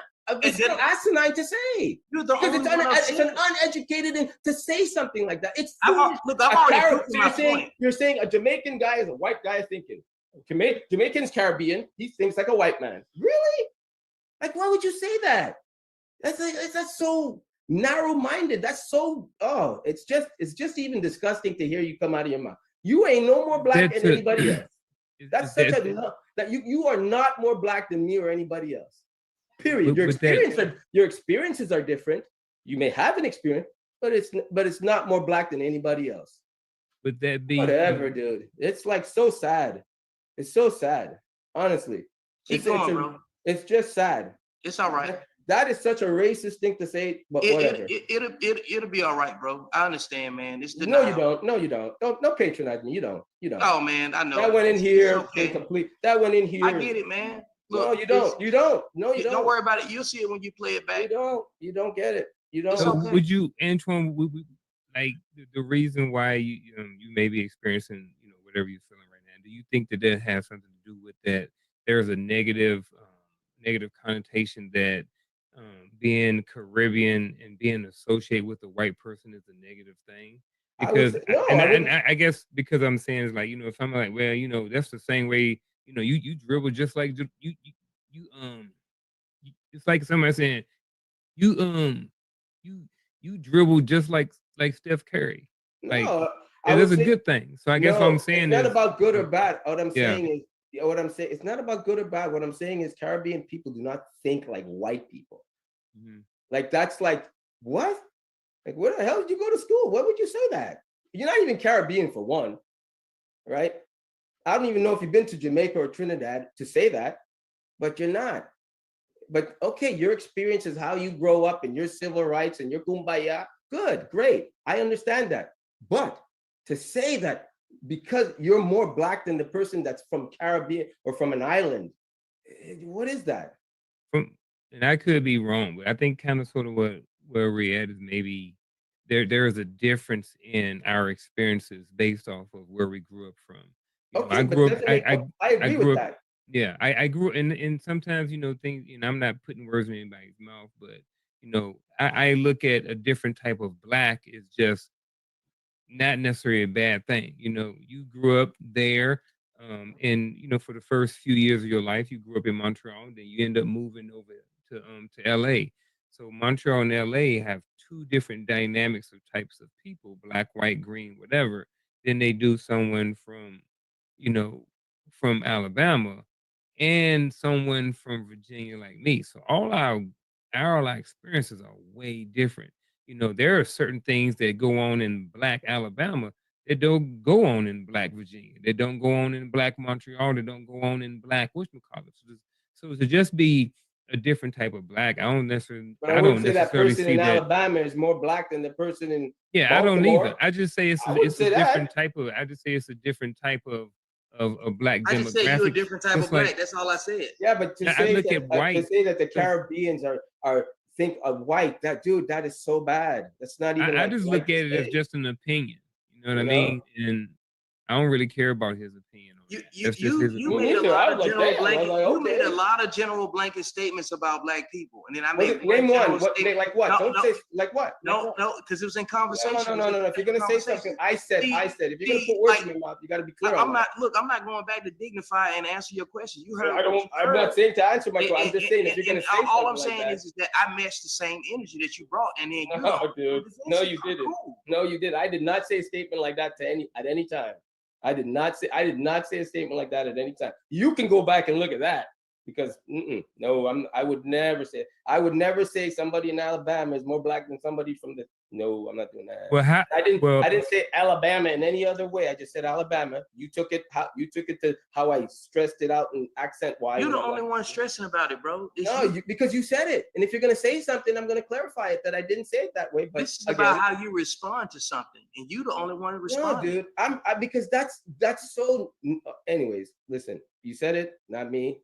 As long as everybody knows, I don't consider you more black than me. I don't consider somebody from Jamaica more black than somebody from Trinidad, and don't consider somebody from the States being black from Africa. I'm not doing that. I'm not labeling anybody like that. Black is black. I would say there's white people in Jamaica. Are they considered black or white? Because they ain't white from America. How would you label them? White is white. I don't give a fuck where they come from. They don't have the same problems that we have in the States. That's what I'm saying. But you're a different culture. But their culture is not European. Their culture is from a black country. They're black in Jamaica. Their culture is Jamaican. And Jamaica was colonized. So what? Okay, but I'm just saying, even though they're still not going to recognize the European way, they're still going to be white from Jamaica. That's all. But I wouldn't say they're, anyways, I wouldn't say that, but whatever. And then I can say that. You said it, not me. Hey, man, whenever you're ready to let it go, we can move to the next thing. We only see to the next thing. I'm ready to let it go. If you don't rebuttal, I won't say that. I won't stop it. I didn't say nothing. You're the only one talking. You the one been saying because everything. You had your speech. I had to have mine. What do you mean? I didn't know. I was just waiting for us to move to the next topic. Let's move. I'm here. I ain't doing nothing. It's up to Garfield, the moderator, to do it. Yeah. Oh, I'm the moderator now, right? I'm the moderator now.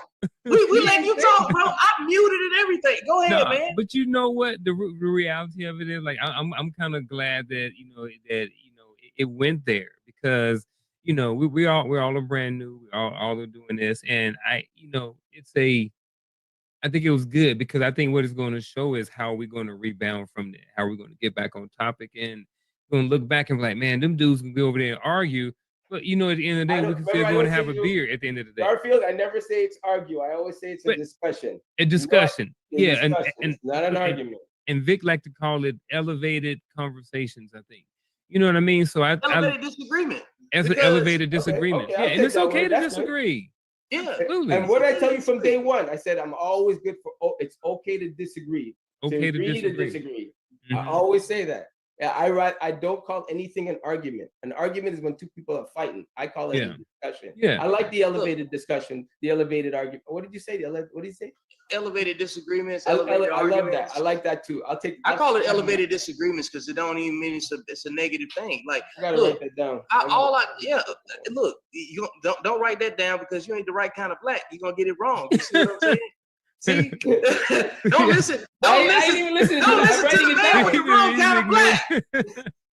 I ain't the right kind of black. Write shit down. Elevated disagreement right there. Yeah, because like, again, that's why I say, hey, I practice exercises when I come in and say, hey, look, all things are goddamn right. Because, like, can't nobody take my personal experience from me. Can't nobody take my history from me. Can't nobody take away what's impacted, you know what I'm saying, my culture, Now I'm part of rewriting the narrative to shift it. The reason I exist in the work that I put in is because I know we need to go in a different direction, and the one that we was going in is not conducive to our survival. Right.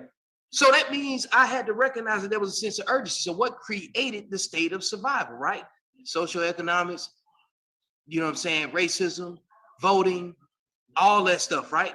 That's part of it. That's why you can't separate one from the other, because when you look at the start point in America for every demographic, you got to look at where it began. You know what I'm saying? Do you not find it strange that enslaved black people, the only ones that never got reparations, was the only demographic that never had an economic, apology, so they can fix themselves? And every time that we fixed ourselves, you know what happened? White people came and burned us out of our place. You ever heard of the Tulsa race riots? Yeah. I was just about to so when was somebody gonna fix our when somebody gonna replace the city that burned down that was all black with 33 banks and churches? Okay. When is somebody gonna replace Wilmington, North Carolina, when they burned it down to the ground? Okay. You know what I'm saying? So I want you to understand what I'm saying. Please don't interrupt, because I want you to understand why I have the opinion I have.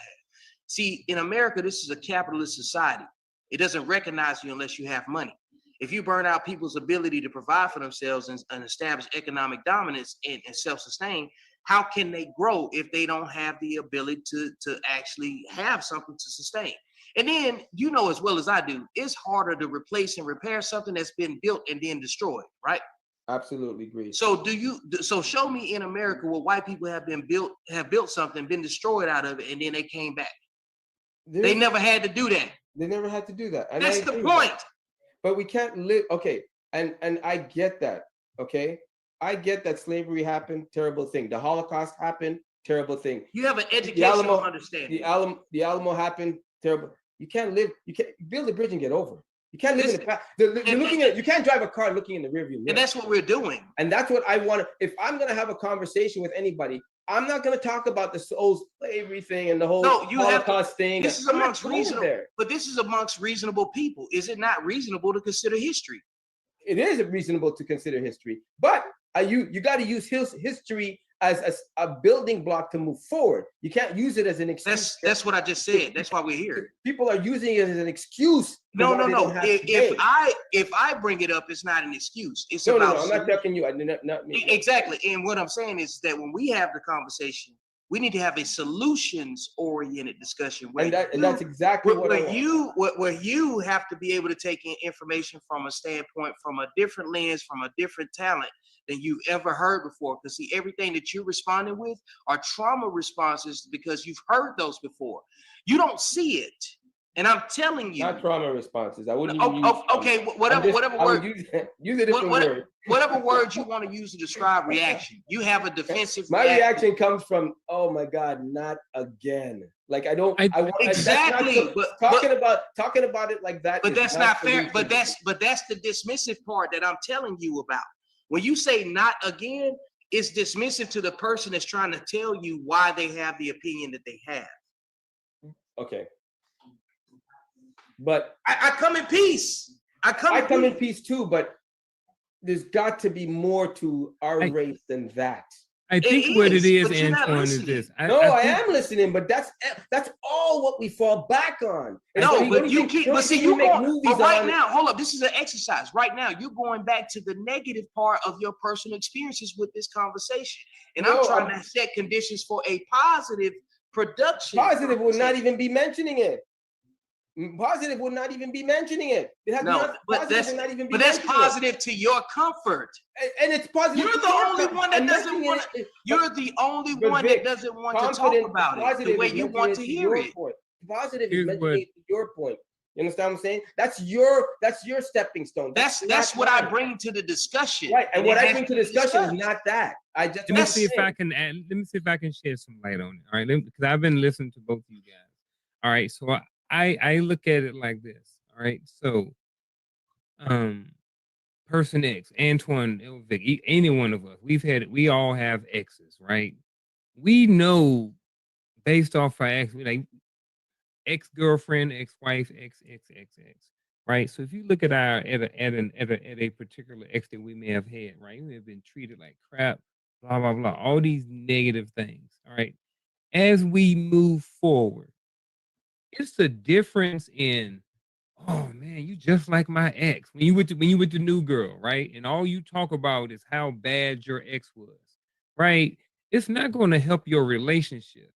But if you say, hey, you know what? Whether you verbalize it with your ex, with your new girl or not, some things you may have to verbalize. You say, hey, look, when I was with my ex, these things happen. And because of these things happen, I now need to operate like this.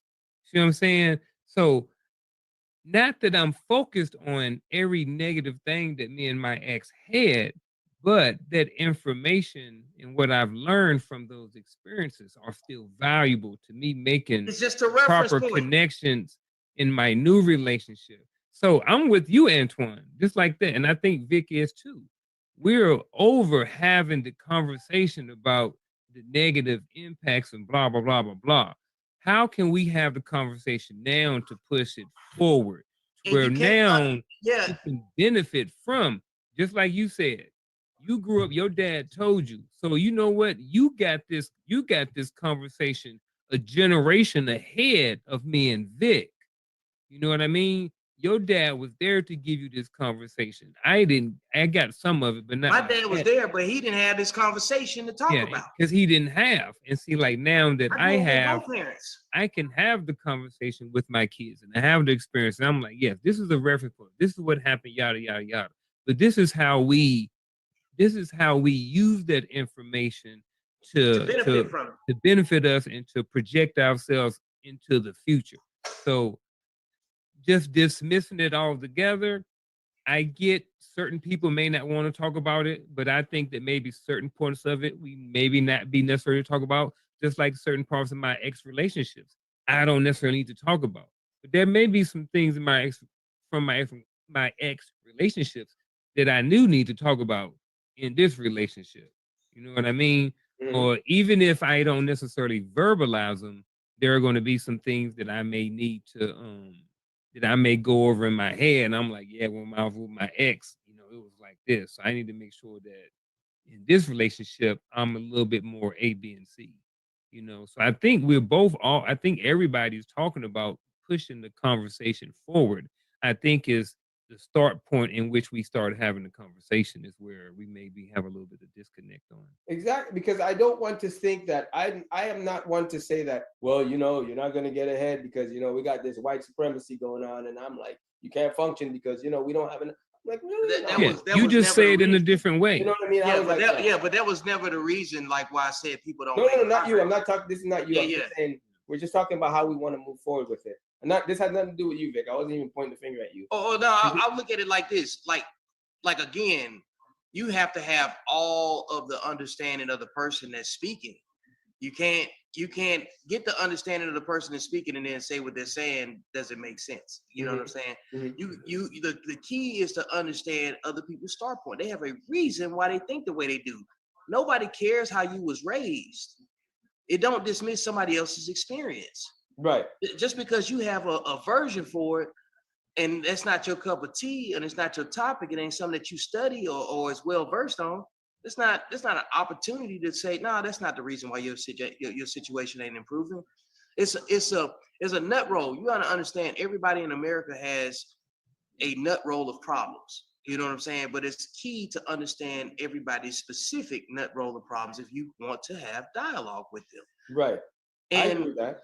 So that's the whole point. Like, so when we're talking, we ain't talking about everybody else. We're talking about people that bring solutions to the discussion. Right. So if it's understood that people here are bringing solutions to the discussion, this ain't the time to debate. This ain't the time to take other people's opinions away. We already here because we at a point where there's a sense of urgency. We need leadership right now. Right. We need people to fall back into the role where they're best at right now. And unless you have a vision where you can unite everybody and be able to take in everybody else's opinions of their life and then use them where they're most effective, then there's like, what's the added value in not considering the person's experience? You don't even know how to fully engage with them when you do that. Right. See, like, but this is it's like this right here. Like, here's the thing. I've had to work around. Everybody's had to work with people they don't like. You know what I'm saying? When they say, you know what I'm saying, keep your enemies close, and you know what I'm saying, keep your friends close and your enemies close. Yeah, whatever that is, right? Yep. And you know why men are able to say that? Because until you finish that's code. Because we understand maintaining situational awareness. Sometimes you got to be close to the fire to understand that the fire is actually hot. You see what I'm saying? Right. So, like, the reason why this topic keeps coming back to you, because you're the only person resistant to it. See, if you accept that all things are true from other people and you still keep your opinion without offending nobody else. But see, you don't understand that yet, and you will when you work with me. You know what I'm saying? No. What I'm saying is, no. What I'm saying is, what I'm saying is, it's like, this is about maintaining a low profile when you don't agree with something. But I'm not coming into this saying that I think being black is already a deficiency in moving forward in life. Nobody said that. It's an advantage. Because a lot of people are saying, "Oh, you were born black. You can't succeed." Like, but we ain't talking about those people though. See how you keep bringing the no. But listen, let me finish. That's what I'm trying to say. I'm coming into this letting them know your color has nothing to do with you succeeding or failing. You know the best way. You know the best way to do, like, and there's some part of what I say is that I agree with you all. Is that you don't have to bring it up. But if somebody asks, like for instance, I don't lean on the fact that I'm black on every single thing when I talk. You know what I'm saying? But like, my book is written towards black people because I am black. You know what I'm saying? Mm-hmm. We grew up a certain life and I speak a language and code that other people understand. You know what I'm saying? There's nothing in your personal experience that can take that away from you. You know what I'm saying? So what I'm saying is that if you don't like it, you can write a book about it. If you really believe in it. You see what I'm saying? So like, everything gets pushed to a certain point, and the thing that separates us is our willingness to stand in the fire of whatever we said. You know what I'm saying? So there's no point in us arguing, you know what I'm saying, or disagreeing to a cyclic end, because number one, somebody bought my book and said I was right. And just because you disagree with it, just go ahead and write your book, and it's going to speak to the people that got the same opinion that you got. Mm-hmm. But understand something. We got more to learn from each other by observing the responses and how we respond to it. That's why I say, if nothing I said makes sense to you or in a pocket of time, understand I'm speaking on behalf of people that you've offended, you know what I'm saying, that that don't have access to you. So you don't know that you're saying something offensive. You think it's just cool. You know what I'm saying? Would you agree that the stuff you said is offensive to others? No, I don't care what people said. So should See, that, but you see, that's where you and I are different. Because here's what I'm saying. Like, when my personal space and personal experience have been challenged, I'm going to respond with the same energy, because see, you got to understand something. When you meet people, they're going to respond the same way. And you don't see how you laid a general conversation, how it can be responded to. But I had to respond to you in a way that somebody without our experience would respond to you. You see what I'm saying? Well, what about the ones in my experience? I live in America. I can't speak for those people that don't. Well, that's what I'm trying to say. I don't come from I'm only in America. I come from the human race. Let's just say that. I'm not coming from this whole, I live in America. I'm not coming from that. Well, here's the thing. I want to help kids in the masses of any race, gender. What I'm talking that's about. Utopian. That's utopian. Everybody. That's utopian. And what I'm saying, the best way to frame something is to ask a question. You could say, you know what? Hey, Vic, can I give your experience on I got a question, and I'd like to have the moderator, actually. Yeah, exactly. And that's I probably could moderate if I wanted to. But what I'm saying is, because I want to teach people conflict resolution. So there's a way to ask to get the answer to the question that you want to ask, because people, when they ask a question, they really got like 3 or 4 questions to get the big question that they really want answered, right? So you're gonna say, so the question you should be like, say, hey Vic, I don't have the same experience that a Black person has in America. Here's a scenario. How would you respond to it? And you know what I'm saying? And this is what I would take from it. And just compare the experience and just get better. Nobody's trying to tell you to fix everything that other people have disagreed with you on. I just want to find a different way so you can get into a conversation where everybody can exchange and understanding with each other, so we can have better presentation and not see each other as threats and being defensive and stuff like that. You know what I'm saying? Like, that's all I care about. And that's part of the communication. That's part of the education. That's part of the understanding that like the way we see each other comes out of socioeconomic issues. You know what I'm saying? What we wear, where we work, what time we get up and go, the car we drive, the clothes we wear, all of that stuff. See, that affects us way differently in America than you could probably understand. When we got pumped and fed nothing but toxic stuff for years, until we just now learn how to make money off of it and then change it and make it go in a different direction. You see what I'm saying? Things are getting repaired in my community every day. I feel like, you know, in a sense that it's like Americans really don't know what happens in other countries. They're just so all American. How would they have any affinity It's what happens here that determines the whole world. It's like, what? You guys really think Canada's what some pillar of glorious rice or something? I think that's across the board. They didn't have I think it's across the board. Everybody in their country. It's slavery only happened in America. It's like, what? Like, did you guys even slavery didn't happen? Did you even read the history book? But here's the thing, though. Slavery didn't happen in America the same way you conceptualize slavery, because here's what I'm saying. Like, again, you're getting defensive. No, stop with that shit, man. You're starting. That's your body language. I'm getting defensive, dude. But you are. Because you're talking asinine stuff, and I gotta correct you. So now it's asinine. See, yes, that's what I'm saying. You're talking from. You are very easily triggered. That's all I'm going to say.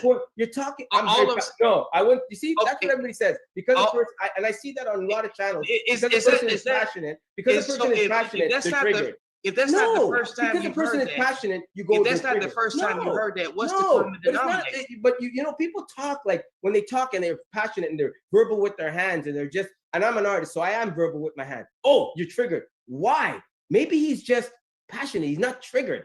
And what you said to him, he's got a response to it. But people here use terms like passionate and triggered and cancel culture. Like, that's so asinine and like immature. It's like, no.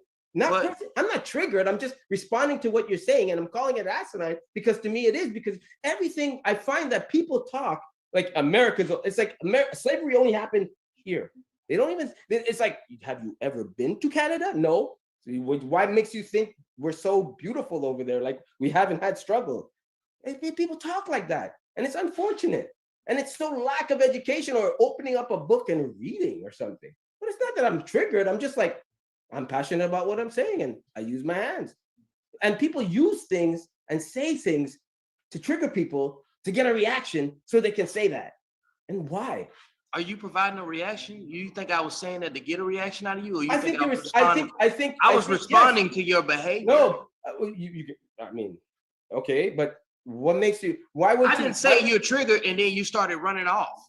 I responded after you started running off. Because you're saying that you triggered me, and I'm like, nah, dude, that's not being triggered. Triggered is if I start cussing and pointing at you and becoming derogatory and this looking is a at you. different type of trigger, though. This is not what you think it is. This doesn't mean if you're cussing and stuff. This is you. See, look, right now you explaining things that are very. And you're not. It's going in one ear and coming out the next. You're not. No, I've heard everything you said. No, you heard. Yeah, that's right. You can read the future of what I'm gonna say. It's like you don't even take the time to absorb it. Like it's your word or an end all be all. It's like no. Well, who has the personal experience of being black in the South? You do. Thank you. That's why I'm talking about. And who has a personal being? Who has a personal experience of being black in the Caribbean? I don't care. That's what I'm saying. So I don't care. So I don't care. So I don't care about yourself. No, if you're coming from me, wait. If you're coming from me from that premise, no, I'm not about yourself. If you're coming from me from that premise, I don't care about yourself. No. Why ask the question? Because I was talking about this. Yeah, but why ask the question? If you're going to say that with that response, why ask the question? Because it was a loaded question, so I could talk about the book. But then why not ask the question? Why ask it if it's not coming from a genuine place? Because it is coming from a genuine place. No, you're not. You don't care, remember? No, man, look. Dude, you don't care. Why ask it? After you finish, let me mute my mic and let me feel. No, it's just that you don't care. Don't ask a question you don't care about. I said it. Don't ask me a question you don't care about. Because if you don't care, don't ask the question. That's all. Okay. So, would you like to mute your mic? Yeah. The question I asked was in the same vein as Garfield brought up earlier about reference points in history. You see what I'm saying? We bring it up to talk about going forward. You know what I'm saying? So when I bring up an example and you respond that type of way, if I say you're triggered, it's after you've responded. I don't initiate anything. Just because you don't like what I said, that's you choosing feelings over experience or personal fact or whatever. And I have the personal experience to back up the thing I said. I didn't just say it because it was random. I've already written about it. You know what I'm saying? It ain't necessarily in this book, but I can justify my personal experience. You see what I'm saying? But then if you want better understanding, then you have to be able to accept the information from which you're requesting to understand it. I have not asked you anything about the Caribbean. I don't care about what your personal experience is in the Caribbean in reference to my opinion about how I care about explaining why I have the opinion I have. That's all I'm saying. It ain't that I don't care about anybody that live in Trinidad. It's because I'm saying that the people in Trinidad didn't have my experience and I didn't have theirs. So I can't care. It's fake caring for me to try to say, let me put myself in your shoes. Because everybody I talked to that came from the Caribbean, they had a hard ass life too. They had a life that I couldn't live. You know what I'm saying? But I ain't even by no sense in the stretch of it, am I saying that if we traded positions that you would flourish in mine based on my start point. You don't know that. You know what I'm saying? There's too many, all of that is speculative conversation. That's all I'm saying. But so when we bring up history, it should be a reference point as to why we should be progressing further. When I bring up like Jim Crow South, slavery and stuff like that, it's because, yes, I agree with you. That we had it way better than they did. All I'm saying is that it still had an effect in mass that has not yet trickled into success in mass. It is a recovery process. Again, we've only been able to vote for our own interests in like the last 60 years. See, you're not part of a demographic that never got a chance to participate in its own political process with adequate equity. You don't have issues with representation at every level of government. You don't have representation with issues with representation at every level of entertainment, industry, and all this other stuff. You see what I'm saying? It is a culture of things that you don't understand, that you didn't grow up here with. So when you say slavery and all that other stuff, and then, you know what I'm saying, dismiss it, see, you're saying it from a feelings place, and you don't understand how dismissive that is to people that are older than me, you know what I'm saying, that grew up under oppression and shit like that. And it doesn't matter that that wasn't your experience, but you don't even see that you're dismissing it the same way I dismiss Trinidad by the way that you respond, right? Or the Caribbean in general. But you didn't get that. until I had to sit here and I said, please mute your mic. I muted my mic earlier just to give you the respect to say things all the way through. I'm not here to cause conflict. I'm here to show you the hypocrisy that we've been masked under for a very long time. You see what I'm saying? Like, I'm not taking away your experience, because that's the way you responded was like, I know you're not coming from me. You know what I'm saying? And then vice versa, the other way around. But I ain't defending people that ain't like the people that you're describing. I don't exemplify that behavior that you're talking about. I know why they behave the way that they do, though, because those are still my people, even if I don't fuck with them. You see what I'm saying? It's people that's in Trinidad that ain't gonna never leave the island, and you've been telling them you need to leave, but they won't leave, right? Have you told them have you not told them it's better over here than it is there if they're complaining about it and they won't leave? Like, is that, do you have people that won't leave the island, that want to leave? I think people will leave if they want to leave, but some people are content where they are. And that's my point. But those people that are content, are they complaining about it? No. But see, in my culture, they'll be content, but they'll complain about it too. And I have to leave them behind. So it's not like I'm saying that those people in my community that grew up in those same residual conditions are better than your people that grew up in their residual conditions. I'm trying to tell you that at some point, we all look like we're each other's adversary by opinion, and it's not always true. I don't believe that you want negative things to happen to people. Don't want people to reach the success they want based on their start point, because you believe that you did the right thing, strapped up, put it on, did what you had to do to go make your money and make a quality of life for yourself, right? We are only training our conversation and dialogue on people like us that can grow other people that are like us. So what I'm trying to tell you is that those people that we're talking about, we have to think about how we're going to be heard and absorbed by other folks. So if I say something and it gives an example, it's because some people out there have experienced the adversity that you're blowing off. You see what I'm saying? But you didn't get that until you experienced being blown off. No, I don't get that, because the reason I'm trying to say it, and I keep saying it, I don't even know how more clear to say it, okay? People need to build the bridge and get over it. Start from where you are now. Start from the access you have to powers and things you can do now. You don't have the right to go back there. You have what you could tap into now is what you should be focusing on. Sorry what happened. You know what? I'm sorry you were abused as a kid. But you know what? You got treatment, you got help. Let's make it move forward from there. You don't always have to keep reminiscing. Holy shit, man. It's like, enough. What are you reminiscing? Yeah. And I think that's the same thing that I was saying with the analogy. Shit, with the, that's every channel is they're reminiscing. All of this is a reference point. Oh, what are people been through? No, know what your people been through. But see, here's the thing. Like, you're going back down the negative rabbit hole. No, I brought it up. Kind of negative. What I'm saying is I only brought it up as a reference point for discussion. You see what I'm saying? Why does that always have to be our reference point? Explain that to me. Why does that always have to be our reference point? I got it. What do you think history is? What do you think history is? It's a reference point. It's called a past for a reason. I don't think. Here's why. Let me chime in. Go ahead. Look at it like this, and I'm gonna go back to the analogy with the exes. All right, with our exes.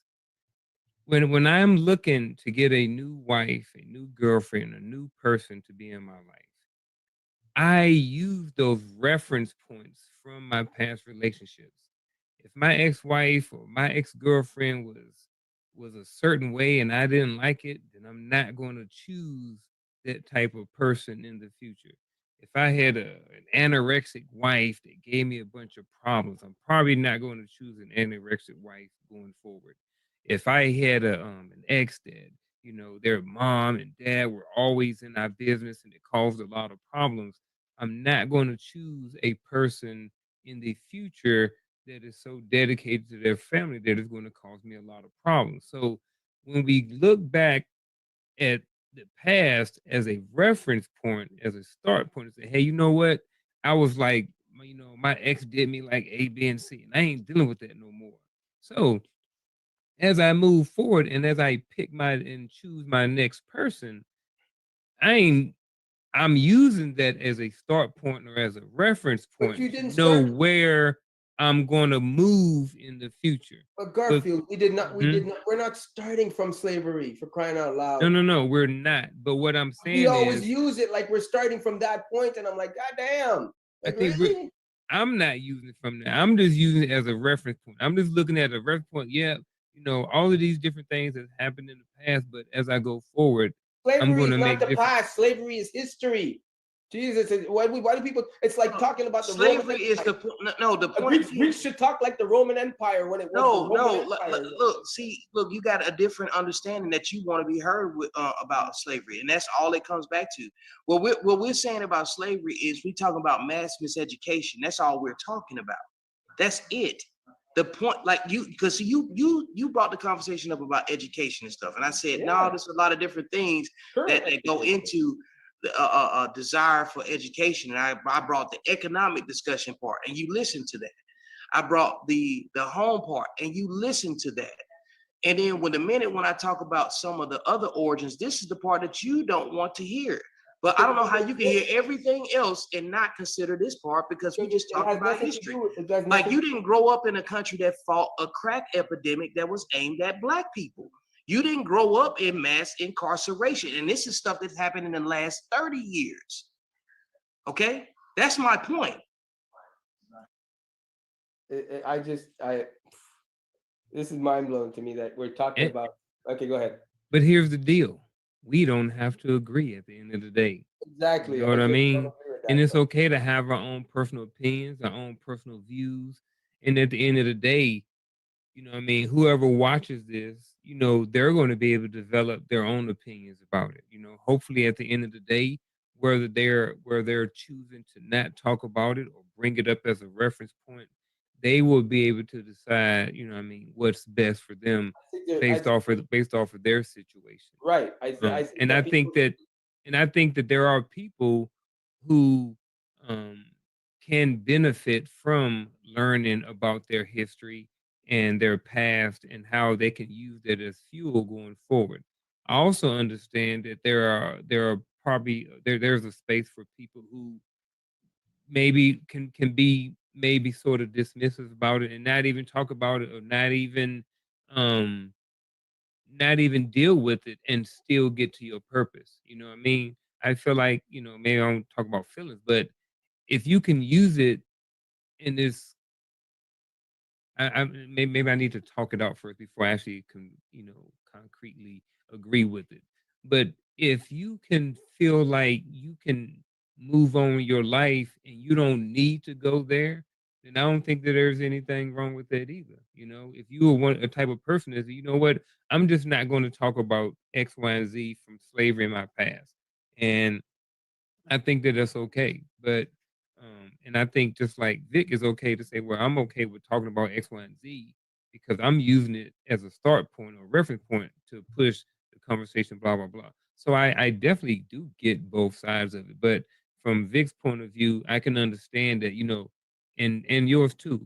Whoever watches this content, they're going to range in Canada.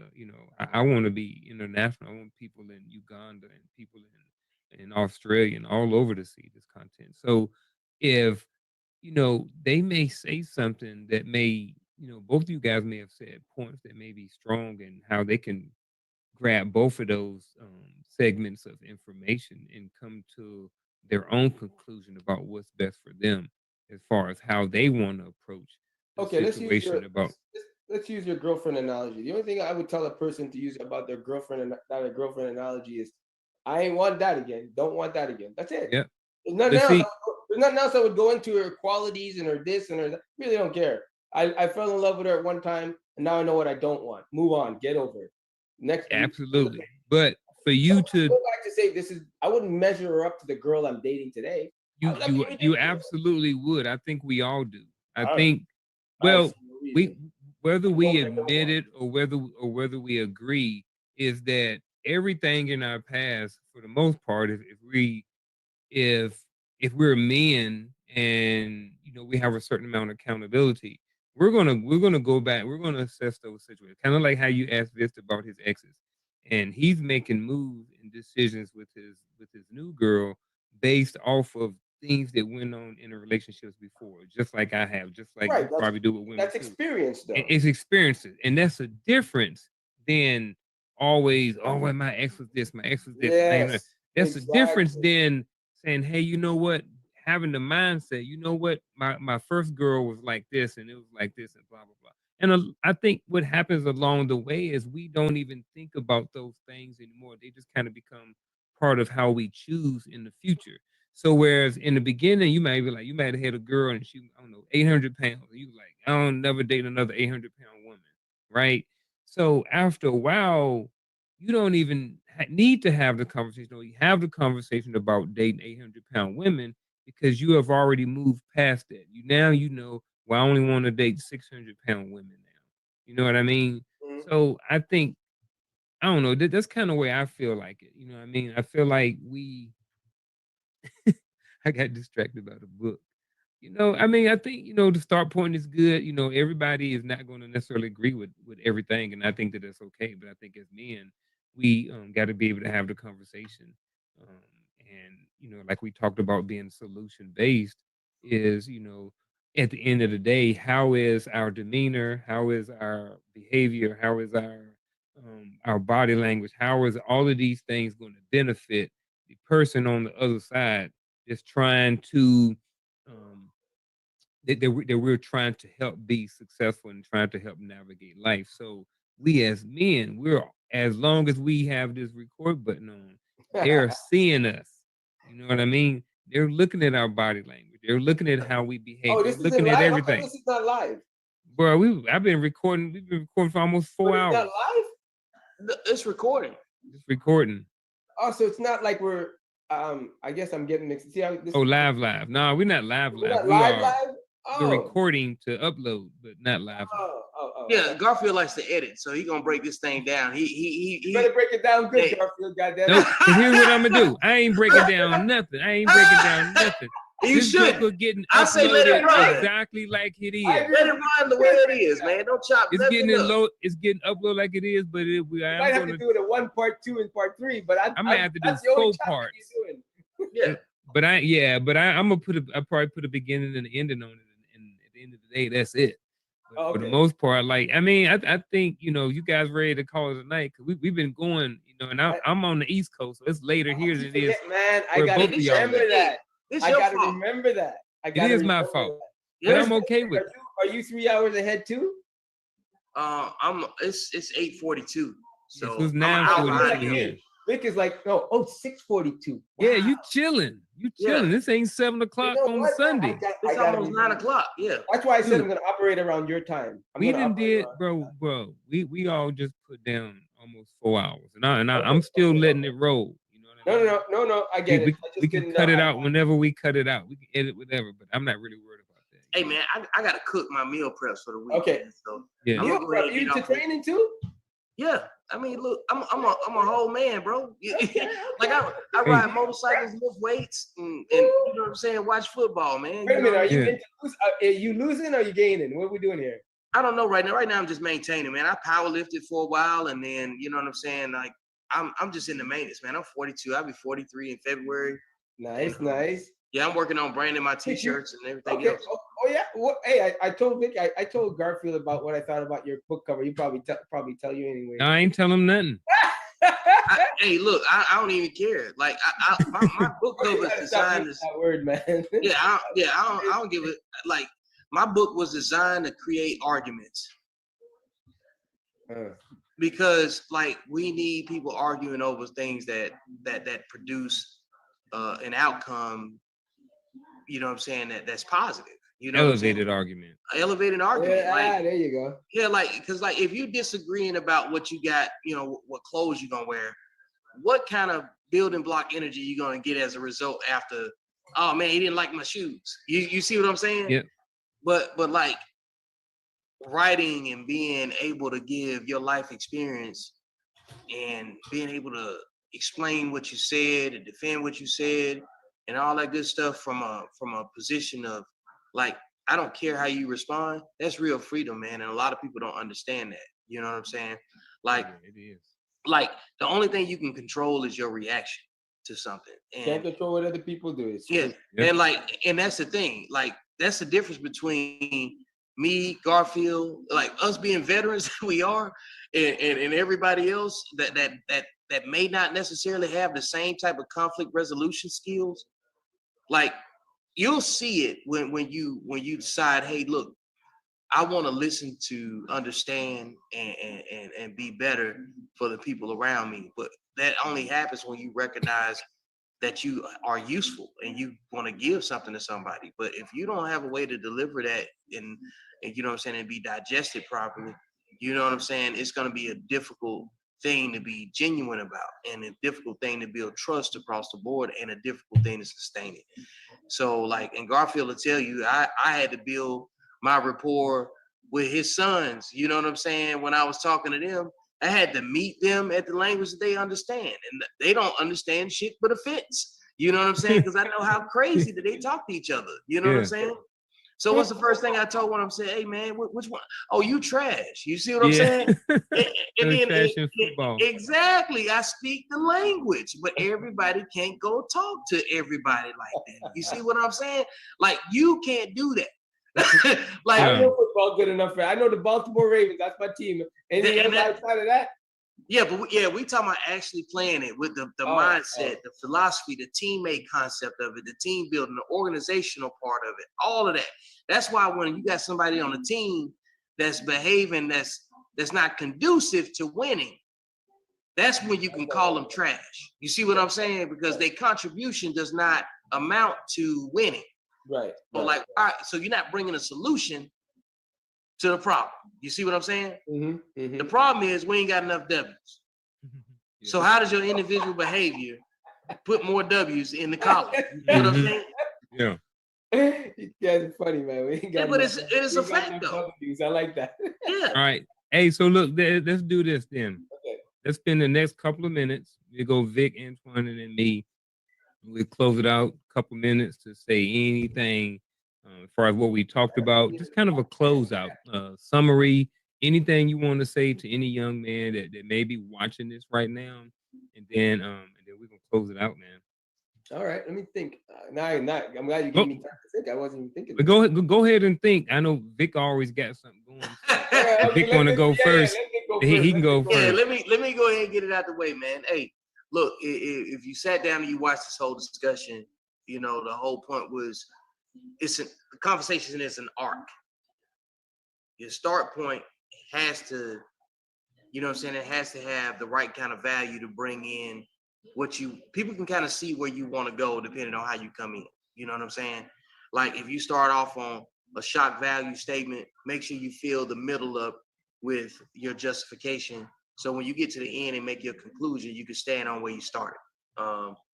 That's number one. And that comes into manifesting the things that you want. You know what I'm saying? Move with the energy of manifest. You know, like, we live in a time where you can become anything you want. Man, we done had an orange president, a black female vice president. Yeah, we done fought. Yeah, it's the truth. Hey, we done fought the war on terror. We done fought plenty of invisible enemies. You see what I'm saying? We have had our time and energy and resources obligated to less deserving people, right? Over a period of time. What if you gave yourself back just half of what you gave everybody else? Like, think about how awesome that would be. Think about everything you got when you wasn't even trying. And what happens when you try? So, like, I think the word I want to, you know what I'm saying, even though I just said it, I want people to start removing words that give them opportunity to fail out of their vocabulary. Try gives you a reason to fail. You know what I'm saying? Obligate yourself to perfect execution. Your results may vary, but at least you be going in a direction that has to deal with putting W's in the column. Hey, that's all I got to say. You know what I'm saying? So, like, I'll hand it off to Antoine, you know, and Garfield, I greatly appreciate you giving me an opportunity to be on the Unkle Junior, you know what I'm saying, network on this Zoom meeting that then went as long as the fucking G8 summit. Yeah. With my food thawing out over there on the counter, you know what I'm saying? Getting all cold. Yeah, hey, I'm down for the cause, man. I'll be waiting on the commercials. Hey, I want Stay on until we wrap up. wait. I'll be We're quick. almost done. I ain't gonna be long as a bit. I just want people to understand where I'm coming from. Is that I want to eliminate. Yes, I said the word eliminate this victimhood mentality of starting from where you are. I want to eliminate that victimhood mentality. I'm sorry the past happened. I'm sorry everything happened in the past. Every race has had its trials and tribulations. I get it. But I want to start from a point where, what do you do now? From the resources you have right now, from how good it is for you right now. Build from that starting point. That's what I want to set forth. That's why this is important to me, to use my resources, use my experience to educate the kids today, the ones coming up, the ones that want to be millionaires, because I'm still aspiring to be the same shit too. Right? I'm on that. I believe in that first. Before marriage, that's where I want to be. I got my money up. Exactly. I got my own goals, my own plans, and where I want to be too. But the one thing I want to say that helped me such a great deal, and I'll always be grateful for my father, is he said, son, you're not going to be raised with that mentality. Yes, things happen. Yes, this exists. Build a bridge and get over it. You're as good as the company you keep, period. That's it. So I've always kept good company. Hey, well, here's how I'll wrap it up. Thank you for allowing us to space in your life. And until next time, choose wisely. Boy from the South, man, y'all know how I do it. Turn my headphones up and watch me get to it. In 3.5 minutes, your life can be ruined. So much bullshit on the radio. What are they doing? Tears running from their eyes when I show them the truth. Get control of your emotions or lose a fucking tooth. Then you whistle when you sleep. Watch your windows and peep. Flinching every time I'm walking with the sound on my feet. This is my block. Wherever my feet land. This is my block. Still here, but I'm back again.